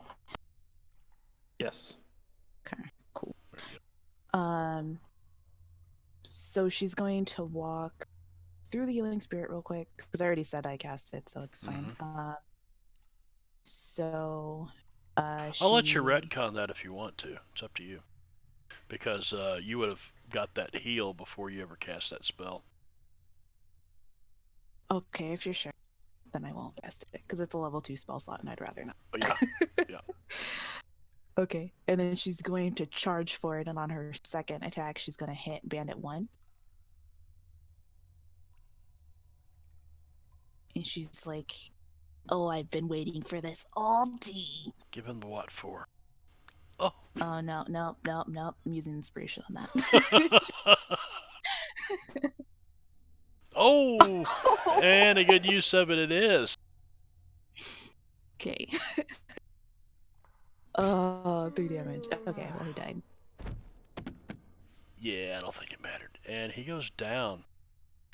You guys are officially out of combat with 4 downed bandits, and 2 of them have been stabilized, and a putty man. Yeah. Gazik's going to go through and stabilize all of them. Little thing will move out of the way as she cleans off her sword. She's like, "Did you see that, Clark? Did you see it?" Gazik will even stabilize the putty man. Now that there's no threat. All right. Well, we are going to call it right there for stream purposes. We got a little housekeeping to do, I think, here in just a moment. But give me before we go, what exactly are you going to heal one of them or 2 of them or all of them now, or are you just going to keep them? Let them come around naturally and hang out here for a while. Gazik's not inclined to waste spells on him. All right. So it looks like you guys might be just kind of hanging out here for a little bit. Why do we need him to wake up or something? Like, are you trying to talk to them? Almeric will be looking at the staff and bones. Okay. Figured we could tie them up. They might be Zentarum. Bounty. Oh, I think it's just that guy. Maybe we put tattoos on them anyways. Turn them in. Put tattoos. Seems like a lot of work. I mean, we're gonna have a lot of guys down here. We can't just haul them all back up one by one. Sure we can. Send Little Can't Fang. really leave them to wake up and come back after us. We gotta be It's able not- to make our way back out of here. It's not. We're like, Go go ahead. ahead. I was gonna say, it's not the streets of Waterdeep. We can kill them. They might have families though. But Let's, we could just send them up the elevator. Wait, let you guys think about that for a moment. Let me come over here to Almeric. What were you doing with the bones and the broken staff? Just looking at them and inspecting them. Looks like Picking them up if I can, or the staff I'll pick up. hello, Shadzar.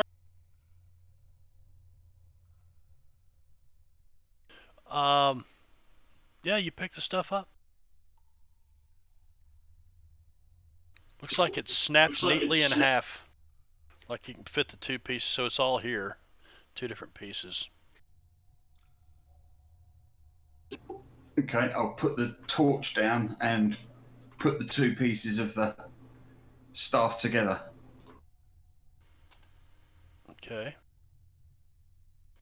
So it fits together quite nicely. I mean, it's not. It's broken though. I mean, you might. I don't know. Maybe mending. But it's not like. I mean, you can fit them together, but it doesn't stay together once you put them together. Okay, I'll just put them back down again and pick the torch up and walk down to the others. Okay.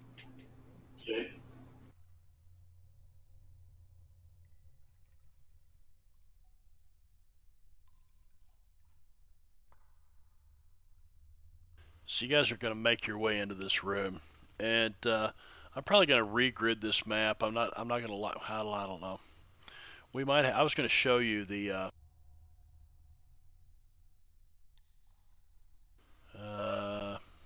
The actual map that came. Yeah.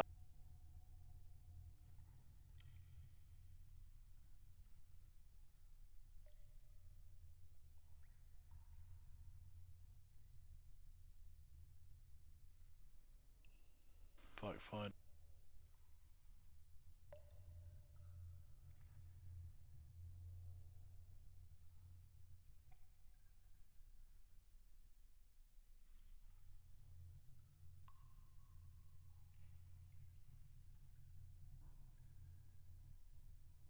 Now I've got to. Oh, here's where you guys came in at.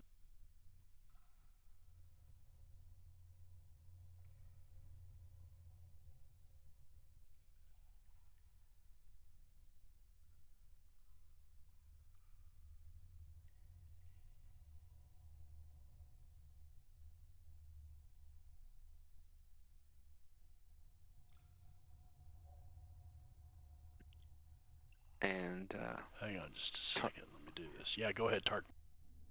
Tark will look at Little Fang and say, yes, I saw you kick ass. Except I'm Very, very strong, powerful. Yeah, it's because I'm getting taller. Just wait till I'm as tall as you.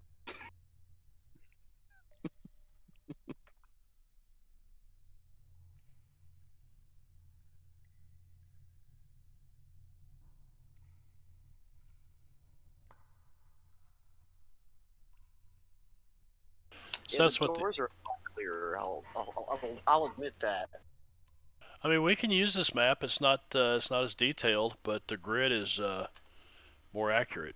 You know what I mean? Right. Yeah, that's like the entry room that you came in is 40 by 40 on this map.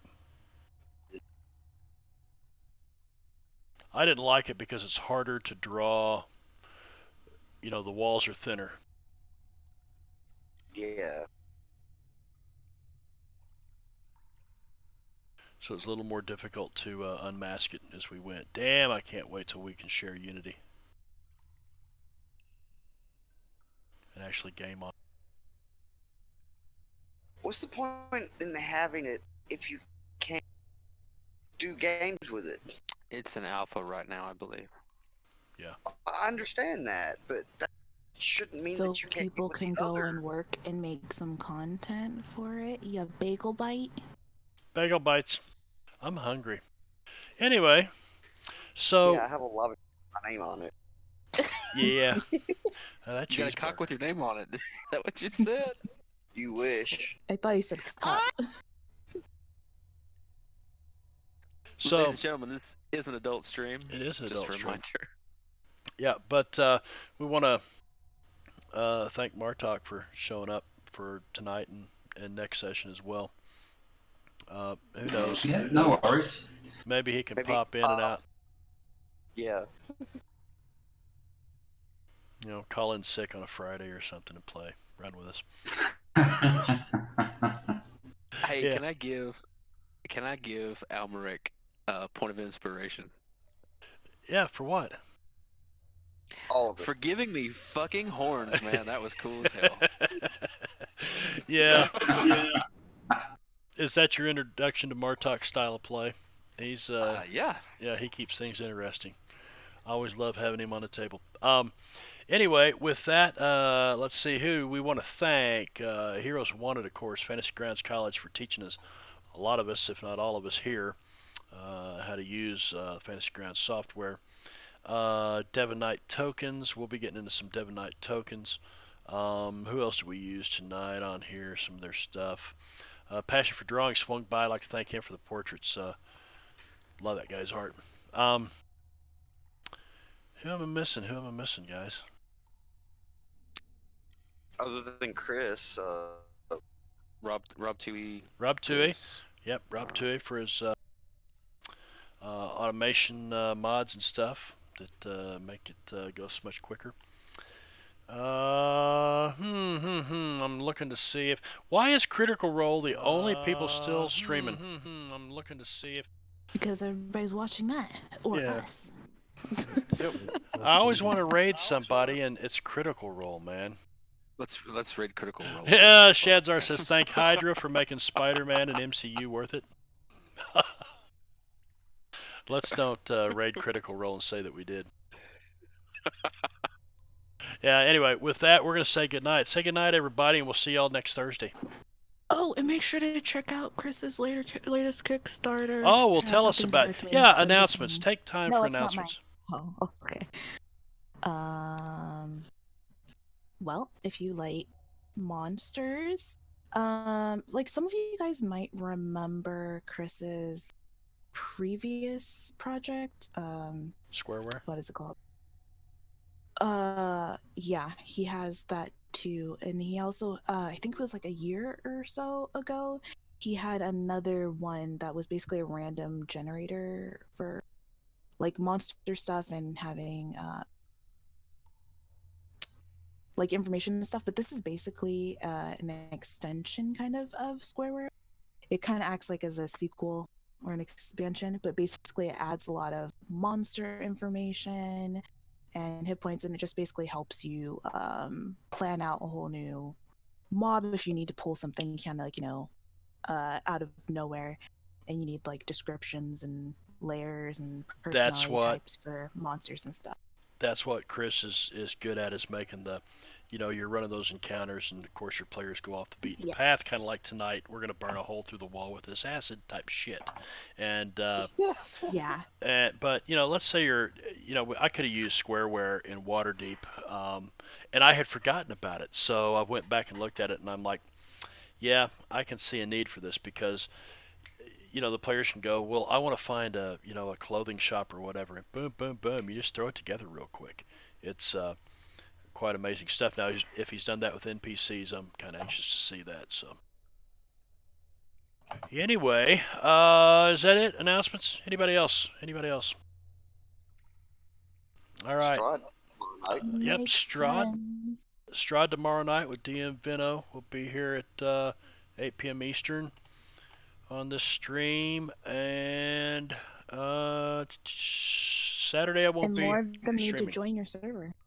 Yeah. Yeah, you will. You're not streaming Saturday? No, Saturday I'm not streaming because I'm going to a family member's birthday. So, and DM Ren Temple is going to run his homebrew again for Homebrew Saturdays, but I will not be streaming. So I'll be back a week from Saturday for the next Saturday homebrew stream. Yeah, Bunny, I won't be joining tomorrow night. You're safe. What do you mean? I can't do this 2 nights on the trot. Sure you can. You're such a casual. Yeah. She said disdain in her voice. I have a D&D game every single day and 2 on Monday. On that note, since like almost everybody's here, when I get done with my training, that's when I'll be able to verify exactly what's going on Tuesdays. We may have to move the time up, or back a little bit. It shouldn't have to be. Well, that's cool. We can still run a 3-hour session on a Tuesday night or so. Well, depends on what time you get it started, I guess. But anyway, all right. Well, we're gonna end the stream there, and we'll see you tomorrow night for Curse of Strahd with DM Veneric. So, say bye, everybody.